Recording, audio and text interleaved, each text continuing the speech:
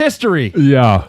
And so I guess it depends on a little bit who you're rooting for, and did it force you to stay up the entire game, or did you go to bed when it was, hey, they were down, 28, 29? So because the Tiger game was delayed and ran late, I was already there. Right. And I'll be dragging today. But I watched till the end. San Antonio, we can call it the greatest comeback. It's also a choke job. One of the greatest chokes of all time. Yeah, so we're going to get into all that. We got AJ Hinch on today's show.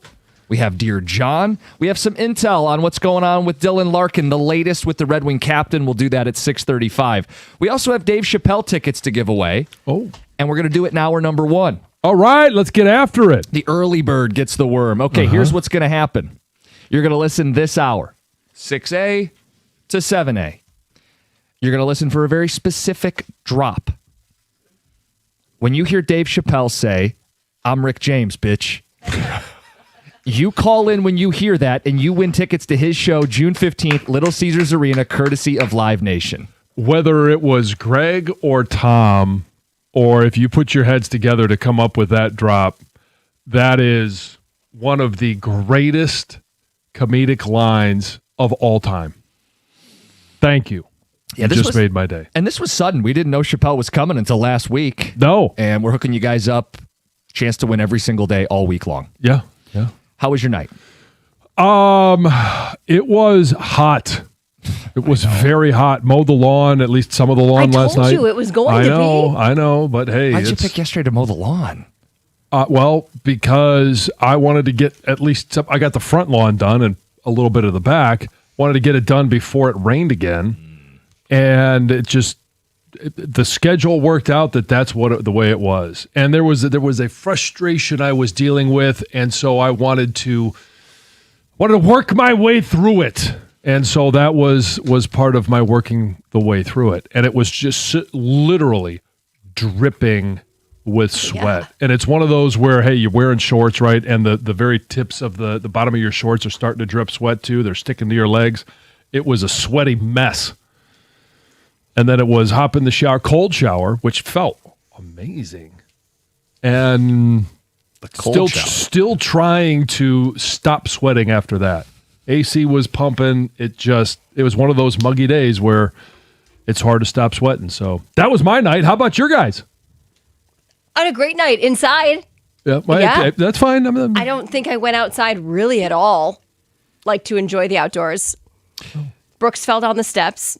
Like what kind of fall are we talking here? Like he fell down. This was the first time we've had anyone fall down the stairs. And we never had baby gates at the stairs. Like we just let them learn how to climb. And I was watching him go up. He was carrying a little bag and he's, doing it like a big boy, no hands on the wall or on the railing. And I'm like, oh, cool, he's got this. And then I turned around and talked to Colin and all of a sudden, down into the tile. Oh, my poor boy. If there's one thing I've learned, bruise on his head, is that kids are basically made of rubber and bounce. And so I'm sure there were some tears from a lot of people in the house. There was lots of tears. He's fine, and he talked about it all night. Oh, sure. Yeah. Did you see me fall? Yeah, and he replayed it. Like he'd get down on the ground and show me how he hit his head on the floor. And oh wow, yeah, it was dramatic. It was quite dramatic. Kids are so fun. Him pinballing down the stairs was kind of like Valdez in the fifth. Yeah. You mean the guy that we're paying more to a lefty than anyone else in Major League Baseball? Yeah. More than we're paying two-time Cy Young Award winner, who hopefully will be back. Hopefully we'll find out at 8:02. Come on, AJ, break some news with us. Come on. The fifth inning, he hits 2 batters in a row and then grooves one to Byron Buxton. Oops. Yeah. And that's 4 runs. 4 runs on the board. They already had the 1. That's 3 more. Yeah. And it was only 2 walks, but it was only 2 strikeouts. Like the swing and miss isn't there. Yeah. And so it's frustrating. As I think we had talked a little bit yesterday in regards to Valdez, like you've got certain guys, Skubal, Valdez, that you want to be able to count on to stop a skid. Mm-hmm. You also want to be able to count on them to be that guy that keeps a run going. Yep. And if Valdez just hasn't been that, it doesn't. I know, what is he, 3-5 on the season? It doesn't.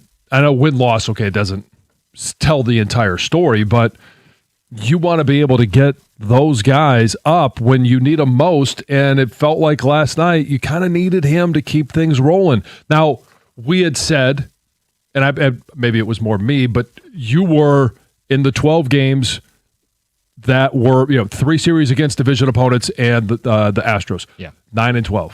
Yeah. All right. They're still on pace for that. Sure. Win today, take the series, make it 3 in a row to start the month. And my philosophy, or my theory, I should say, was win all the series, sweep the Guardians. So this is, hey, that one loss that you take against the Twins, whether it happened yesterday or it happened today, I didn't really care, but you got to win the series. So 2 out of 3. Mm-hmm. And it's how I'm rationalizing them making that step back. So I can accept the loss, even though it shouldn't have happened with Valdez on the mound. But who's been the most consistent pitcher? Montero. And he's up today. Yeah. No, it just stings with Valdez. Like, I see people going, Frambler, Zimmerman, like the big high-profile pitchers is just the next version of Zimmerman. ERA's 4.4 now on the season. He's not getting a lot of swing and miss. He only had 2 strikeouts yesterday. It feels like he's laboring in a lot of these starts. I think some of that's the heat yesterday, just the sticky, muggy atmosphere.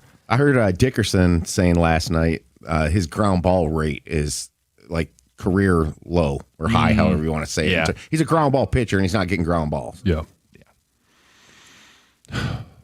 Not what you paid again, for. By the way. Did I? Yeah. I'm sorry. Apologies to him and his family. I do this way too often. Framber. Oh, the L was from losing to the Twins last night. Oh, you put the L in there. Okay.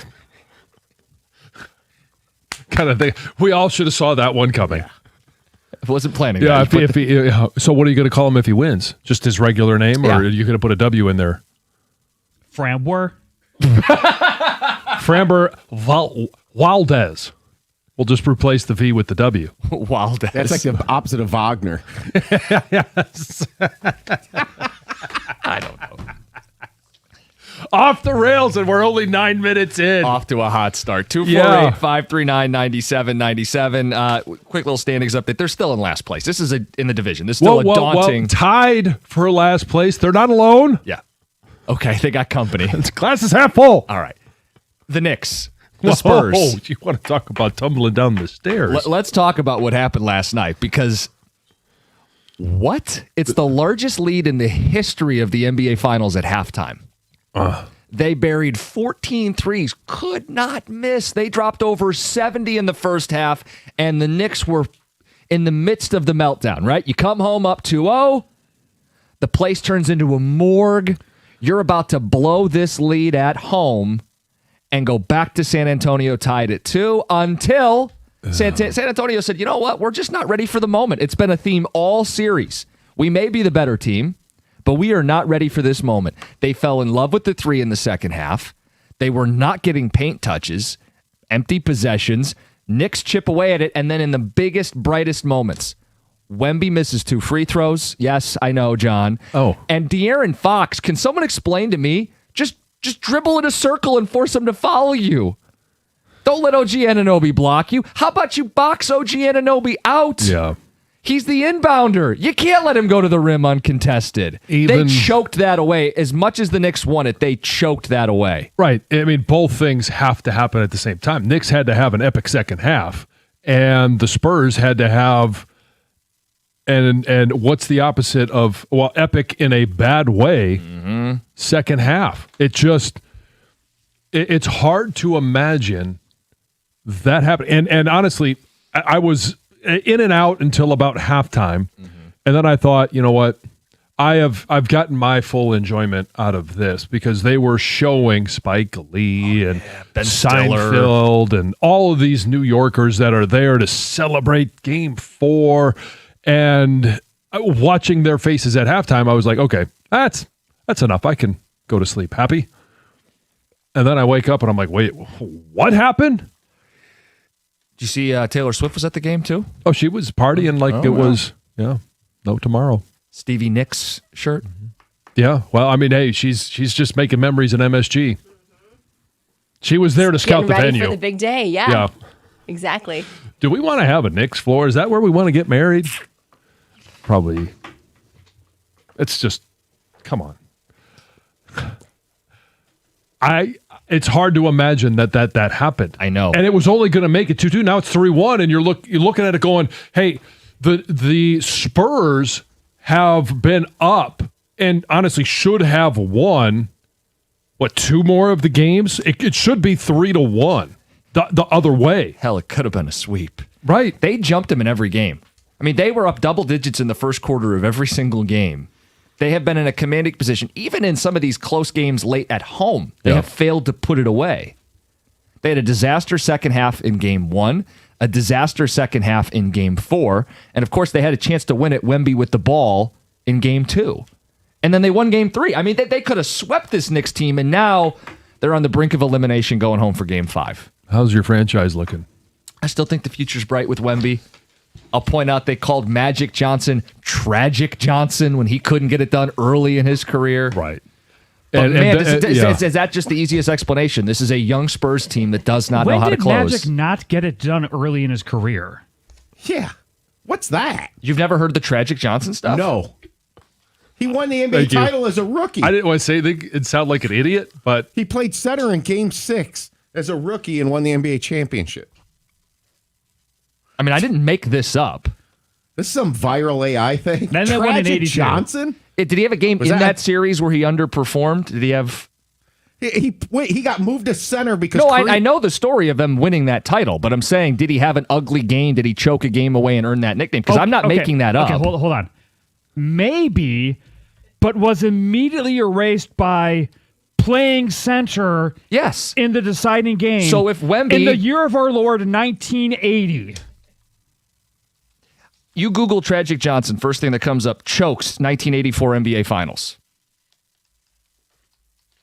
I didn't make this up. My point is a young player is allowed to have mistakes and still go on to have a great career. Okay, here's my point. You're young. That was never a thing. yeah. I mean, there might have been one writer that gave him that moniker, but I don't think it ever. I've never. Was this Stoney? Because he was in Philly then, and they played Philly in the finals. Yeah. The only time I heard him referred to as tragic was when he had the magic hour. It says, okay, so I mean, if we're going full AI on this, the nickname was coined by ruthless Boston Celtics fans and members of the media after a series of late-game miscues by Johnson cost the Los Angeles Lakers crucial wins. It was a troll job. Let's have fun here. Let's come up with some fake nicknames for other superstars in sports. Yeah. What do you got? I don't know. Text him in. People. Text him in 248-539-9797. The latest on Larkin at 6:35. It's 97.1.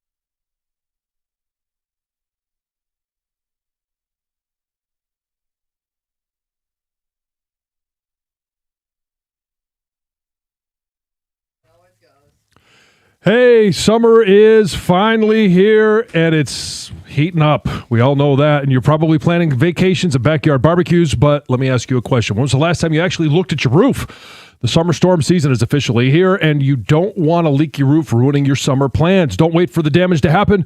Do what I did. Call the pros at Rapid Roofing. They're fast, they're local, and they get the job done right the first time. Beat the summer rush and secure your peace of mind. Call Rapid Roofing today, or you can go to rapidroofing.com to schedule your free inspection and lock in your appointment. That's rapidroofing.com.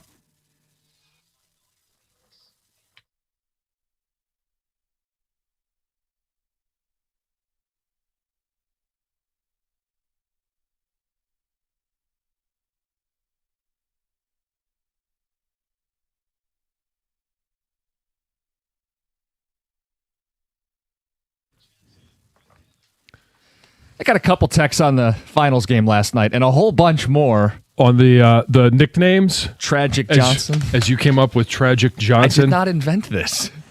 Now, I was looking for, I'm going to workshop a couple here. Okay. I was looking for more things that would be more rhymes with Costa.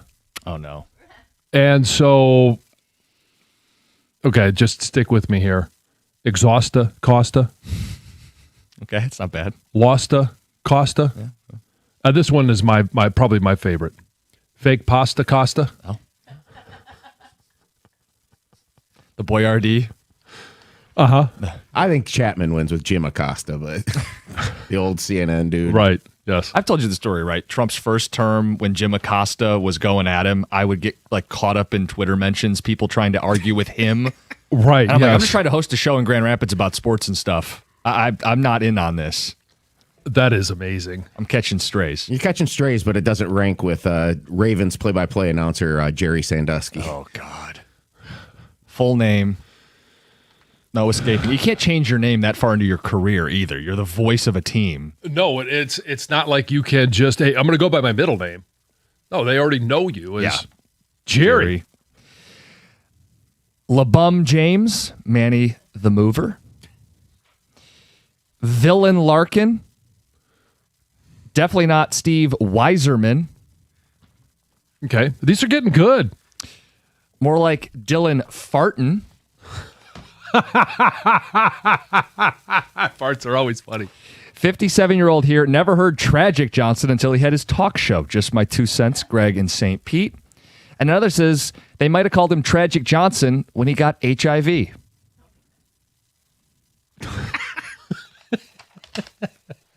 Thank you, Donald Sterling. If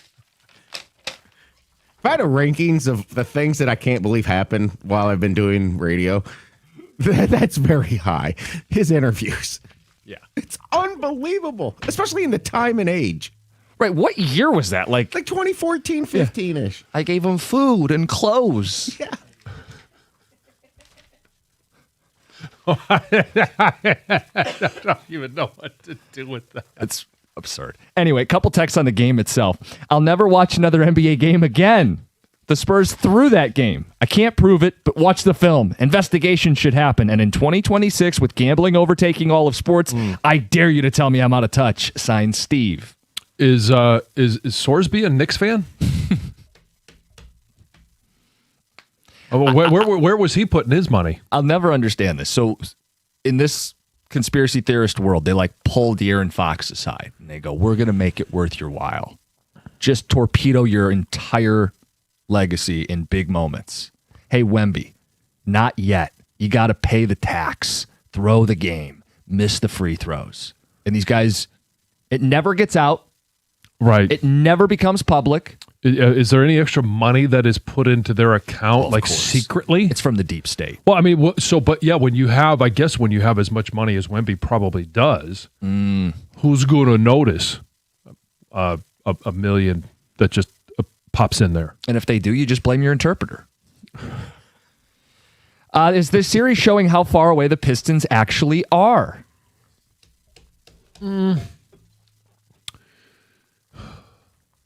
I think the series actually, if they were playing as, I'm not going to sit here and say, oh, well, they'd be beating San Antonio or they would be beating New York.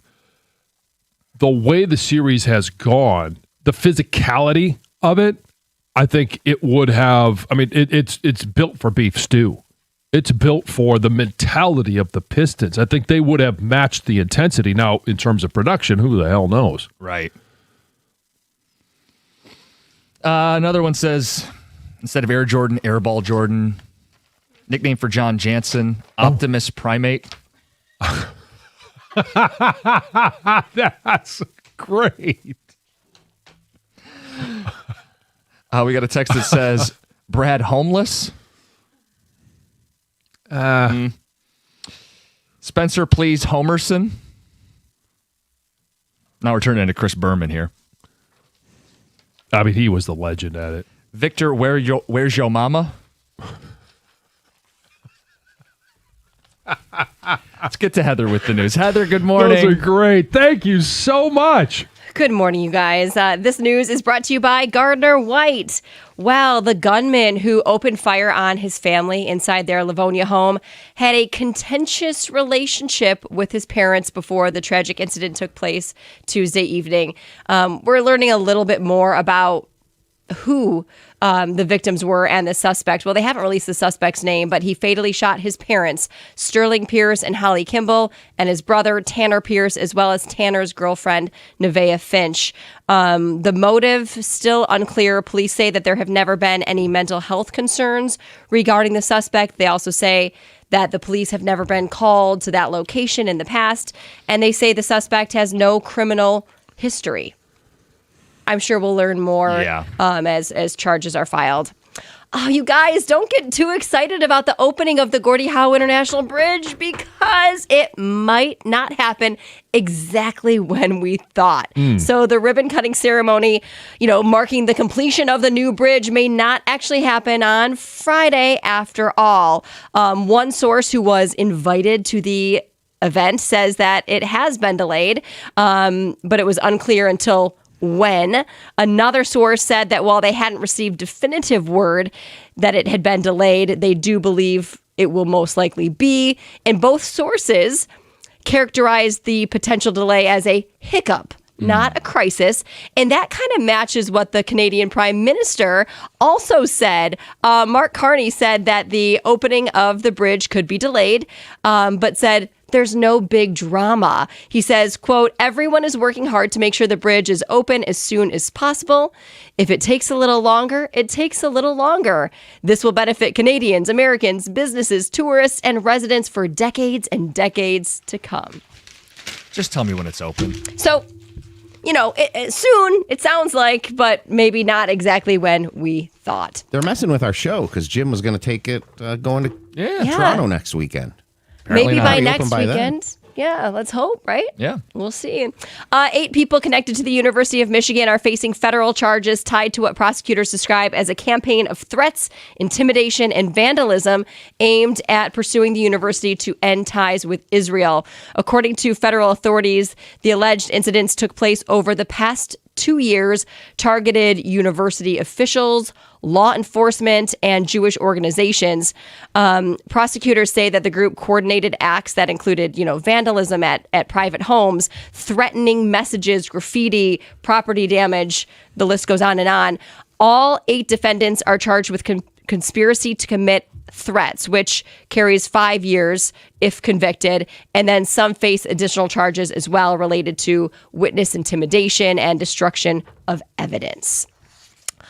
Detroit rocker Jack White has announced his 7th studio album titled Frozen Charlotte, which will be releasing on July 10th. So it features 13 tracks and is, they say, the studio says, is an intense rock and roll punch with blues underpinnings. It's going to be released one day before he begins a tour that will take him around the world. He's going to play his first ever show at Pine Knob on July 25th. Pre-order available now if you're interested. Okay. Awesome. Yeah, finally, Coors Light just released or is releasing this. It's a koozie kind of called the Taller Boy. Oh. So it's not a tall boy, it's a taller boy. It can fit 3 Coors Light cans inside. So that's 36 ounces of beer. It's a stainless steel like beer sleeve. Oh, so 18 inches tall. Yes. You just stack them on top of each other. I guess so. Or if you want to drink Didn't we it have quick. a story like this before about the whole, 3 Coke cans? Not like this. This could help that situation, I'm guessing. Well, this taller boy canister, John, is limited edition. It's apparently he taller was a taller boy. than a tall boy can. Is designed to hold and chill 3 full Coors Light cans at once. So it's available exclusively online, $30. It will be available on June. What's the date today? Today, June 11th and June 18th, while supplies last. So in essence, it's a Pez dispenser for beer. Yes. Genius. How come Yes. we didn't think of that yesterday? It's Heather with the news. Coming up next, the latest on Dylan Larkin. You got some intel from insiders across the National Hockey League. That list sounds like it's growing. It's 97.1. Hey, America's favorite place to watch all these wonderful sporting events, and whether it's a choke job or it's a great comeback, you want to be able to see it at Stadium Swim. It's located at Circa Resort and Casino. Catch all the biggest games at a viewing experience built for sports fans. Chill in one of the 6 pools on 3 different levels for a perfect view of their massive 40-foot tall high-definition screen located at Circa Resort and Casino in downtown Las Vegas, and it's right there on Fremont Street. Stadium Swim. Book your spot today at circalasvegas.com.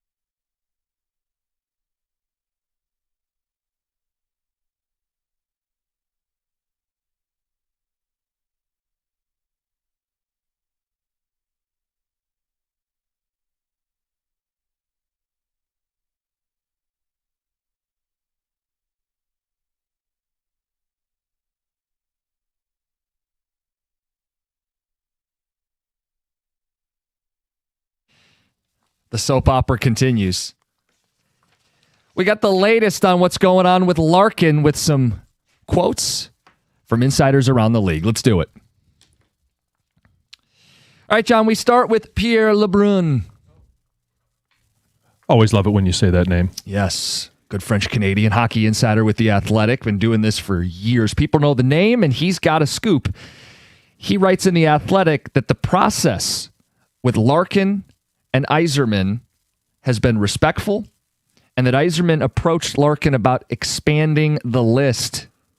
Okay. Sounds like that list is set to expand. Well, I like the fact that they are at least able to have communications back and forth, whether it's Yzerman with Larkin, Yzerman with the agent. That's probably more of what I expect it to be. I don't know that Dylan Larkin is going to be a lot of those conversations. And so that there is a respect back and forth, respect that he's requested the trade, respect that, hey, I understand you need to have more than 3 teams. So now I'll go to plan B. I will give you a couple more teams. LeBrun writes, one might think that the Red Wings general manager Steve Yzerman is spitting mad at this request. But my understanding is he's kept an even keel and has kept in constant communication with Larkin's agent, Pat Brisson, as they are working through this in a respectful manner. Goes on to say that Yzerman went back and asked to expand their original list of teams. My sense is they were receptive to some of that. So I don't think we're just dealing with the Wild, Knights, and Panthers anymore. I would expect that Steve Yzerman, no one, I don't know him individually. I know him, what I saw as a player, and he was fiery. As a general manager, yes, there's going to be, excitement, there's going to be disappointment, but he seems to be in very even-keeled, don't let my emotions affect decision-making and what is going to be best for me and making the decisions. So I'm not surprised that it's been respectful. Okay, so if this list is going to grow, who might be on the list? Elliot Friedman, 32 Thoughts podcast, mentions that there's a couple other cities he's hearing.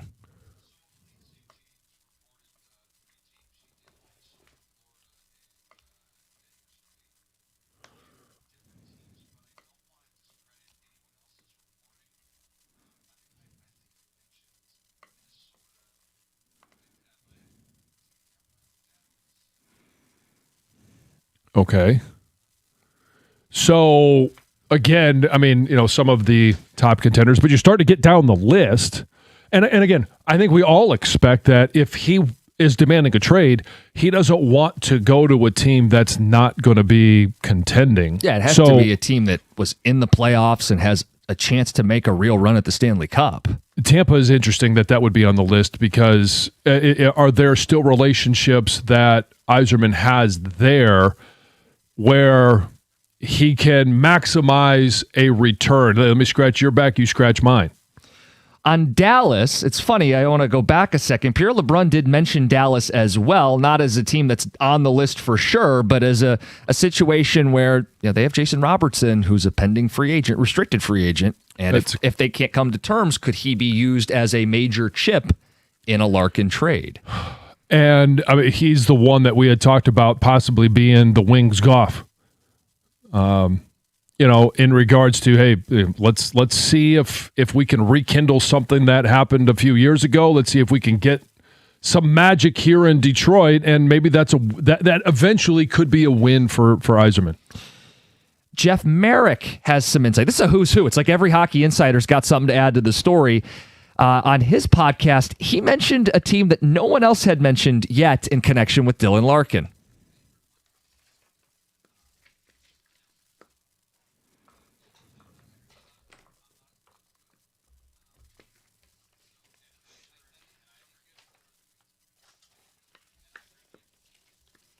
Utah. Oh.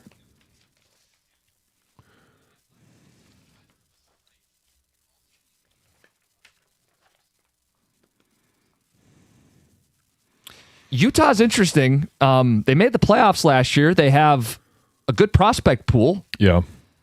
But I find it hard to believe that Dylan Larkin would go from original 6 to an EA Sports generated Utah Mammoth hockey club. But if he's open to Salt Lake City, they could put together the best package for the Red Wings of any of the teams mentioned. Yeah, they probably could. And I think what's going to be interesting about it is there are going to be teams that approach the Wings. They may not be on the list, and maybe it's like we're hearing about Utah, and there's a whole lot of these guys that, and I'm hearing Utah, I'm hearing Dallas, and I'm hearing Tampa. Okay, where are you hearing it from? Right. Like that, and you're never going to, hear who that is, because everybody wants to protect their sources. But are they just hearing it, basically passing it back from Friedman to Merrick? And are they getting it from LeBrun? Is it coming from Larkin's camp? Is it coming from Yzerman's camp? Is it coming from, like, to your point, just chatter amongst themselves? Oh, hey, I think this would make sense. And then the game of telephone gets lost, and all of a sudden Utah's on the list. I was a little surprised to hear their name. If they were in, they have a couple guys who are elite level prospects. Again, emphasizing prospects. But guys they picked in the top 10. One is Jerome Iginla's kid, still a teenager, hasn't even played in the AHL. And then they got a young center they took in the top 5 last season. Same deal, hasn't even made it to the AHL. But those are guys with thought to be first line upside. Right. And this is where, okay, let's go back and kind of, tie all of these strings and bows together, where Yzerman is being respectful, and it sounds like Larkin and his agent are being respectful. Hey, this, we want to trade. Here's our 3 teams. Oh, okay. Well, okay, we'll start expanding that list. There are going to be teams that aren't on that list or the expanded list. They're going to approach Yzerman and say, well, if you can convince him, here's what we're willing to give up. But because of the lack of emotion that Steve Yzerman is inserting into this situation, I do think there is a situation where, hey, I've gone about this in a professional manner. We can't get anything that is good for the Wings in a trade for you with these teams. Would you be interested in, let's say, Utah? Because they came to us, right. We would do this trade, but you have to okay it. And if Dylan says no, Yzerman could present it as, you do this trade and you get out of Detroit. If you don't, then who knows? I need you here in Detroit. Yeah. I also wonder, so Kosa's name has come up quite a bit, and I believe Utah's been a team that has been mentioned. Is that where the ball starts? Where, hey, we're interested in Kosa. By the way, is there a bigger deal? Dylan Larkin? Throw in Larkin. Is there a bigger deal that, and maybe that's where the reporting stems from. We don't know if that's reciprocated from either side, Larkin or Yzerman, but I could see that being where the conversation started, where they go, look, Kosa, by the way, people are missing this. He's not considered a blue chip prospect if he's been in the system for years, and Detroit would potentially not have him on the roster next season. Teams are circling trying to get Kosa.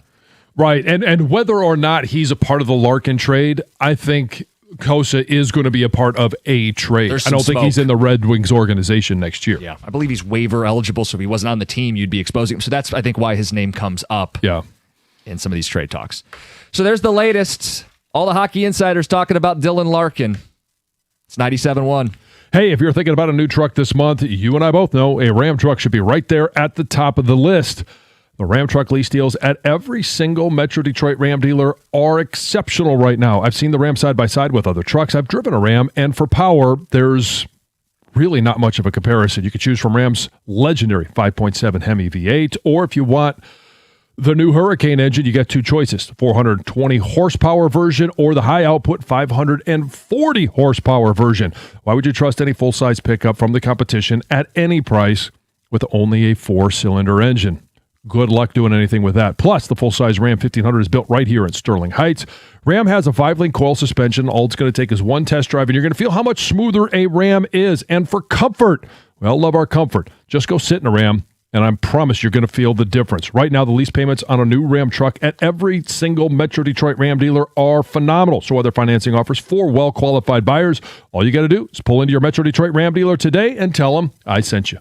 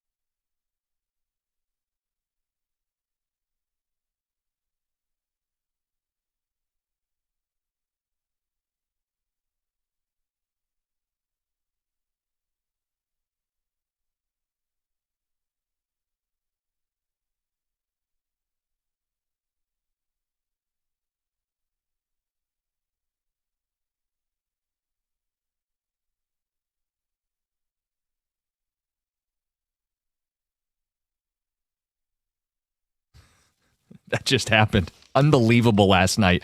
Knicks come back, Spurs choke. We'll talk about it. Breen on the call. Wait till you hear what Charles Barkley said after the game. Oh, boy. Some text on the Larkin latest. Guys, look up the Red Wing point leaders the last 10 years. Larkin is at the top by far. Zetterberg and Helm are still on the list. He's had no help at all during this decade. We're not arguing that. No. In fact, I saw someone did the legwork on this. Just looking at centers, we talk about how they don't have enough center depth. In the last 10 scoring seasons, or the last, since Larkin entered the league, he has 643 points. The next highest scoring center who wore a winged jersey, Henrik Zetterberg, who hardly played. Yeah. Then it's Athanasiou, Rasmussen, Kopp, Fabry, and Franz Nielsen. Not exactly a who's who of point producers. All of them under 200 points in that time. Why doesn't Steve come out and say we're not trading Larkin unless he waives his no-trade clause entirely? I keep hearing people talk about his contract, and when he signed it, we put in the no-trade clause, but no one's talking about how he signed to be here for 8 years. There's got to be give and take. I agree, and that was my first reaction. Well, if you're going to demand to be traded, then you should be waiving that no-trade clause. And maybe it's he earned that right. He negotiated it. He took less in a lot of cases. Players take less to add this clause. And he's also earned the right to request a trade. Yes. Now it's up to Steve Yzerman. Do you want to grant that request? And you could say, yeah, if he doesn't want to be here, I don't want him here. Right. He also has the right to say, you signed this contract. We are going to hold you to it. Yeah. And we expect you to be a professional in what you are doing, which I would expect, Dylan Larkin. He doesn't want to come in and just throw things. Like, his career is still matters to him. Yeah, you're not going to come in and pout. I would hope not. But, and I've gone back and thought a lot about the three initial teams. If you don't ask, you don't get. Mm-hmm. And so he has all the right in the world to ask for those three teams and then expect that Yzerman is going to do what we are hearing. We need to expand that list. Okay, well, here's a couple more teams. I don't know how big the list eventually gets, but I would expect to be able to choose from anywhere from 8 to 10 teams. Right. So in the NHL, no trade clauses come in different shapes and sizes. There's no trades, no moves, 10-team lists. The 10-team is pretty standard. There's some players on the wings. I think DeBrincat has a 10-team list, and that's who are the 10 teams you don't want to play for. And it allows the player to protect themselves from being sent to a less desirable location, whether that's a bad team or a city they don't want to live in or a country in some cases. There are players who put all the Canadian teams on the no-trade list. If Larkin gave the reverse of that, instead of here are the 10 teams I won't be traded to, here are the 8 to 10 I would be traded to, then I think he's being entirely reasonable. All of those teams could be playoff teams. We get it. You're going to be 30. This team hasn't done enough. No argument here. I get it. And he has every right to ask out. He just has to play ball, and then it's on Steve to get him out. But I don't think he should have to waive his entire no-trade clause and say, I want out so bad, you can trade me to Vancouver or Calgary. No, NHL salaries were flat because the cap didn't go up, and Larkin's not the only player who, in lieu of additional salary, wanted control and added the no-trade clause. No-trade clauses are actually more common in hockey, I feel like, than any other sport. So you're just going to have to work around it if you're Yzerman. This one says the Jason Robertson thing is interesting, but it wouldn't likely be straight up. Dallas would be losing that trade, giving up a 96-point player for 67-point Larkin. I would assume it'd be Larkin plus for Robertson. Thoughts, Jack and Howell? Well, yes, but I think you're putting a bigger gap between the two players than is actually there because centers are at a premium more so than wingers. Mm-hmm. And Robertson is going to be due a pay raise that's going to be much more expensive than Larkin's contract. So would Detroit have to close the gap? Yes, but I don't think it's a 30-point gap on paper the way that he writes it. Right. Yeah, it's there. This is going to be very complicated. There's no question about it. It's just going to be a matter of how can Yzerman craft a trade along with possible contracts now and in the future to make the Red Wings a better team. We got the 2 Grand Slam coming up at 7:25. A chance to win $2,000. Can you get all 10 questions right? Dear John on today's show, 7:35. Can I get a little teaser? Yeah, a little teaser on that. We have a question about someone's latest obsession. Oh, okay. All right. Yeah, it could be, hey, a lot of people have addictive personalities and, new hobbies can be that way. Need some help. Another question is about the hot mom. Oh. Is it a hot single mom or just a hot mom? Wait and see. Construction season is the last question. Yes, we are in the midst of it. All right. I'm looking forward to it. It's good topics. AJ Hinch at 8:02. Let's talk about the big story in sports last night. What was that? The Tigers losing? No. All of sports? All of sports. No, it was not the Tigers losing to the Twins. You can label it a Knicks comeback or a Spurs choke, but it is one of the greatest of all time. Given the stage in the finals, it's the largest halftime lead in NBA Finals history. So I'm guilty. At halftime, I'm looking at it going, oh, man, Spurs. I'm going to have to hear it from Costa this morning about how great Wembanyama is and how they're coming back. It's going to be 2-2 going to San Antonio. They should have won a couple other games. Maybe it should have been a sweep, all these different things. So I wake up this morning, having not watched the second half live, and I see, wait a second here. I've got to clear my eyes. Is this is the Knicks team the one that is highlighted? You know how you look on the app this morning and all of a sudden, hey, one team's highlighted, the other one's not. That's the winner is highlighted, the loser's not. And I'm like, wait, what happened? How confused were you? You're like, show your work. How did I'm very confused most of the day. Kids will do that to you. You're just in a brain wait. fog. What did you do? What did you say? And so, yes, I was very confused early this morning when I saw that the Knicks won. I stayed up for it because the Tiger game ran late with the rain delay. I was already up, and I was going to turn it off, but they just kept hanging around, and I was like, I'm in, and I have to see how this ends. And It was unbelievable to watch San Antonio fall in love with the three. They were unbelievable in the first half. They made 14 of them. They fell in love shooting jumpers. They didn't get in the paint. They stopped scoring. The Knicks chipped away at it. And in that fourth quarter, several meltdowns. Wemby's missing 2 free throws. De'Aaron Fox has the ball under 24 seconds. Goes to the rim and gets blocked. Dude, just dribble in a circle, get fouled, stop the clock, shoot a couple free throws. But even after all that, they were still in a great spot until they didn't box out the inbound guy. OG Anunoby runs to the hoop, gets the tip in, scores with 1.2 seconds left, and the arena's on fire. And those celebrities that were sulking at halftime are high-fiving each other. I know. That's the most annoying thing. I was enjoying the fact that there was misery in the front row of Madison Square Garden. I mean, like it was like a funeral.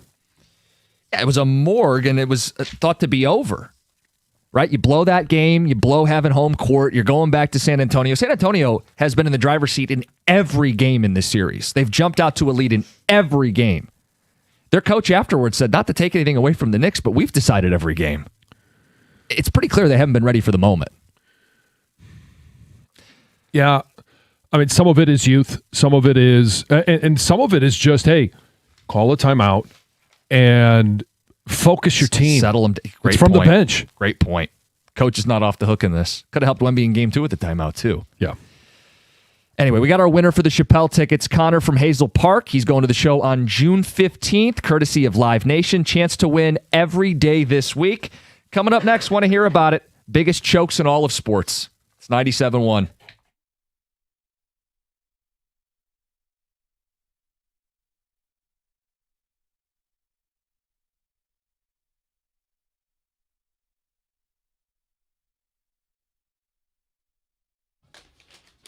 Brought to you by M&M Garage Doors. The Tigers fell to the Twins last night in Game 2 of this series by a final score of 6-4. Framber Valdez gave up 4 runs over 6 innings last night. All 4 runs came on 2 homers, a solo shot from Royce Lewis, and a 3-run homer from Byron Buxton.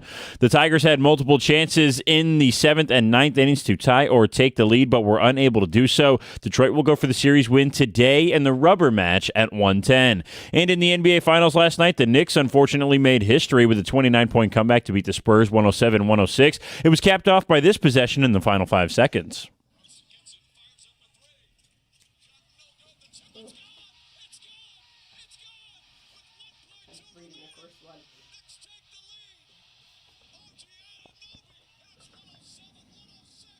Mike Breen for ABC. OG Anunoby finished the game with 33 points. Mike Brown said his tip-in was a historic play.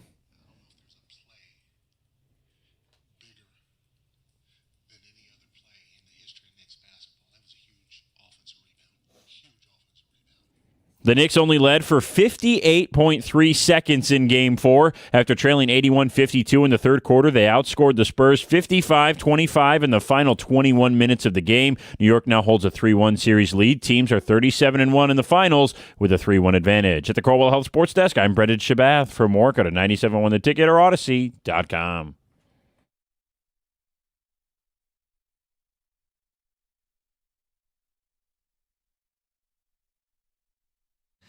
All right, we got open lines. Want to hear from you guys. Where does that fall, all-time choke jobs in all of sports? I know the one that's going to come up immediately is 28-3 in the Super Bowl. And that decided the series. Right. And that decided the championship. Right. In the NFL, it's a one-off. It's a one-game deal. So technically, the Spurs didn't lose the finals last night. Some people feel like they did, but they aren't out of it yet. They are going home. They will get a chance, which they have not won in this series at home. Yeah. It's. I think that the Atlanta 28-3 choke is the biggest one, and that comes from play calling, defense. It comes from a lot of things, and it obviously the players on the field. But if I extend the choke to be series wide, where they've led in double digits in every game, they've had a lead at the 2-minute mark in every game, and they're down 3-1. And the other thing is, Atlanta doesn't have an excuse, but they can say that's the greatest quarterback of all time over there. It's not like the Spurs can say, well, we're facing Jordan, LeBron, Kareem. They're not.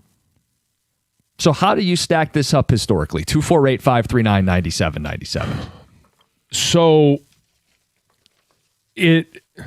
this is the NBA Finals.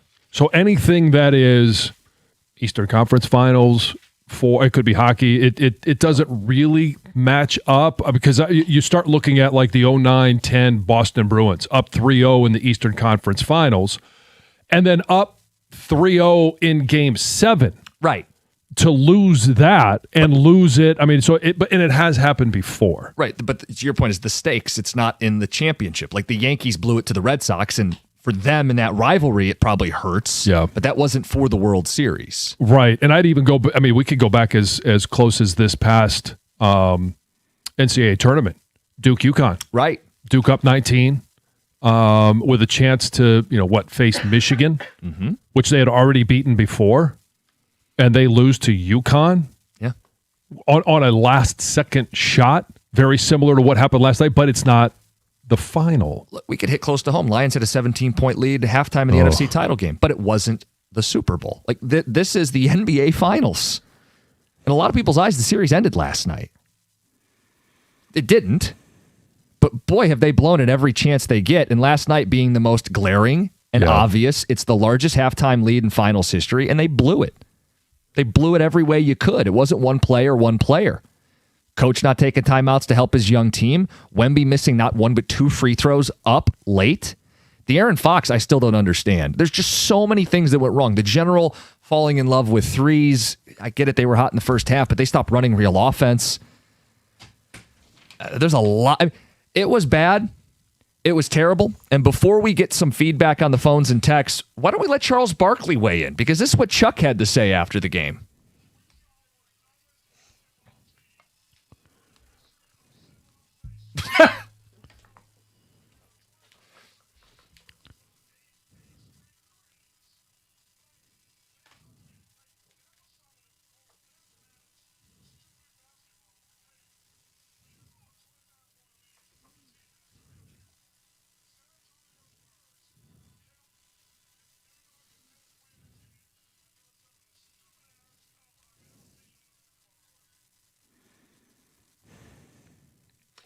Never one to sugarcoat No, it. he's not Charles going to mince Barkley. words. In all of civilization, dumbest basketball. Where does it rank in sports? Let's go to Will on a cell. Will, good morning. Good morning.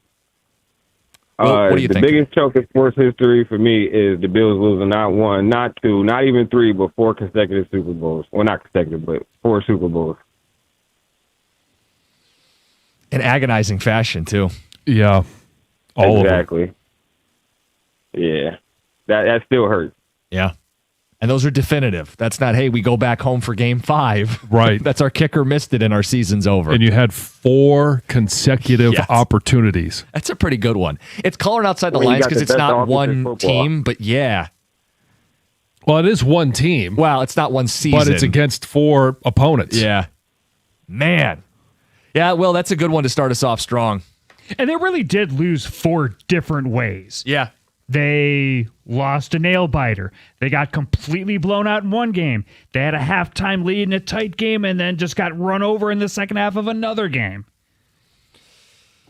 Guys, we all know the most iconic has to be Atlanta, New England, 28-3, Jake and Grand Blanc. When the game itself, it's not labeled by the participants, it's not labeled by the Roman numerals of the Super Bowl, it's just simply 28-3. Yeah. That takes the cake. Here's a fun question.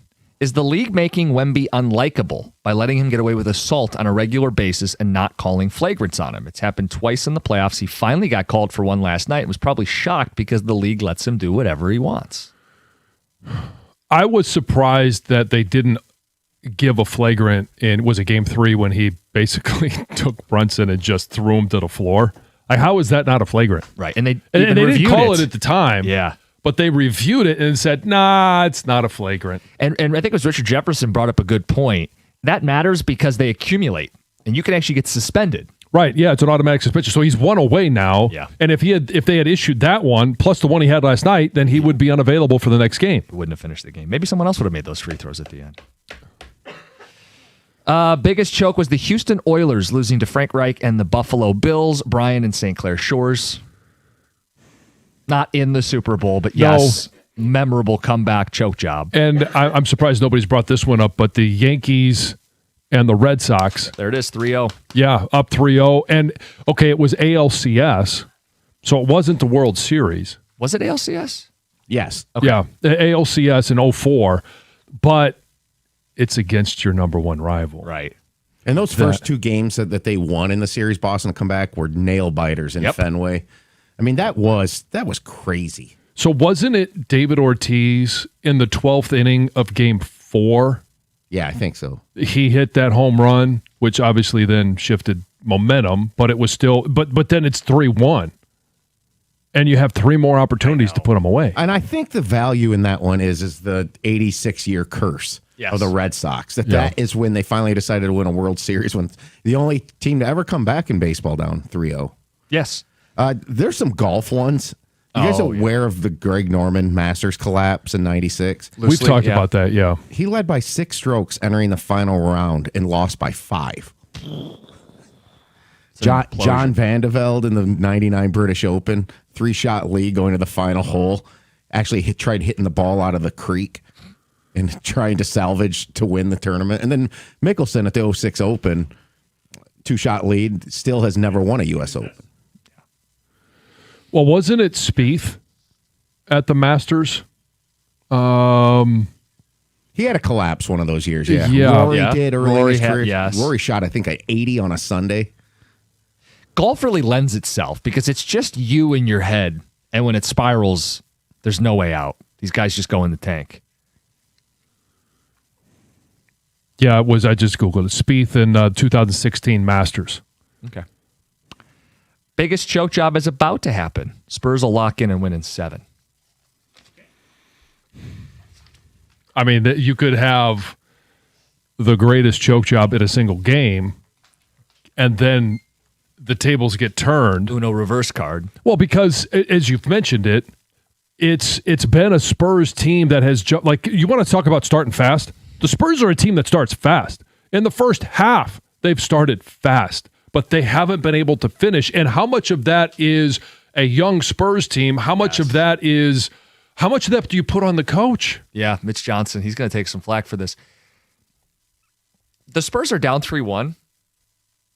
They were in a position to win every single one of these games. I know that's why you have to play 48 minutes, but they got to be sitting there going, we could have swept these dudes if we had our head out of our ass. And now we got to go home and avoid elimination in Game 5, which they might do. Again, they've played well enough for most of the series, just not in the biggest moments. Yeah, and I don't want to do San Antonio radio, but can you imagine what's going on this morning in San Antonio?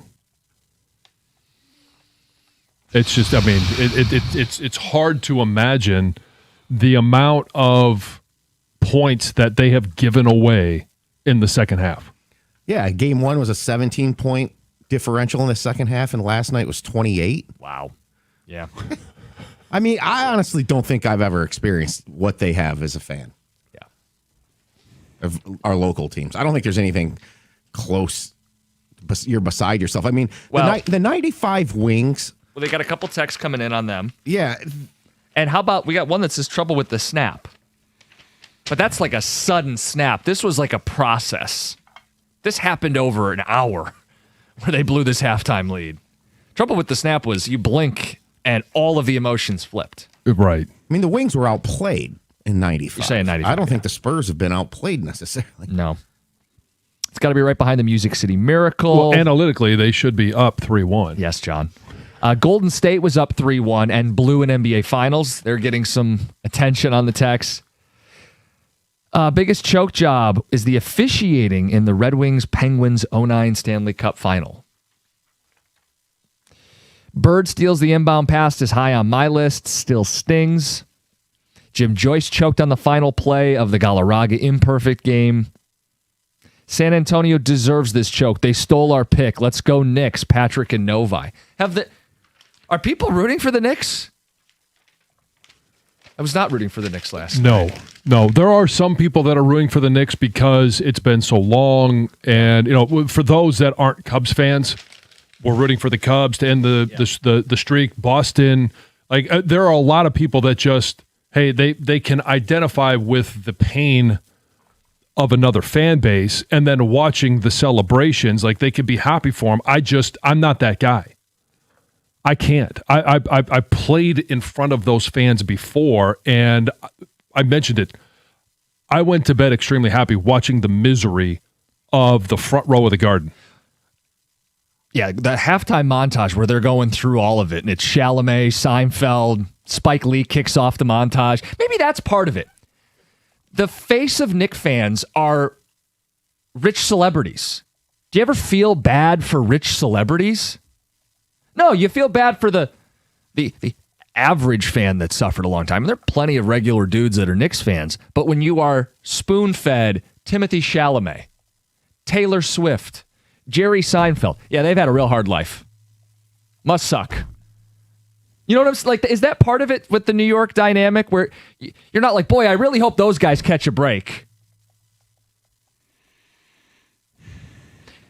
Most fans don't have the celebrities. I mean, it's the Lakers and the Knicks are probably the biggest example of you parade the celebrities at the courtside seats, right? And nobody's shedding a tear if those fans have to suffer.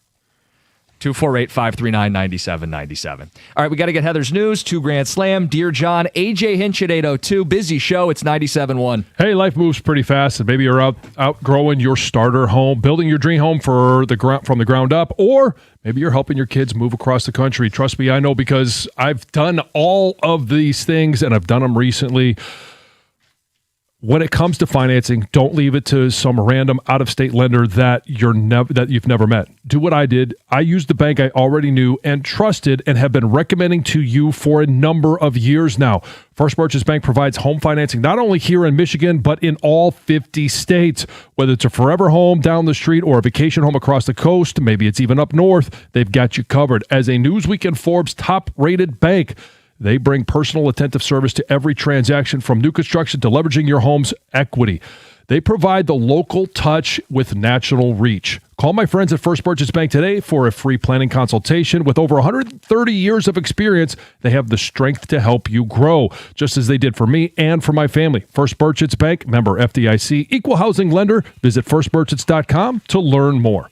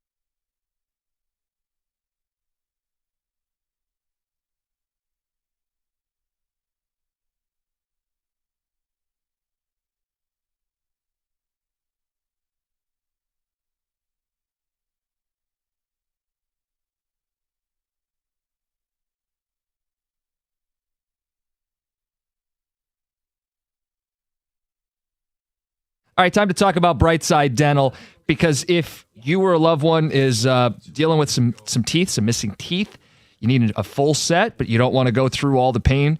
How about All-on-4 dental implants? Give you a strong, secure, natural-looking smile that'll stay in place. Take the first step towards that confident, comfortable smile that you actually want to show off. Call today, get your consultation, and find out if All-on-4 dental implants are right for you. Your new smile is closer than you think. That's Brightside Dental, 1-800-PAINLESS, BrightsideDental.com. That's Brightside Dental. No judgment, just care.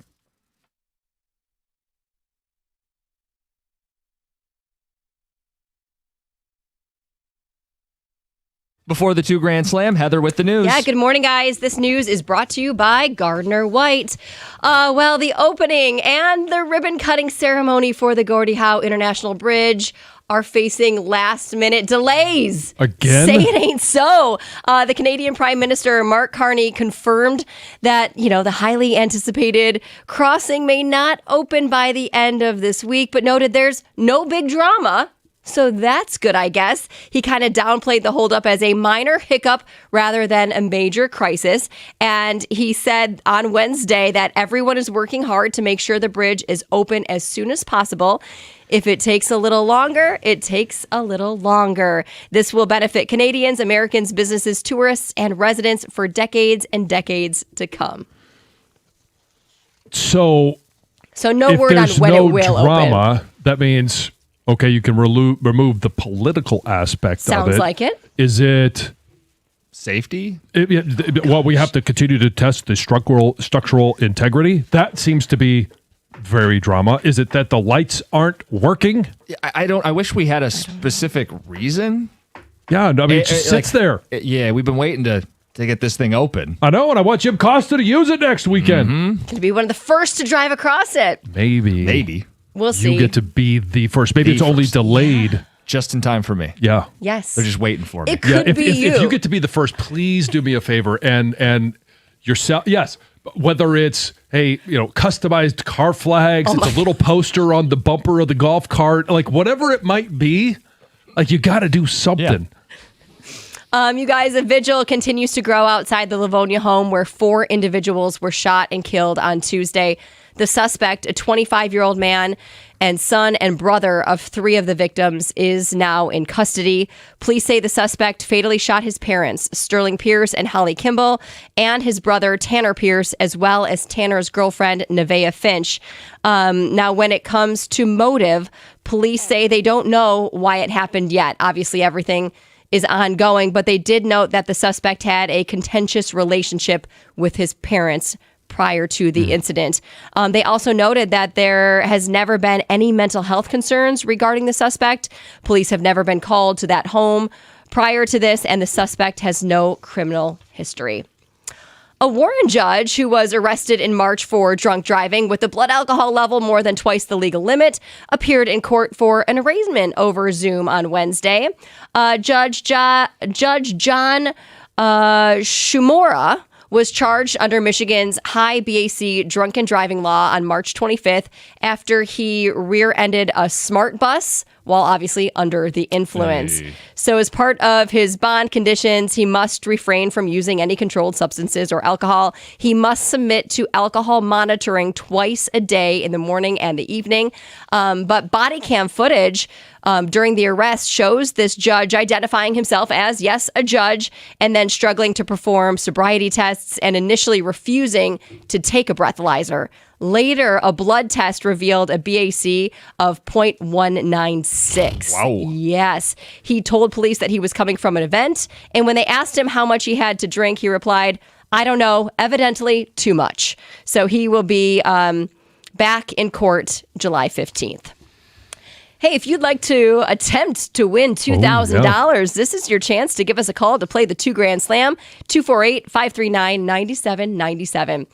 Okay, you guys, listen to this story. Canadian authorities are dealing with an aviation story that investigators say looks like it was ripped straight out of a Hollywood movie script. Oh, I'm intrigued. This is crazy. A former Air Canada pilot has been arrested after allegedly flying more than 900 domestic and international flights over a 17-year period with a fake pilot's license.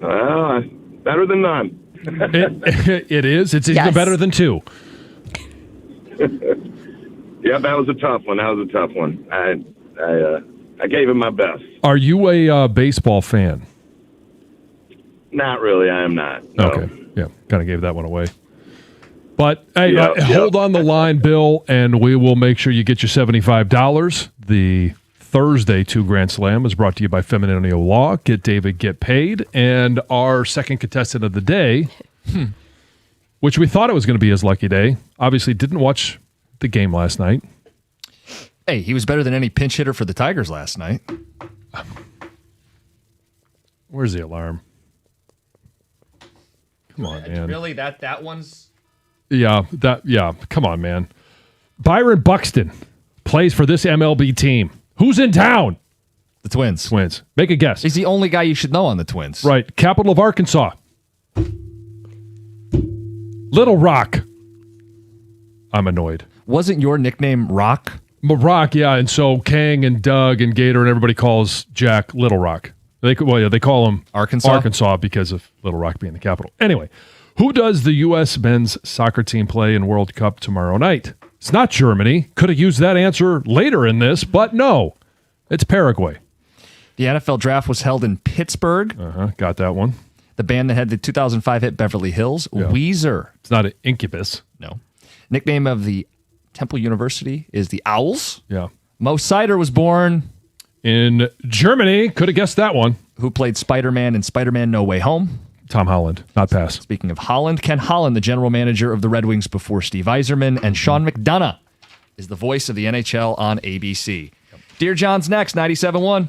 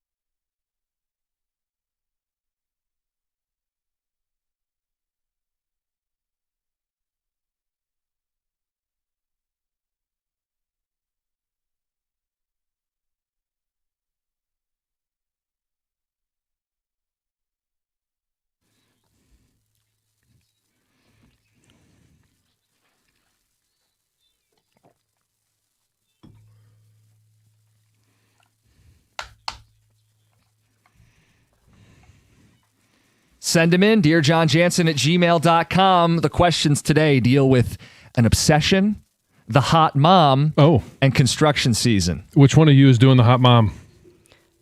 Me, of course. Okay. Hey, whatever you're into.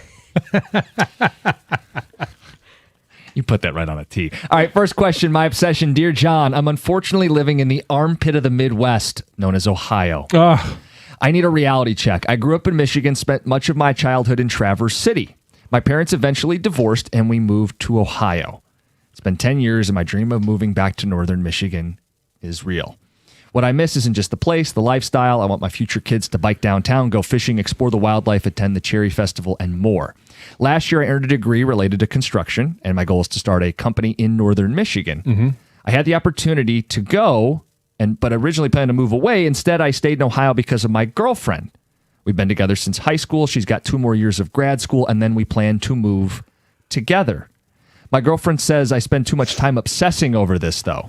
She worries I put too much pressure on myself. My question is, at what point does having a dream become an obsession? Am I spending too much time on a future that is years away? And as someone who made the move up north yourself, what advice would you give to someone hoping to build a life in Traverse City or anywhere in northern Michigan? Go Blue. No, I don't think you spend too much time obsessing over your dreams. You should be with someone that is willing to listen to you talk about your hopes and dreams.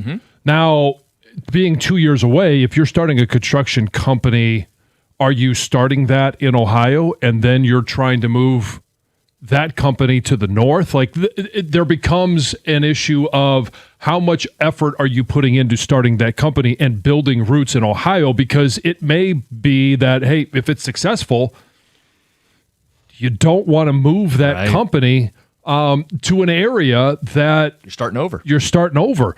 I would say be open to all possibilities. You can have that dream. I had that dream. And it took me about, 6 or 7 years before I made that dream a reality.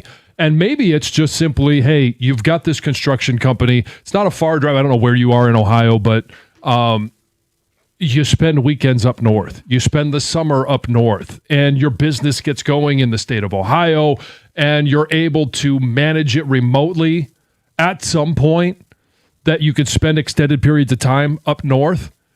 And then eventually you're able to move up north, and maybe you have it so that your construction company is run by somebody that you trust and you keep tabs on it, but it's making you money.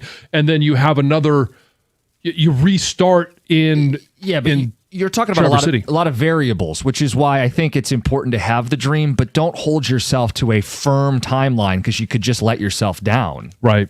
And I mean, the other option is, hey, if that relationship is solid and she is 100%, you're in on this, you're in on it together, maybe you move up there now and you do the long distance thing while she is in school. And if that is supposed to last, it will. And then she can eventually move up like she has said she would do. Right.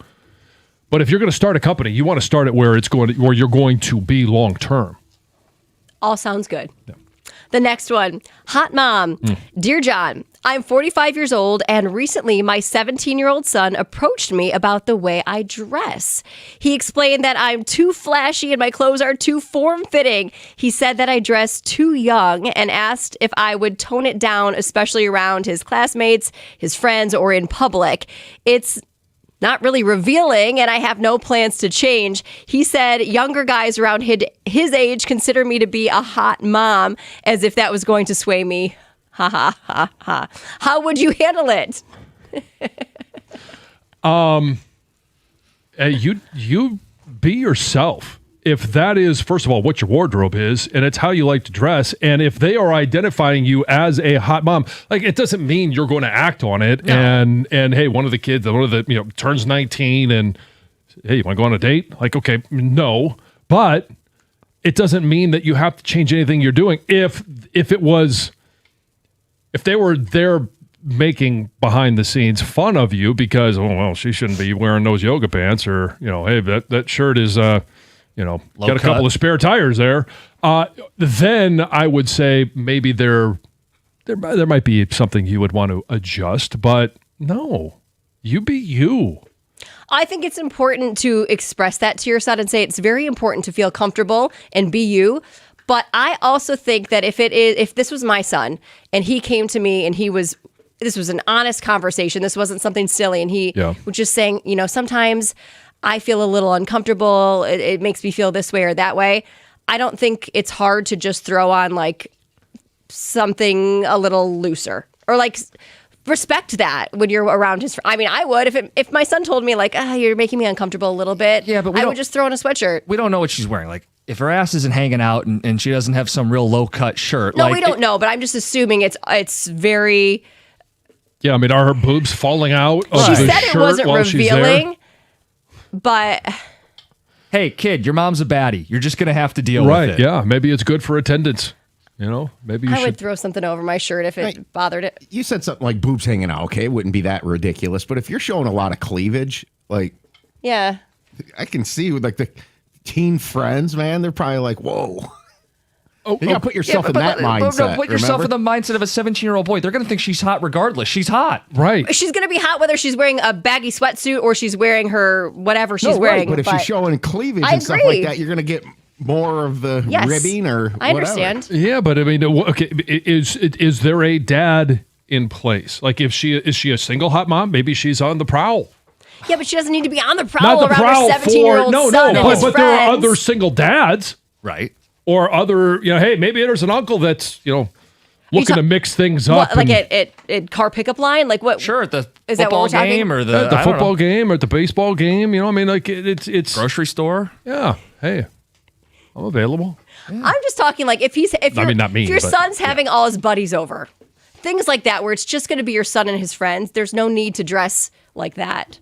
Sure, If but it if it's makes just the him pool boy, who uncomfortable, knows? if you've had this conversation with your son and he's saying, I'm uncomfortable by this is what's happening, I would respect that. Look, she should be flattered. I would not expect that she would be wearing a string bikini with the sure kids she's- coming over Right. You never for a know. pool party.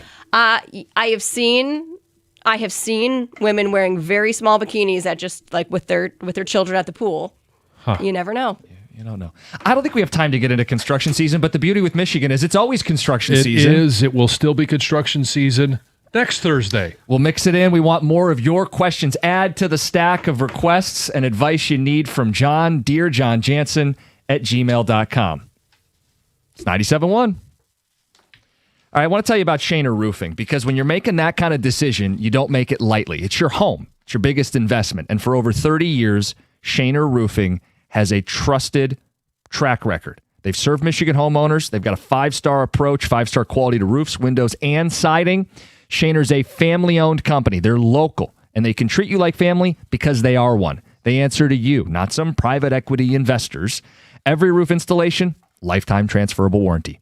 That's peace of mind. And the unmatched reputation, I say Google them, you're going to see what I'm talking about. 4.9 stars. That's thousands of satisfied homeowners. That is not bought, that's earned through doing the job right for decades. And the no pressure promise, I think this is really important. When you call someone to come out and look at your home, you don't want to be pressured.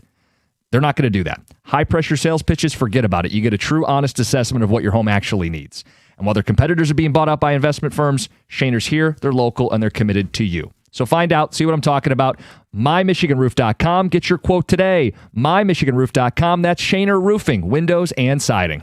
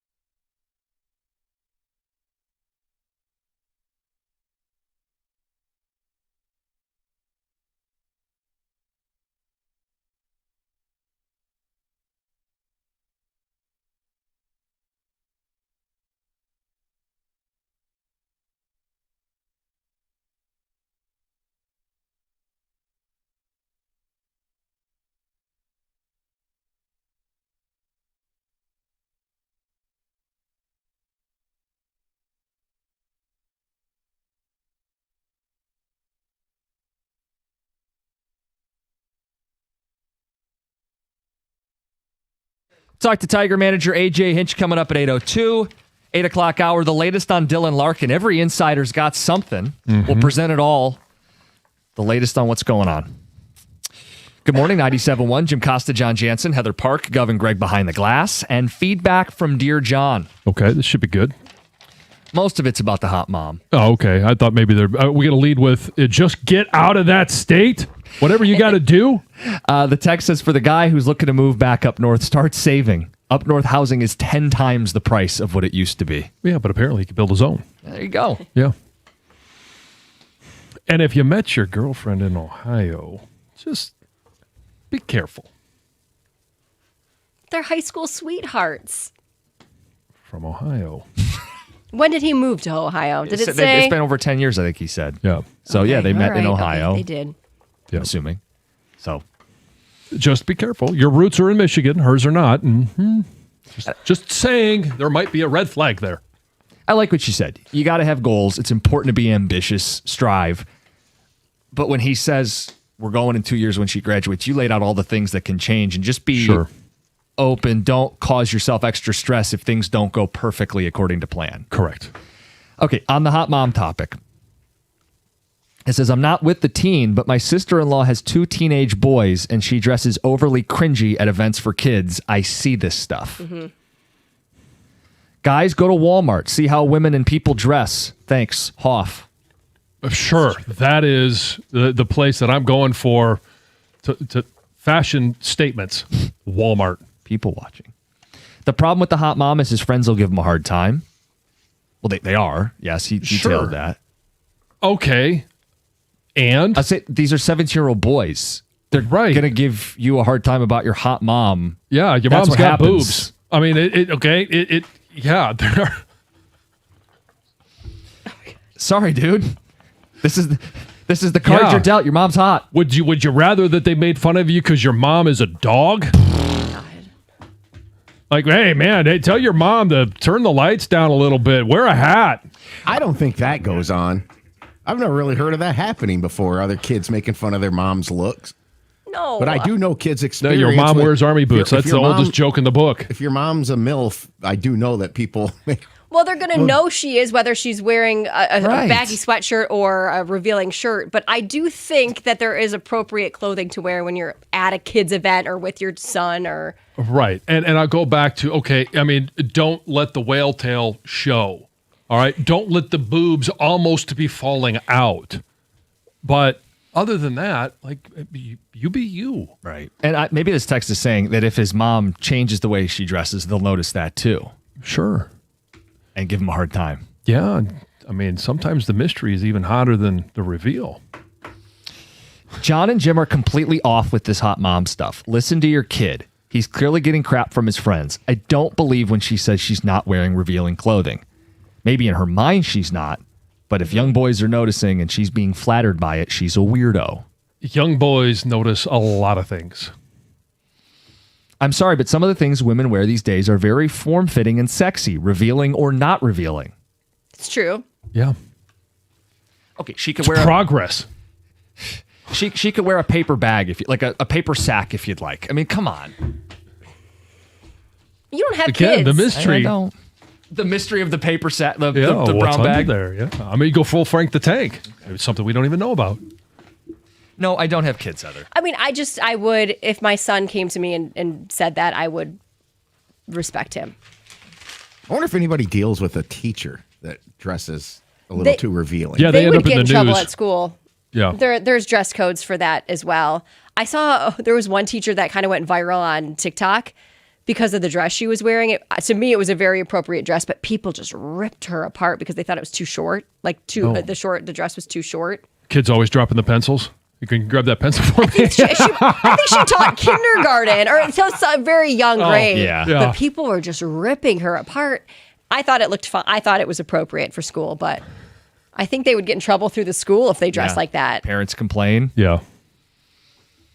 But on the flip side, if you're an administrator, like it because of the environment now, it's very difficult to actually tell someone, well, you can't wear that. Why? What are you supposed to say? Because you're too hot? Right. I think it's different for a teacher than it is for a student. Oh no, it's 100% Yeah. yes. But I'm talking about from the administrator's standpoint. I know what you're you saying. have different. You can't just tell somebody Well, that. I mean, there's anymore. You used to be able to. Well, there's dress codes for the students, and there's got to be a dress code for the teachers, I'd imagine, too. So that's how you enforce it. Then you just say, hey, this doesn't fit the code of conduct. But I think what the issue is, if it's yoga pants and she's hot, what are you supposed to do? You can't hide it. Yeah, I mean, so time to teachers schedule wear yoga pants to parent-teacher school? conferences. What? Can teachers wear yoga pants? Probably not. I have no idea. No clue. All right, we'll get to AJ top of the hour. We'll talk some Tiger baseball, the latest on Dylan Larkin, and yeah, that Knicks historic comeback / Spurs choke from last night. But John, the Tigers. Yeah. Okay. Great streak going on, but none of us believed that they were going to win out. They're going to have losses. It's frustrating when it's your high-priced ace on the mound, Framber Valdez.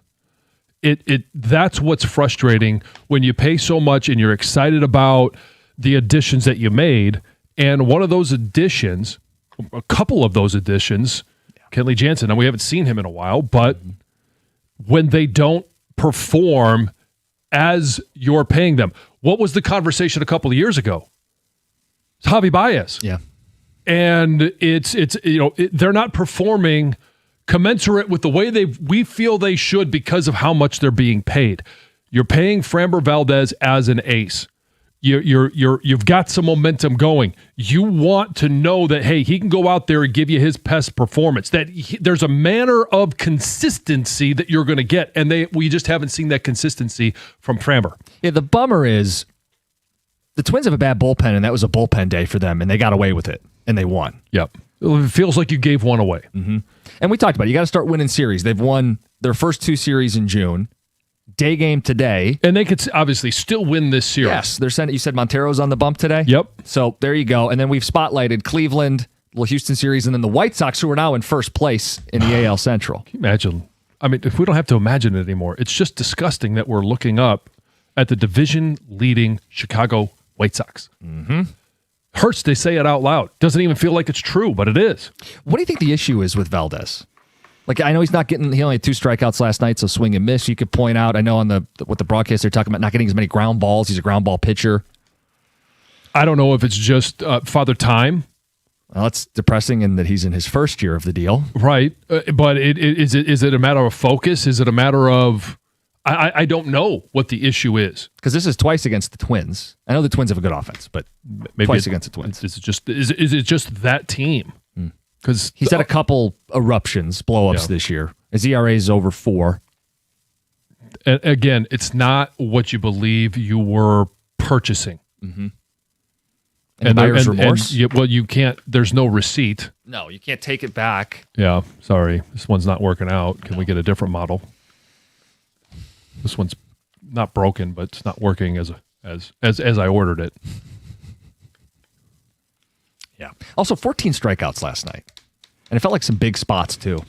Dingler, who's played a lot lately. Riley. Torque had a couple strikeouts. Yeah, and it was some of it was with runners in scoring position. Riley Green was 0 for 2. I think Dingler was 1 for 4 with runners in scoring position. But let's slow it down just a little bit because we said, hey, they still have a chance to win that series today. Yeah. We didn't expect them to go undefeated. I do need them to sweep the series against Cleveland.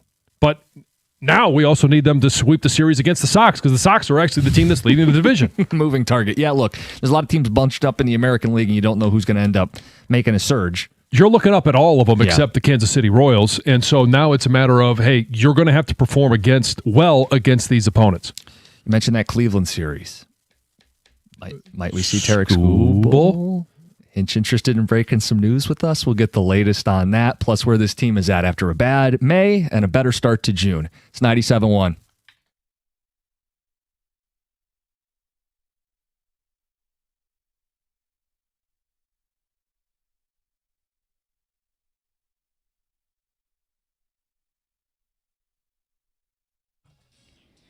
Brought to you by Mastercraft Heating and Cooling. Not a whole lot of good news for the Tigers last night as they fell 6-4 to the Minnesota Twins in Game 2 of the series. Detroit fell behind 4-1 after a 3-run homer from Byron Buxton. Kerry Carpenter pulled the Tigers within a run after a 2-run single, but the bullpen went awry in the 7th inning as Ty Madden gave up a leadoff walk and a single before eventually being pulled. Drew Summers inherited those runners and allowed them both to score. The Tigers would go on to lose 6-4. They can win the rubber match and the series today at 1:10 right here on 97.1. Justin Verlander did not have a great rehab outing with Toledo yesterday. He went 5 2/3 innings with 5 hits, 4 runs, 4 home runs, 2 walks, and 3 strikeouts. There still has been no definitive timeline for return for JV. Tarek Skubal also threw a bullpen yesterday. AJ Hinch said it was normal, and Skubal is checking the boxes towards returning. Speculation is that he will make his first start since surgery this Saturday in Game 2 on the road in Cleveland. And OG Anunoby tipped in the game-winning shot for the Knicks last night as they staged the largest comeback in NBA Finals history. After the game, Anunoby was already focused on Game 5.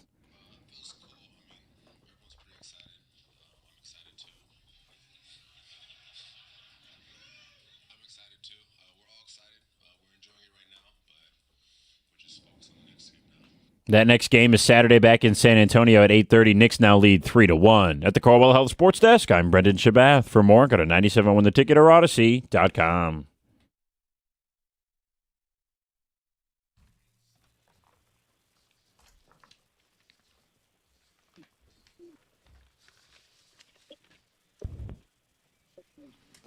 Here he is. AJ, good morning. Thanks for joining us. Good morning. How you doing? We're doing all right, and obviously we're enjoying June much more than we did May, and I got to be honest and ask maybe the most obvious question. What's the biggest difference? Is it just as simple as Torres and Carp are back as part of the lineup, but what's the biggest difference you see between your team in May and what you've seen now early in June? You know, I'm enjoying June better than May, too, just so you know. We're having a much better day-to-day at the ballpark, and we need these days to be good. I mean, obviously, chance to win a series today, but I think the difference, I mean, you can go down any path you want. We're generally throwing better strikes. I know last night wasn't great. Our offense does sort of round out a little bit when you have Gleyber get on base and Carp has the big swings, and it just feels a lot better to have a longer lineup. Our defense has been better. I love watching Kevin at third. You know, it's been by having Carp come back, we have an extra outfielder, so I can move Kinstry around a little bit and make Kevin be at third, and Z-Mac and Shorty can be at shortstop. And so things are syncing up a lot better the way we planned. You know, we've obviously hit the ball out of the ballpark a lot more in June than we did in May. So sum all that up, it's just better baseball. I want to follow that up with, you mentioned you hitting the ball out of the ballpark a lot more, and that's fun. Everybody loves home runs. Dylan Dingler, a huge part of that. Whether it's a McGonigal, Dingler, Green, when you have guys like Torres and Carp and you're putting together the lineup, how much do those guys, the three first that I mentioned, benefit by having other hitters around them? And is that part of the reason why we're seeing Dylan Dingler have such a great June? Yeah. Yeah, I mean, first off, Ding's a really, really talented player. He's putting together an incredible season for us. He should be at the All-Star game in July. Like, he should get all the praise that he's getting because of the season he's putting up, and he's a foundational piece for us every single day. Like, he's DHing today, so even the days he's not catching, I'm forcing his bat into the lineup. And I love his presence, and I think you're right. There were games, not too long ago where it just felt like the top of the order had to do something or we were going to have a really hard time manufacturing runs. For some reason, you had a couple guys slide somebody into the 5-hole. Ding's been either hitting third or fifth. And right now, Kevin and Gleyber at the top of the order, I don't know if they're both going to get on base, but it feels like one of them is. And if the other guy doesn't, then we create an inning a different way. But it does blend together. And we talk about connecting at bats and having a longer lineup and pushing guys down in the order that had been hitting in the middle with the absence of Carp and Gleyber. We can score in a lot more innings. Again, even though we're going to have nights like last night where we didn't, but it's part of baseball. We already mentioned May versus June and how different it feels. Why have you guys been so streaky going back really over the last 3 years? Like wild swings. Can you put your finger on it? Oh, I wish I could. I mean, I a lot of it centers around the swing and miss. I mean, last night going in against this bullpen with the Twins, I wouldn't have seen 14 strikeouts. We do have, sort of a wild range of outcomes that can happen. And it's hard to pinpoint. I know sometimes we get a little bit greedy with damage and don't take what the game comes with us. Defensively, it's just not our DNA. We should not be as streaky defensively as we've been. And same with the strike throwing. I mean, there's a lot of guys that are high-end strike throwers who have sort of tried to nitpick. Maybe it's all tied together to losing baseball in May kind of makes guys behave a little differently. But you're right. It's gone back a couple of years where we've had these massive streaks one way or the other. And if you think it's maddening for you, you should live behind the scenes day to day. But you don't ride the roller coaster. We do. You do. I know. No, you're right. I jump off that thing. I mean, behind the scenes, I probably ride it more than I show you. But yeah. I get as frustrated as anyone, but I know that this team is talented. I know the hole we've dug ourselves, but I also know what June has shown, which is, we've got a pretty good team when we can put it together, and those good times remind you of what we're trying to accomplish. AJ, last night it was a bit of a pain point for the fan base. Let me preface this. I know why you went with Vierling in a leverage spot in the 7th because he hits lefties. But then Carp doesn't get a chance against a righty in the 9th. You guys have pinch hit more than anybody in baseball, and there really haven't been great results. Do you ever rethink how aggressive you guys are with pinch hitters? Rethink it by you meaning don't do it? Like lean more on, hey, well, we're going to leave those guys in, or Carp may face a lefty. I think we just don't like it when it doesn't work, because I understand sort of the assumption that it would have been better. It doesn't make it more of an advantage for Carp or Colt or those lefties coming in. We had it with Seattle as well, and we need to continue to take advantage of that advantage and get some production out of that. But again, like last night, Vierling's at bat in the 9th, as an example, was out in 13 ballparks, I think, just not ours. So like that would have been a 3-run homer. And so I understand the sort of range of emotions of like, you could have predicted 3 innings later, there's going to be a leverage spot for a lefty against a righty. We've got to take advantage of the matchups that we have with how the roster's built and where our strengths are. And, so rethink it. I still believe that's the best way to go for this particular team. I've given a couple of bats to these lefties. But when we have a chance to, given how the run scoring has been, not in June, but for predominantly the whole season, I just don't think it's smart to miss on those advantages when we have them. Because I think, a lot of times when guys, why are they bringing the lefty in?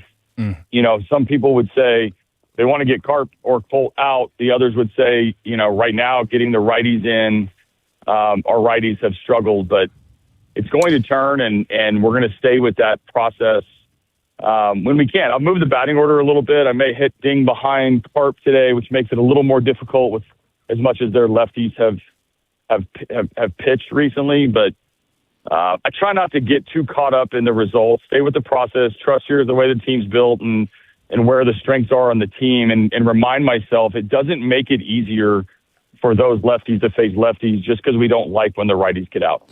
Yeah, with the matchups, I guess there's a Jemai question. He struggled against lefties this season. Yeah. At what point does this season take precedent over last season? Or I know you have to juggle what you think he is versus what he's actually doing.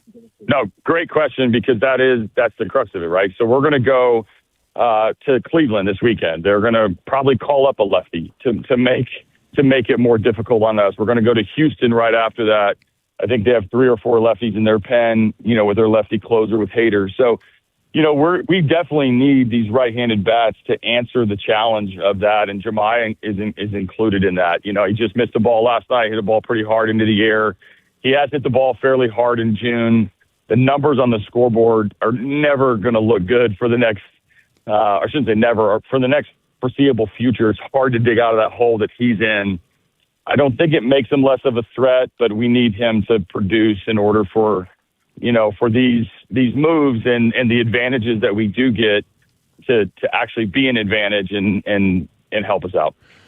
So you mentioned going to Cleveland this weekend, and we're all looking at, hey, Montero's on the mound today. The rotation sets up that Flaherty's on the mound on Friday. There's this big empty space where it says starting pitcher. Is there a chance that there is the best lefty in baseball could possibly reappear on Saturday in Cleveland?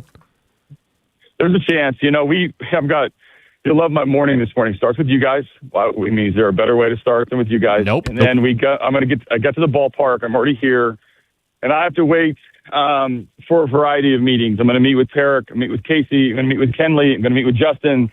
Like those guys all, had rehab outings recently or even yesterday to see how we can map it out.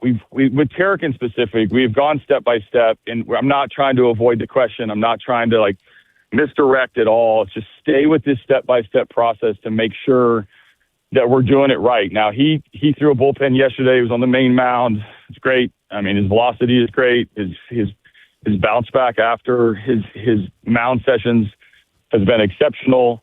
We are in uncharted territory given the speed in which he's been able to recover from this. So, yes, there's a chance. We've got to sort things through today on mapping out for the weekend. We're probably going to list it as TBD because there is hope that he and maybe even a couple others are going to get activated over the weekend. So if a couple of others do get activated, and you could be looking at, if the injuries aside, at some point, JV, Mize, Melton, Flaherty, Skubal, Valdez, you got 6 starting pitchers. What is your philosophy moving forward if all those guys are available? Yeah. Are you going to move somebody to the bullpen? Do you rotate a couple of guys? You go with a 6-man rotation? How does it set up for you? Right. Yeah, it's actually, I think it's 7 and 8 if you count Ty Madden, who's on the team right now. So we do have a big number, and we are going to have to make some adjustments. Just thank God we're going to have to make some adjustments. It means we have too many and not enough. So I think the general thought, we have an off day after Houston. I think the 6-man's probably going to make sense for the remainder of the month.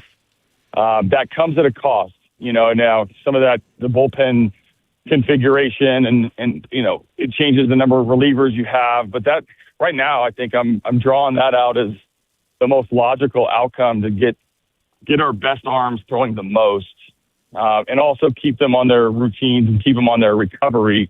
I don't know how long that can last, but right now I feel like that's a logical step. If they're all together healthy at the same time. I hate talking about it because, man, I've hated how this season has worked out for us luck-wise with the health. And Let's hope we have 6 or 7 guys ready to go, by the time they're all activated. So some of this might be the benefit is you can beef up the bullpen if you move somebody there because the bullpen has lagged behind. What would you look for in a starter that you would give more of a bullpen role? We do, I think we need strikes and we need execution. I think that's the thing that really separated our bullpen last year from this year has been execution and an uptick in stuff and the ability to miss a few more bats. That's what Melton did last year. Cater did it last year. Jack did it in the playoffs. All these guys want to start and they're capable of starting. And, there's been times that they've been dominant, even this year. So I think that the thing in transitioning any of your pitchers, when they're on the mound, we've got to get back to the strike one mentality. We got to get back to getting the leverage. Last night, Framber had a really hard time because of 2-strike execution. Drew Summers fastball right down the middle to Josh Bell with 2 strikes. Last week, he hit Emerson with 2 strikes with the bases loaded, and we walked in a run. Or hit a run, got in for free. Strike zone execution sounds super simple, and of course you want your guys to throw strikes, but when the bullpen comes in, the last thing we can do. Last night, Bo Brisky lead off walk, killer. That really hurts your chances of maintaining the score when you're down or maintaining the score when you're up. That's a bad combo. Hey, last chance to break the Skubal news. Come on, throw us a bone. He's playing Saturday. If I wanted to break it, don't you think I would have? No, I know. I'm just teasing you. John, you got one more for him? Before we let you go, you guys are playing really good in the month of June, and you've got division opponents against Minnesota, obviously, right now. Last one today, chance to win a series. Cleveland, the Sox. I know Houston's in there. How important are these division games, or these division games, knowing what May was and what you're hoping June will be digging out of a hole? Yeah. No, these are huge games. We can't deny it. I can't really even soften the importance because of the hole that we dug in. I know what I'm trying to avoid with this team is the massive reaction to a loss.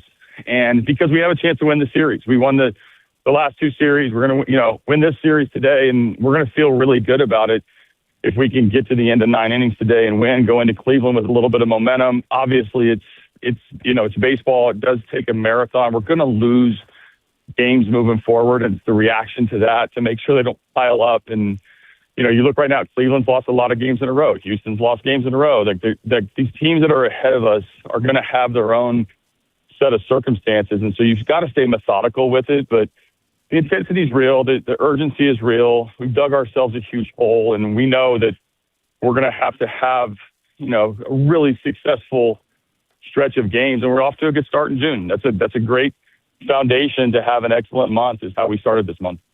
AJ, appreciate you starting your day with us. All right, see you guys. Tiger manager AJ Hinch, 97.1. Hey, you could be a great driver, doing everything right, and still get hit, and you never saw it coming. That's life on the road these days, especially with more people out in the nice weather. There's bikes, motorcycles, summer traffic's picking up, and construction season in full swing.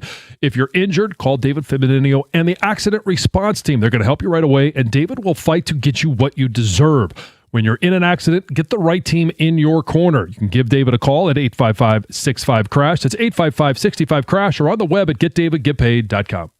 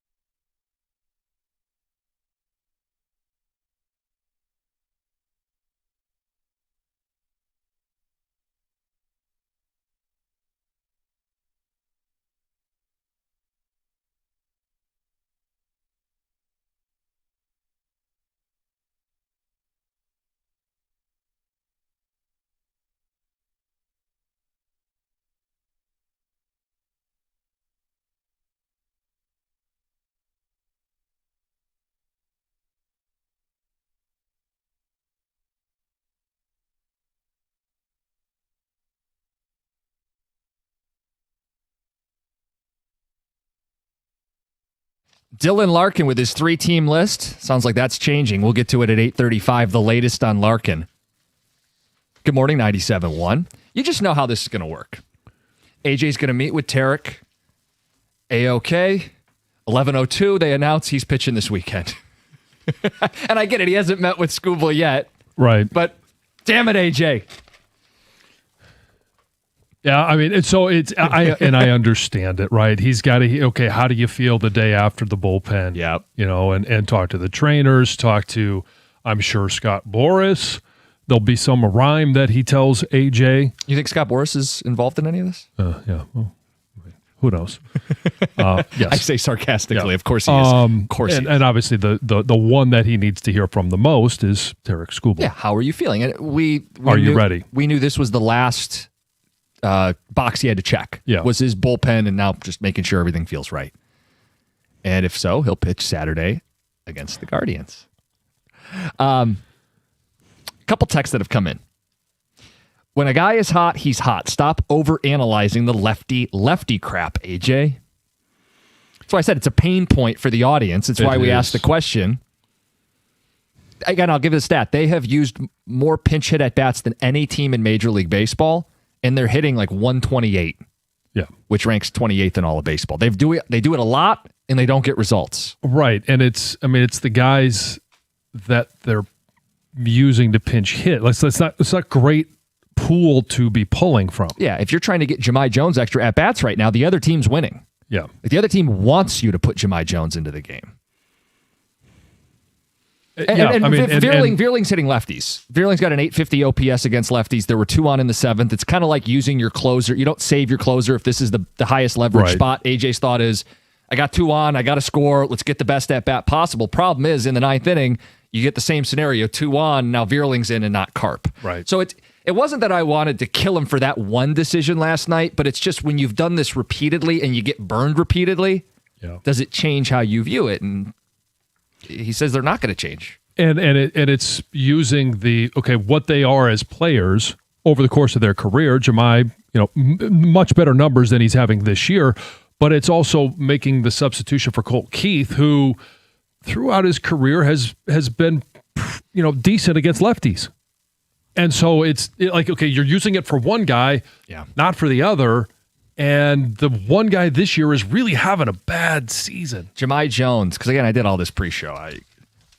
1 for 28 in his last 28 at bats, and on the year he's hitting 172 with very little power against lefties. Yeah. Against lefties, the reason he's on the team. Mm-hmm. So, hey. We'll get to the latest with Larkin, but first, Heather with the news.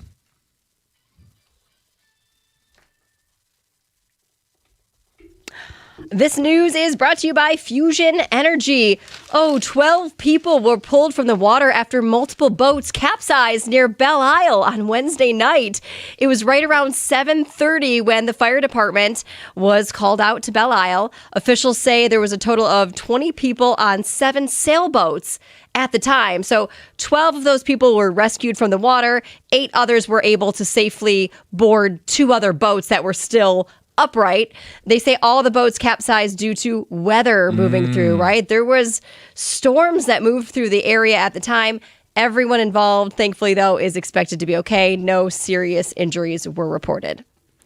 You think you would look at the weather before heading out in a small sailboat, but I mean, it was pretty ominous, the sky. It sure was. It was all part of a sailing group, right? So a company took them out. You'd think that things aren't looking great today. I think we should pass. Let's take a rain check. But I mean, to be fair, the Tigers did start a baseball game yesterday with the storms in the area. Only got about an inning in before an hour-long delay. Yeah. A fatal hit-and-run suspect turned himself in to Detroit police on Wednesday morning. So the accident happened on Tuesday night when the driver struck and killed a 60-year-old man.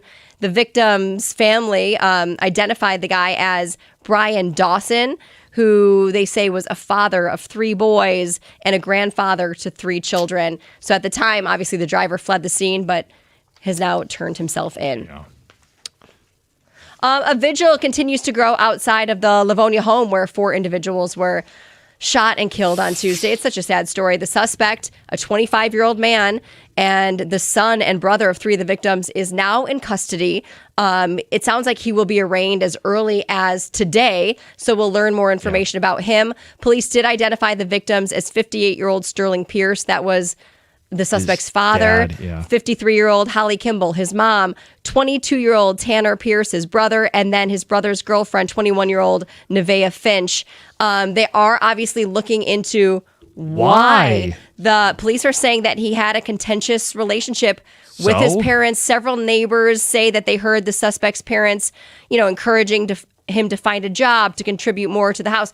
No, I know you say so. This is all they've got, right? Because it doesn't sound like this suspect had a criminal background, no reports of mental health issues. Police had never been called to this house before. So Right, and to show up and gun them all down? several firearms were removed from the home. They're obviously investing that to determine whether they were legally owned or not. So there's a lot more to still uncover.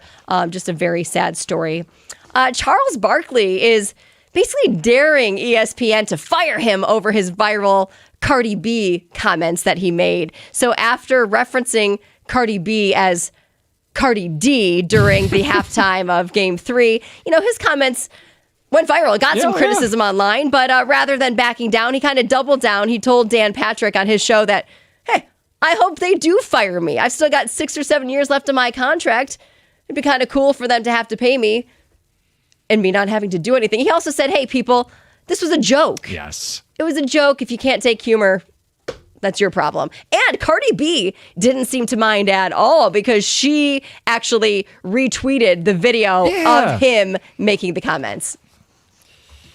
My favorite joke wasn't even something that Barkley said. It was one of the guys on Pardon My Take Yeah. who said, doing a Barkley impression, those big old women in San Antonio need some Cardi O, if you ask me. Goodness gracious. A former volunteer firefighter in Pennsylvania has been arrested after he allegedly set multiple fires and then responded to the scene with the fire department to help put them out. So this guy, 29-year-old Justin Shally, is accused of setting a series of fires between May 29th and May 30th. And then he was caught because they used license plate readers and they saw that his vehicle was there right before the fire started, and then they drove away. So according to police, this guy confessed to using lighters and fire starter logs to ignite a pile of wood, a garage, and a barn. So he's been charged with multiple offenses, including arson, endangering property, reckless burning, and yada, yada, yada. The list goes on and on. Tim Allen, John, still wants to do a home improvement revival, and he even has the concept for it nailed down. Oh, so does he? He would like the show to be about his TV kids and their kids with his character as the grandpa, right? But of course, he says there's only one problem. Well, technically, I guess 3 problems. The kids. Oh, they don't want to? all have other things going on. I know some of them have had some issues. Yes, one of them remains in jail, I believe. Yeah. It's funny when I read the names of these kids because they all go it's all 3 names, like Jonathan Taylor Thomas, right? JTT, Taryn Noah Smith, Zachary Ty Bryan. The 2 of the first ones don't act anymore. Right. They're out of the business. And then Zachary's in jail. He's had multiple run-ins with the loss. But anyway, Alan says that there are some personality problems right now with the boys. They've got their own issues. It's a little challenging right now, to put it mildly. Minor details, being in prison. Yeah. Yeah, just that one. I loved Home Improvement. Yeah. That was right in my wheelhouse. Yeah, other shows have done this too. Didn't Roseanne do that? Now she's like a grandma when they rebooted it. Yeah, they rebooted that. So this is not like a... Oh, no. No. A Full House. Yeah, They that's the other one I was rebooted thinking that. of. Yep. It taps into the nostalgia of the people who watched it originally, plus you can get a new audience of Sure. people who never saw it in general, but bringing in new characters is never great. Like when they try to replace, I remember when they always would wait a minute, they replaced the sister with a new actress halfway through the season, and you're like, that just doesn't make sense. Well, he's done that with Last Man Standing. He's brought new people. Yeah, I think it was Mandy. Was the one that was originally, I think, in the first 4 series was one girl, and then in the I know and what they played happens. off of which was hilarious. They highlighted it and had fun with it. I thought so as well. It happens, but I think it wouldn't go over as well. Not with all three. This. No. Tether with the news. No word if they're going to reboot the Cosby Show. Some minor details there as well. Yeah, I mean, kind of some of the same issues. Yeah, a little bit. All right, coming up next, the latest on Dylan Larkin. That 3-team list sounds like it's growing. It's 97.1. Hey, you guys, if your hair is starting to thin, now is the time to do something about it. Dr. Berkowitz at Michigan Hair Restoration has been helping men restore their hair and their confidence for over 30 years. Thousands of guys have walked in frustrated, and they walk out looking younger, feeling like themselves again. And here's the key. The sooner you come in, the more options you have, including advanced non-surgical natural solutions that are helping guys see real growth.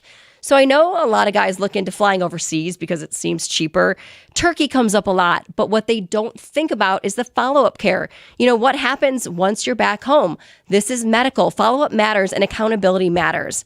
At Michigan Hair Restoration, everything is done locally, medically supervised with the same team before, during, and after. Now, Dr. B isn't just a pioneer, he's a patient too. He's had it done himself. He's even performed it on his own son. There's no plugs, no stitches, no scars, just natural, permanent growth you can run your fingers through. And right now, you can get $1,000 off any hair transplant package. Go to MichiganHairRestoration.com, where your confidence grows back.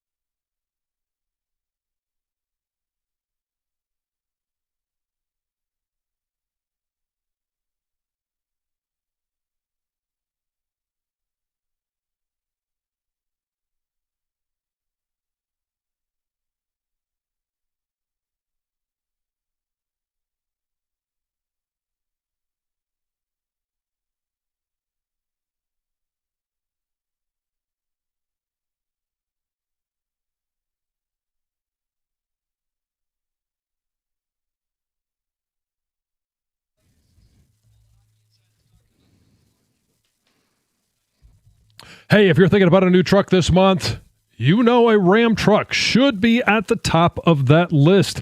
The Ram truck lease deals at every Metro Detroit Ram dealer are exceptional right now.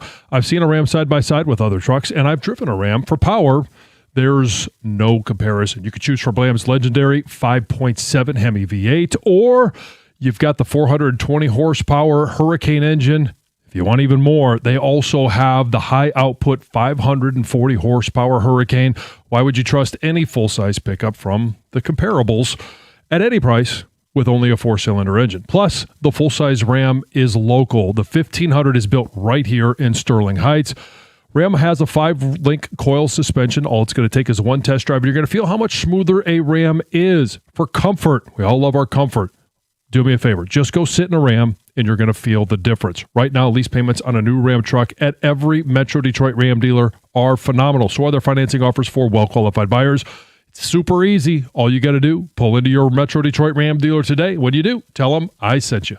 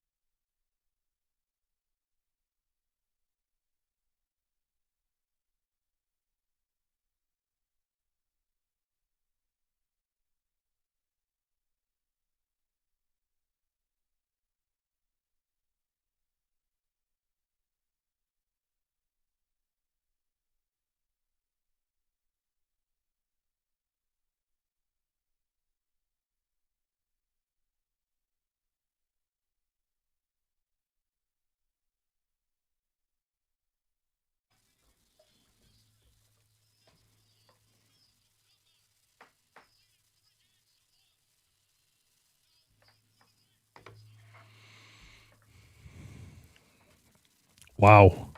New Did York. not have to be that way. New York. No, it didn't. It felt like it was going the other way.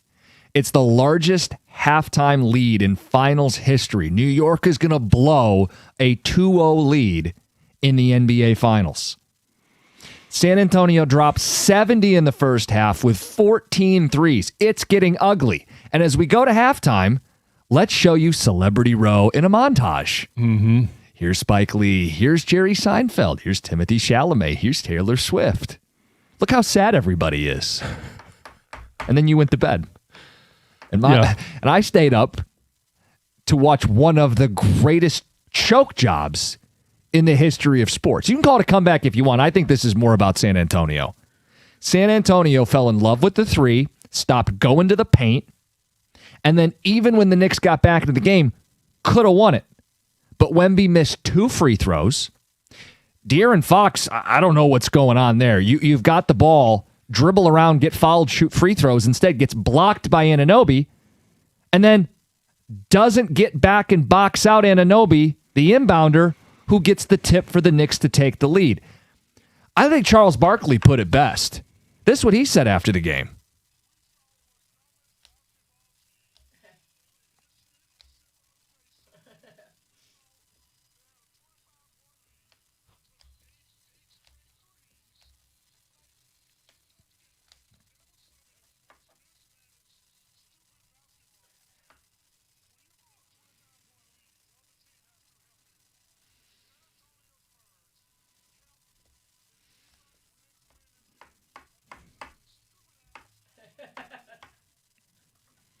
Dumbest team in civilization. They've been the better team. And Jim, how can you say that? They're down 3-1. They've had double-digit leads in every game. In game 1, they got outscored heavily in the second half. Last night, outscored heavily in the second half. They've had the lead in the final 2 minutes of every game in the series. The lights have been too bright for what I think is the better team. They just can't close. They've choked. The halftime score was 76-49. The San Antonio Spurs scored 30 points after scoring 76 in the first half, 30 points in the second half. Wow. You know what gets me too? Some people are probably going, this is thrilling. I'm so glad for the Knicks. That fan base packs the Garden and they deserve this. That's not me. That's not you and it's not me. And I think I pinpointed why. When they show you Knick fans, are they showing you regular people? No. They're showing you Seinfeld. They're showing you Chalamet. They're showing you Spike Lee. Taylor Swift. How is she even a Knicks fan? I don't know. She grew up in Pennsylvania. I don't know. She's been, L.A., Nashville. How's she a Knicks fan? I just have a hard time thinking, boy, I'm happy those guys are getting a break. Right. It's different when it felt different when it was the Cubs fans. It felt different when the Red Sox broke the 86-year curse. I'm not pulling for the Knicks. No. I'm still hoping that there's an epic collapse on their side of things. The Uno reverse card. Yeah, it's the Uno reverse card. You thought we were going to blow the series. No. You're up 3-1 coming to San Antonio. We got you right where we want you. That's the only difference with the collapse is that other sports collapses, the series is over. Like 28-3, it's a 1-game Super Bowl. Yeah. It's over. Series isn't over. Might feel like it's over. A lot of people are probably going to declare it over, but it's not. Is that your read that we're not done yet? We're not done yet. Obviously, until the Knicks put a 4 up there and the series is 4-1, 4-2, 4-3, whatever it is, the series isn't over. And when you look at these games, and like you said, it feels like San Antonio should be up. Yep. 3-1. If not, have it over 4-0. Yeah.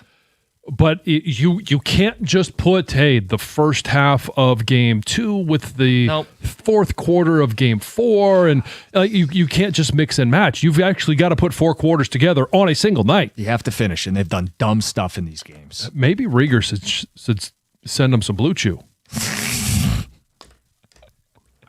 The other guy that should come up in this is Mitch Johnson. Like, call a timeout and help your team out at some point. Yeah, I mean, so you've got young players. You've got a very young team. You're up by 27 at the half. All right, if you want to slow things down, slow them down. But let's make sure we work to get a good shot. I'd rather have no shot than keep launching these threes. We can't keep giving New York opportunity to get back in the game. And then at the end, make a free throw. You had the chance. I know. You had the chance to make a free throw and not put the game away, but put it more out of reach. Right. They were up. Wemby got a chance to extend it to 3. Just doing the little things that keep the Knicks at bay that they didn't do in that second half or down the stretch. And it would have been so delicious. Like, taking politics out of it. Their mayor's fighting with the team owner. Oh, yeah.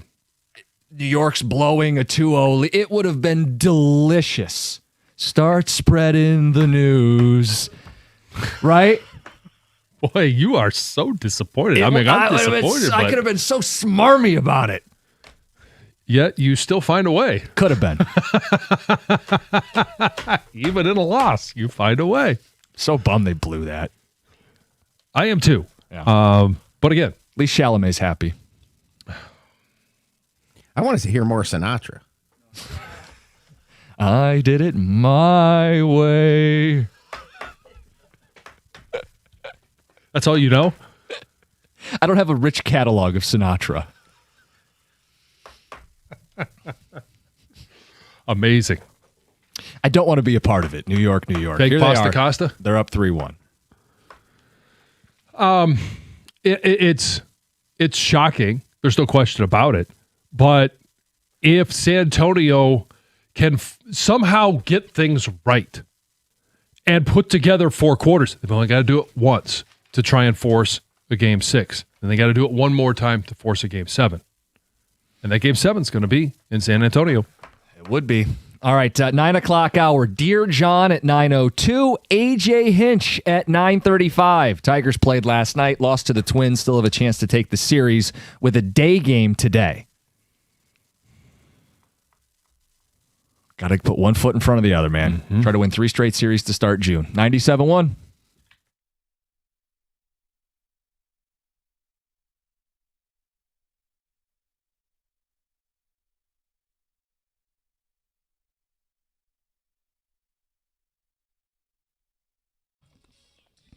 Brought to you by Northville Lumber. After a 6-4 loss to the Twins yesterday, the Tigers will try to win the series today in the rubber match this afternoon. A win there would give Detroit its 3rd consecutive series victory, something that hasn't happened for the Tigers since August of last year. Kader Montero will get the start on the mound for Detroit against Zebby Matthews for Minnesota. Matthews has a 4.15 ERA in 30-plus innings this season. Montero, a 3.95 ERA in 66 innings. First pitch is scheduled for 1:10 this afternoon. You can hear our pregame coverage right here on 97.1 begin at 12:45.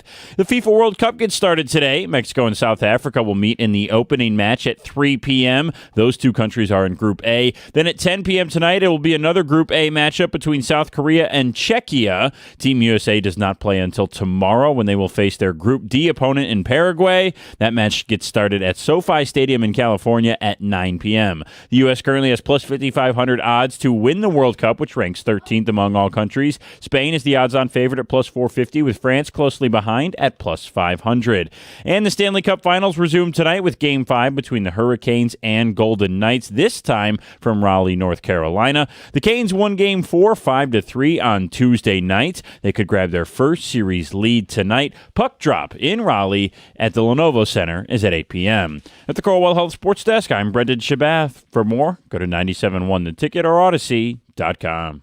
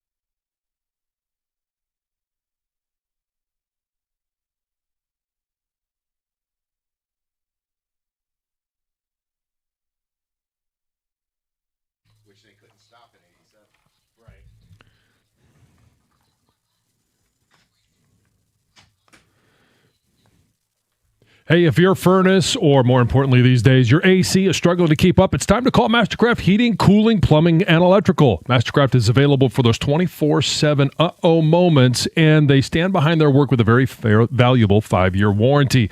They made a huge difference in my home, and I know they'll do the same for yours. Right now, they're running some amazing specials. You can get an AC tune-up for only $79, and if it's time to upgrade, get half-off installation when you buy a new AC or furnace. Easy financing options are available as well. Schedule your free in-home estimate at mastercraftheating.com.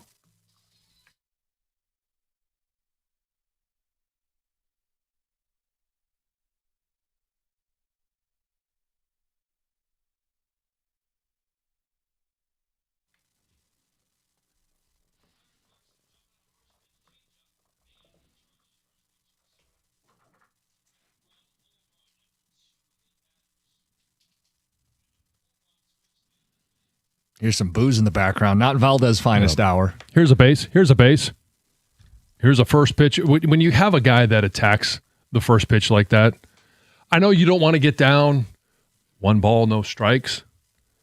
Make him chase something. Don't give him that on the first pitch. You know he's going to attack. You wouldn't throw him an 89-mile-an-hour meatball over the heart of the plate? No. I mean, take a tip from Kenley Jansen. You could be up 0-2 with 2 outs, bottom of the ninth, and don't throw a middle. Can't give him a gift. AJ Hinch joins us at 9:35. Just talking with Kang about our Spurs not getting it done last night. He'll talk more on their show about it, but he found himself really upset that the Knicks won that game. And then I told him about Ben Stiller. Yeah. They asked him before the game, how much do you pay for all these seats? And he's like, what do you mean? The Knicks just give them to us for free. So while New Yorkers are emptying their bank account, the celebrities who they show a million times on TV just get to go there and celebrate their Knicks winning an NBA title as if they're really long suffering. But John knows what that's like, right? No, I trust me. If I could get to that level, I would not be here. What's that? Not be here. I don't know. I really like my job, so I would probably still do it. But no, I wouldn't let the cat out of the bag that the Lions are giving you front row seats. Get to watch from a suite. Hey, they're going to show you that when you were playing in Washington or even at Michigan. I guess Michigan, you probably not. No, but in Washington, in terms of just, hey, we got you covered. No. That was always Bruce Smith, Darryl Green, of course, Dion, Prime. Let's go see the Wizards. Yeah, Prime would take me fishing. I'd take him fishing, but he wouldn't take me to the sporting events. Days gone by. Still can't believe it. De'Aaron Fox, what are you doing? You have the ball with the lead, dribble to under the corner, 24. Get fouled. And Brendan is very depressed. I mean, I'm starting to think, is there some 12th man sitting on the end of the Knicks bench that went to Michigan? You're talking Shabbat? Yeah. Yeah, his updates have been depressed. He's talking about the greatest comeback in finals history, the largest comeback in finals history. And it's like... you think there's a Wolverine that plays for the Spurs? Because he's so depressed? Well, no, he's bummed that the Knicks are winning. He's wondering if there's... that's what I meant. Yeah, for the Knicks, yeah. Or maybe someone from Michigan State that's on the Spurs. On the Spurs end of the bench. I don't know. Well, at least it's not Middle Tennessee State. Yeah. We have some feedback on hot moms. Oh, okay. It says, as someone who dealt with these comments from friends in high school, this is terrible advice, boys. It's a form of bullying when guys are talking about each other's moms. She's making his life a living hell, clearly, if he's bringing it up. It's a form of bullying? That might be a bit of a stretch. Your mom's beautiful. Stop it! You're gonna make me cry. Well, I bet I'm sure they're not saying that, John. Hey, your mom's smoking hot. They're saying, stop it. Do bleepity bleepity bleep with your mom. Oh, and that gets his eyes rolling. Come on. I mean, there are worse things in life. Absolutely worse things in life. Don't say, I have a mental health issue because my mom was hot. This text says, I remember in high school, the trauma. I remember helping friends. How dare life deal you that in the deck of cards of life? I remember in high school helping buddy's mom take in the groceries from the car. She bent over and her thong was hanging out. The whale tail. My buddy was embarrassed. I was smiling ear to ear. Oh, the fantasies. Signed Dan. Oh, gosh. That is a normal reaction of a 17-year-old boy. Yeah. Right. Thank you. I mean, come on. I know it is. Sorry. Yeah. Again, a form of bullying. Toughen up. Yeah. I got great genes. Like, it sucks. Yeah. I mean, if your mom is that beautiful, chances are you got some good genes. You might be a handsome kid. How dare she? Hopefully you're not. Yeah, you wouldn't think you're ugly. Yeah. I mean, you're probably not. I mean, you probably don't have a 10 mom and a 1 dad. I mean, at least maybe you're a 5. Yeah. Heather's appalled. You We're can just still doing be the a 10 math. and wear appropriate clothing. Like Who it- said that- she's not? her son. Her son is telling her, I am uncomfortable by how you're dressing. So according to him, it's not appropriate. And he is the authority on the Of matter. course Yeah, not. uh-huh, She yeah. doesn't have to change completely, but maybe around him and his friends to make him more comfortable. And she's still going to be a 10 wearing something different. I have a question. I don't know. Paint a mustache on. Can she wear makeup around him? Does she have to go?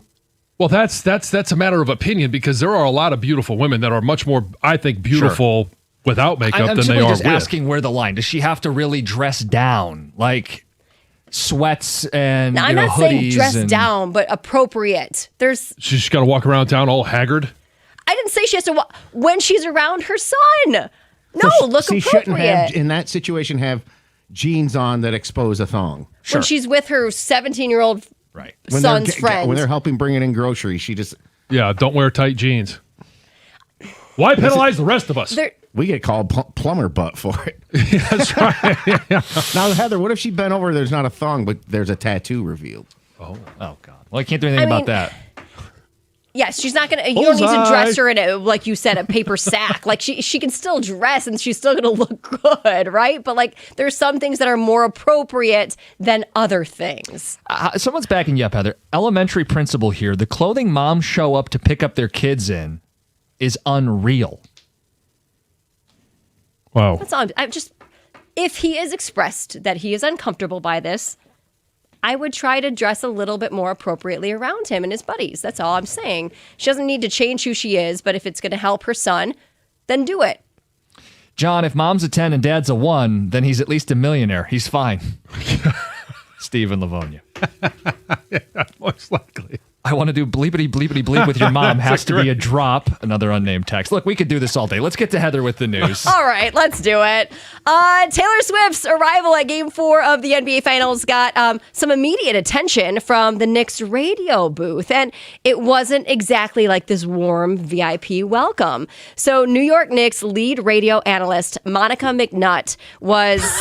That's her name, John. I knew as soon as I said it that he was going to have a reaction to it. Well, she was caught on a hot mic dissing Taylor Swift, saying, quote, "She's not a Knicks fan. Get out of here, girl."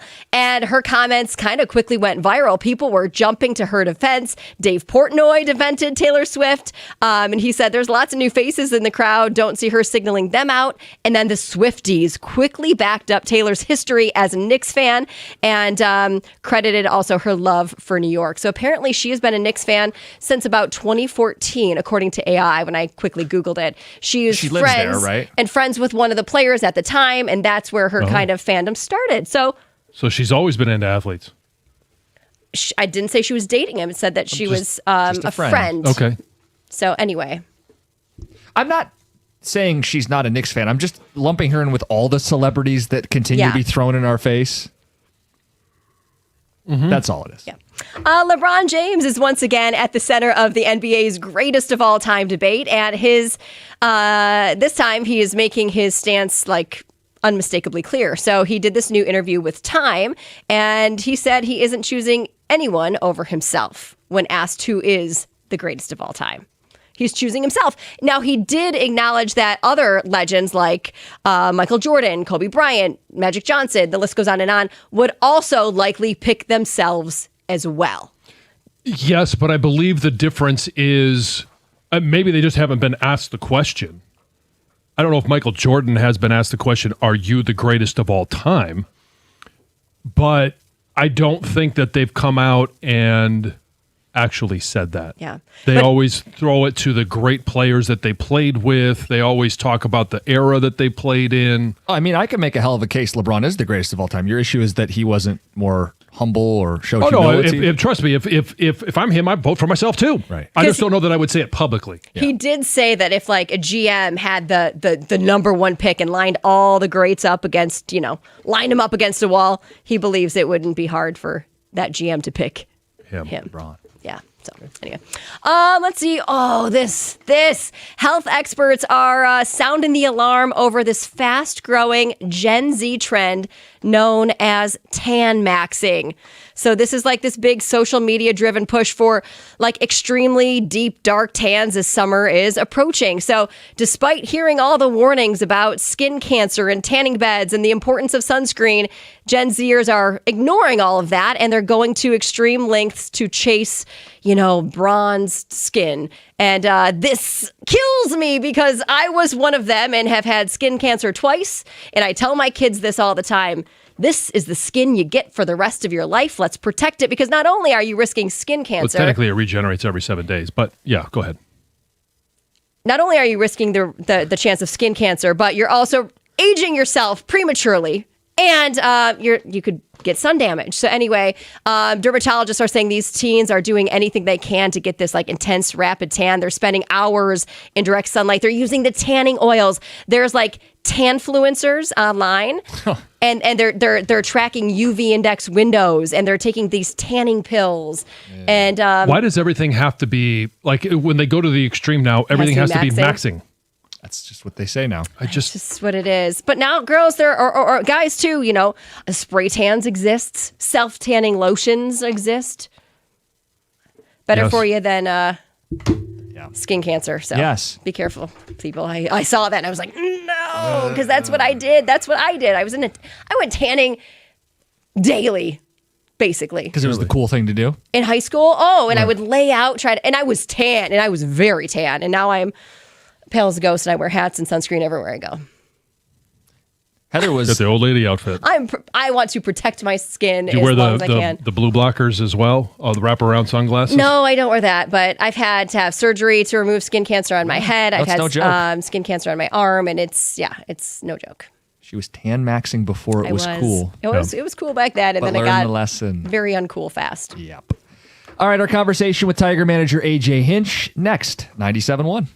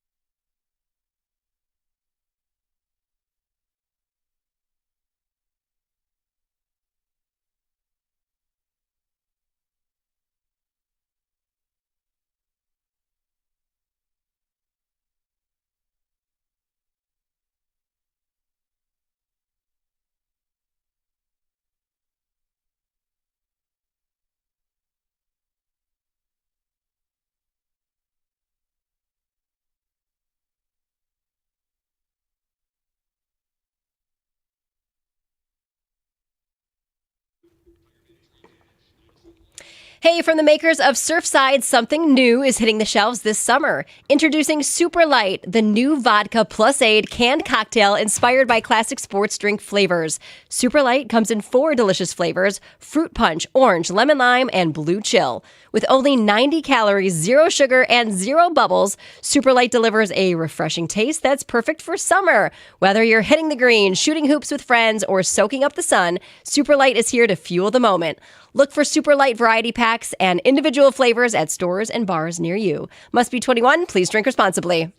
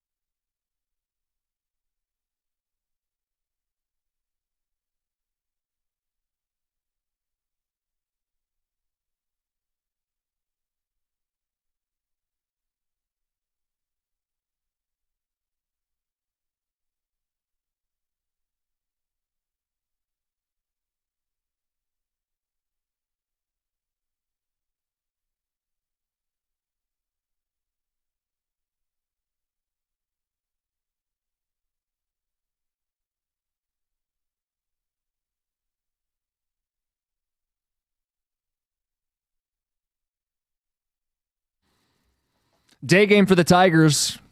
We'll get out to the guys who are at Comerica Park shortly. Carson Anderson on the road. Yep, big day today. Obviously, Montero on the mound, that's not what's big, but a chance to win another series. Last night, losing to Minnesota when they had a bullpen day. It's frustrating. And a bad bullpen, by the way. Frustrating. But to your point, we said just take 2 or 3, and look up when you have a chance. Yep. And some of it has to do, just like in the basketball game last night, you got to have one team that gets hot. The other team has to do you a favor. And right now, Cleveland is acquiescing. Yeah. Chicago White Sox going to have to at some point. Yeah. By the way, I feel more vindicated as the show's gone on. We started the day kind of with a potpourri from last night, and we brought up Wemby as part of the choke, and I referenced Tragic Johnson, a nickname that Magic was given early in his career. And you guys all looked at me like I made it up. Evan Jenkins, ball knower, confirms it. Stoney, who's in the office, just said, of course I knew about the nickname Tragic Johnson. Kang, noted basketball guy. They're all backing me on this. All right, Stoney, I believe. Random facts. He lived on the East Coast then, so I'm not surprised he heard it. Yeah. You got to realize back then, way back then, Right. word didn't travel or things didn't go, quote, viral. Bill Simmons brought this to life. Hey, Boston guy always Boston talks about it. bias guy who's got a national platform. Right, but it is now a known thing. I'd never heard it. Ball still. knowers know it. All right, so does it really matter if it's a known thing in 2026 versus 1984? Yeah, it's just a reference of a young player early in his career having a brutal moment in the NBA Finals, several, by the way, for Magic, and it not being career-defining. That was the whole reason I referenced it. It was But the whole absolutely thing a where the part of pop comparison culture. completely falls apart is this was Magic Johnson's third NBA Finals performance when the Boston fans gave him the nickname. Right. His first NBA Finals performance, he had one of the most legendary games ever. So tragic, and it didn't apply. It was used. It was Yeah, accepted. but it wasn't used. It was accepted by one fan base. It's part of the way basketball is discussed. It's a reference to an actual thing that happened in time. So I just feel vindicated. The ball knowers have my back. Yes, I like how you just throw in there the ball knowers. Yeah, the Yes. people who know ball, not you guys. Yeah. Okay. By the way, can't get over last night, right? That's the story in sports, that the Knicks are up 3-1, that they pulled off the largest comeback in NBA Finals history, that they are 1 win away from their first title since 73. The last time they won, Phil Jackson played on their team. Right. All those are factual, except for the fact that the series is not over. No. And for a Spurs team that has come out of the gates hot in every game Yeah. and have had double-digit leads, and it's okay. It's not the disco like it is in other sports. I was going to press the button. No, it's not the disco like it is in other sports because we've all seen 13-point leads, 10-point leads, 15-point leads evaporate. Mm-hmm. It's a game of runs. Just really haven't seen a 27-point halftime lead evaporate. Yeah. With who is supposed to be the freak. Let me just ask you real quick. The talking head shows are doing this today. Was it more about San Antonio losing or the Knicks winning? Ask somebody in New York, and it's going to be the Knicks winning. If you ask just about any other fan base, it's San Antonio blowing the lead. I think so, too. It's all in context and a matter of perspective. And as much as I want to give credit to like the teams that have these moments, boy, did San Antonio lay down. Boy, could you point to more than a handful of things that they did dumb. And I start with De'Aaron Fox. Like, dude, you've got the ball inside 24 seconds with the lead. Game over. You make two free. You sit there. You dribble for a couple seconds. You make 2 free throws. You can't lose. You're up 3. Yeah. And you probably win. Yeah. And then New York would be in their meltdown. And instead, we're living in a world where they are 1 win away from an NBA title. Yep. Well, noted ball knower, Jim Costa. Yeah. Better make sure you identify the context of that. Oh. Okay. Just make sure you clarify. I didn't say balls knower. I wonder how the guys golfed with Stoney yesterday. We should ask him. I'm sure that they'll lead with something like that, so they don't want to give away too much. But I'm dying to know, Doug Gator, what was your evening like playing golf with Stoney? It was great. We had a really nice time. It was warm to start, but wasn't terrible. And then it started to rain, and then the horn sounded, so we had to go in. Had a cocktail or two. And then came out of that and played the last 10 holes, I guess. Was the game better before or after the cocktails? That's I think on an individual basis it's going to change. But for me, it was a little bit. It was actually a lot better after the cocktails, right up to the point that.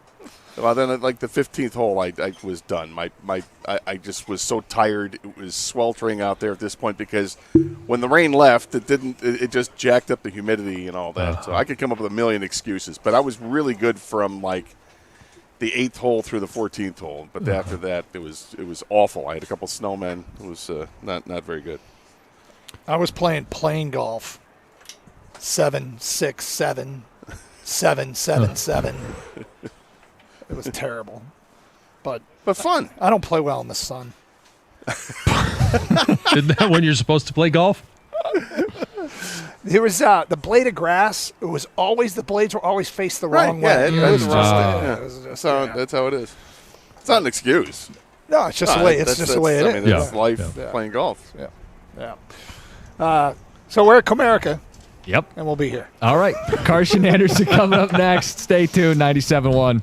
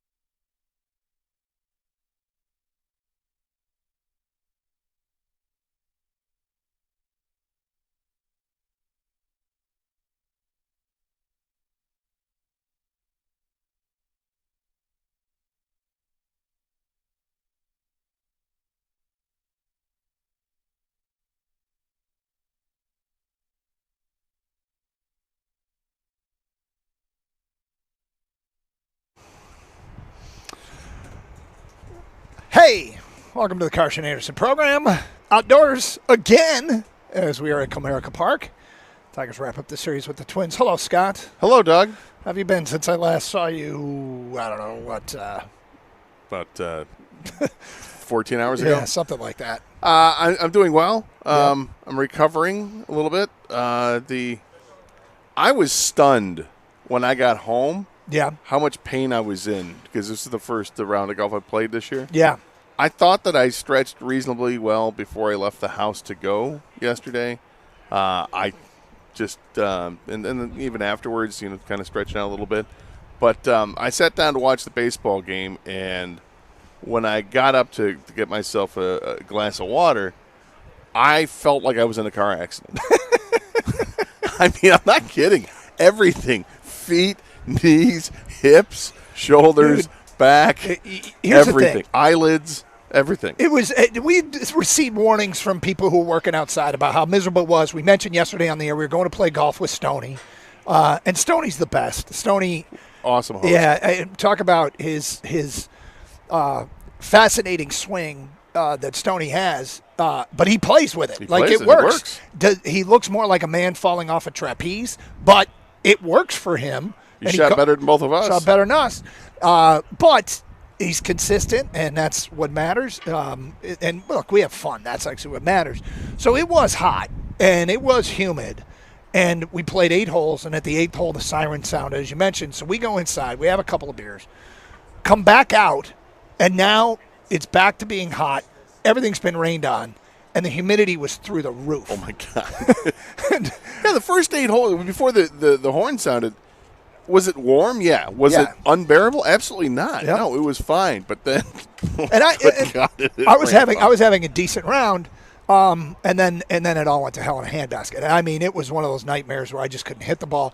Gator, you hit the ball very far. Your issue off the tee was that you'd hit it into the rough. I think you hit one fairway all day. There were 2 fairways. Yeah. But yeah. He hits it a long way, and then the challenge is finding it. Well, that was strange because normally it's not like you hit it into the woods. No, I have a tendency to pull the ball a little bit, but when that grass was thick, the rough was thick, I could not find a ball, and that was very frustrating. But nonetheless, it was a good time. It had gotten to the point after about 13 where I'm like, is there a cart girl out here? Because I just need to sad drink. Like I was ready to sit in the cart and sad drink for a couple holes because it had just all unraveled. But it was a great time, and bottom line is, it's great to identify that you have to work on things, to acknowledge what you have to work on and work on them. Is that how you're looking at it? Yeah, the summer of Doug. It was off to a terrible start, but it's interesting wildlife on the course yesterday. Oh, the hawk? Well, and the turtle? That wasn't a turtle. That was a dinosaur, man. It was a tortoise. That thing, you almost stepped on it. I thought it was like a little decoration, like somebody put a stone turtle. The thing was, for those watching on camera, I mean, I'm not exaggerating. It was this big, right? Yeah, it was. I would say it was close to 2 feet. Yeah, close to 2 feet.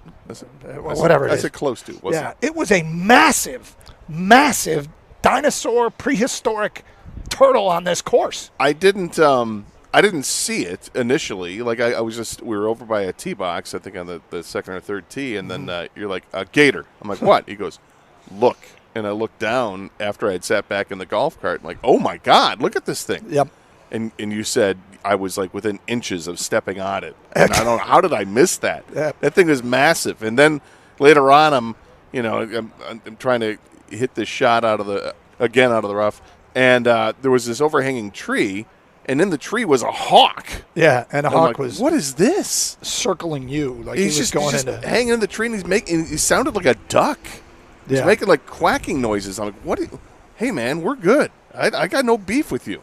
I do wish. I mean, for anybody who was working outside yesterday or outside for an extended period of time, a fascinating experience would have been to step on the scale before the round and step on the scale after the round. But good time was had. Good time was had. Well, if you're hydrating, then it won't be much of a difference. Yeah, and we drank some water, but anyway. I drank a lot when I came home. So yeah, the Tiger game was a little weird. Truncated start. Not sure why they started the game. We actually had it on the speaker and we're listening to it. And a few pitches in, they stopped the game and threw it back to the studio. And Rieger was like, "Why'd they start this game?" And I'm like, "I don't know why they started." That's got to be so aggravating to AJ Hinch in particular, because he's got to know. Okay, I got to warm up my pitcher. He's got to get ready, and it makes a difference. And Valdez goes out there and starts, and then they say, "Oh, well, let's put the tarp out there." And like, wait a minute. And now you go through, however long the rain delay was, over an hour, right? Like an hour and 10 minutes or something like that. That's a long time. A long time to sit, and then your starter's got to come out there and pitch again. I mean, a lot of instances you're going to see with a rain delay that the starter, if he has to start the game and then there's a delay, he's not going to come back. Right. So I give Valdez a little bit of grace yesterday in that he didn't have his best stuff. He was fine, but then the 3-run home run to Buxton is that's a little bit of a backbreaker. But I thought it was unfair to begin with. That why on earth is he Why are they starting the game? They obviously did. I'm sure they would sit back and tell you, well, we didn't see this pop-up storm coming. And I guess us being outside, we were outside, and we didn't see – it wasn't supposed to rain, wasn't supposed to rain, but it looked like it was going to. And then suddenly it grew ominous. Things got ominous. And, we were probably – it was probably about 10 minutes before they blew the horn where it turned quickly. So that can happen. Additionally, there's been a massive cutback. I heard weather people post about this. There's been a massive cutback in weather balloons, and it's affected their ability to predict the weather, which was already sketchy. But it's like us predicting games. It's not an exact science, but they're getting less feedback than they ever have. So I have more grace for weather people now than I did. But once the game started, all right, Luderman, you catch a break. Yeah, yep. Once the game did start, it just felt like one of those games where they couldn't get the big out when they needed, or couldn't get the big hit when they needed, and Valdez didn't have his best stuff. No, but as you said, cut him a little bit of slack. Yeah, and the bats missed some opportunities in the game too. But look, it's one game. I think we're looking at is a stretch in June where they're 6-2 in June. It looks pretty good. I'm still encouraged to go out there today and see if they can come away with a series win, because that's all you're looking for. Yeah, the realistic goals, and AJ said it this morning for people who heard it. He's trying to make sure that one loss is, they react to one loss appropriately. Anytime they lose a game, it's one loss. Avoid it being a massive reaction, as I think were his exact words. In the mean, Scooble this morning, he's meeting with Casey Mize. He's meeting with Kenley Jansen. JV threw yesterday, and we'll get an update on his status. And AJ wouldn't commit, so unless to Scooble's return this weekend, unless there's been breaking news since we hit the air. But yeah, it sounds like he wants to. He just doesn't want to mislead anybody and think, we're leaving it open. We got a lot of meetings to talk with a lot of people today. We're gonna see, because they got to. Hey, how you feeling today after your bullpen session? And I'm sure once that conversation takes place that, you might see a tweet released later on today. Yep, and we're crossing our fingers. But I thought the guys did a great job, and I really appreciate AJ's ability to answer critical questions about what he does. And the guys asked him specifically about his habits to pinch hit. Tigers pinch hit more than any team in the league. And fans get frustrated and call us when it doesn't work. And they asked two very pointed questions about that. And if you have had problems and issues with how AJ pinch hits for guys, he basically is answering your questions. And we'll replay it because I think it's really interesting to hear what he had to say about that. And we'll get to that coming up today at 10:20. In the meantime, I don't know what to call it. Whether it's the greatest comeback or the greatest choke job, gag of a lead in NBA history, last night's Game 4 was something between the detestable Knicks and the annoying Spurs. I was not happy. I was not happy at all. Well, somebody sitting back in our studios is outright pissed today. And we will get to that a little bit later on. Oh, yeah. And we're unaffiliated fans, right? We're just watching games now because it's the NBA Finals. But as an unaffiliated observer, it's interesting in a game like that what emotions organically bubble to the surface. Because I bet my emotion was different from yours and different from Kang's of how I was reacting. But we will get to that coming up in the 11 o'clock hour.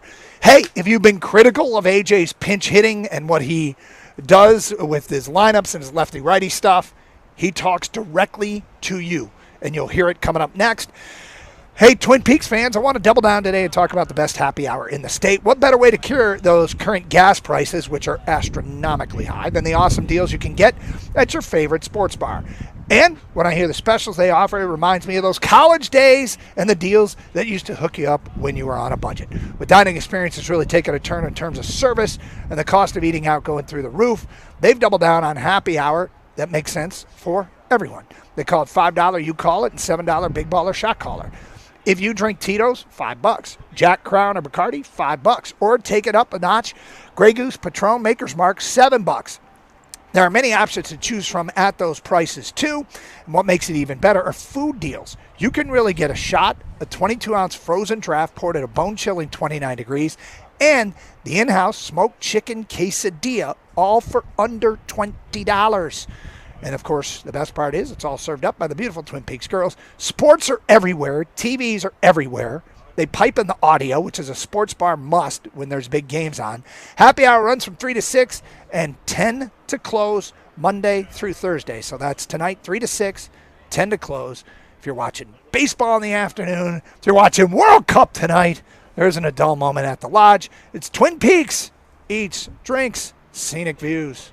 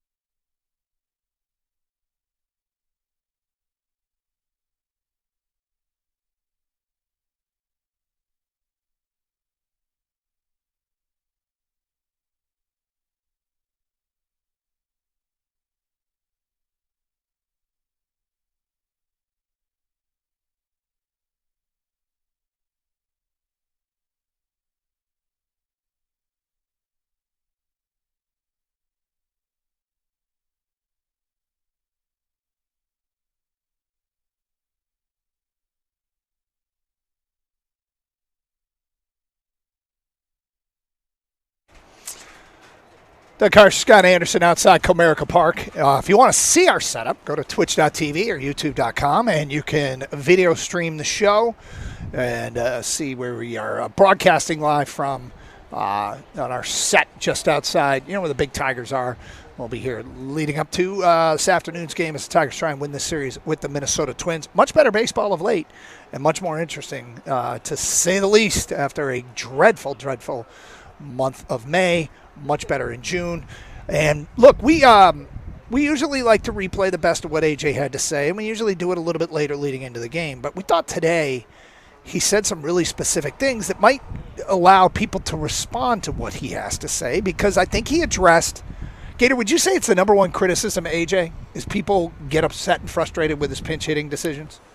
Probably. Yeah. Yeah, I think it's pretty close to being number one. But this is what he's done. Like, this isn't like suddenly this this year. New. No, Yeah. this is how he operates, and he's had an incredible amount of success doing that. This year, it's a little different. Yeah, we will get to that coming up in a moment. But first, when you see the Tigers play in May and you see them play them in June, and what are they 6-2 in June after 6-22?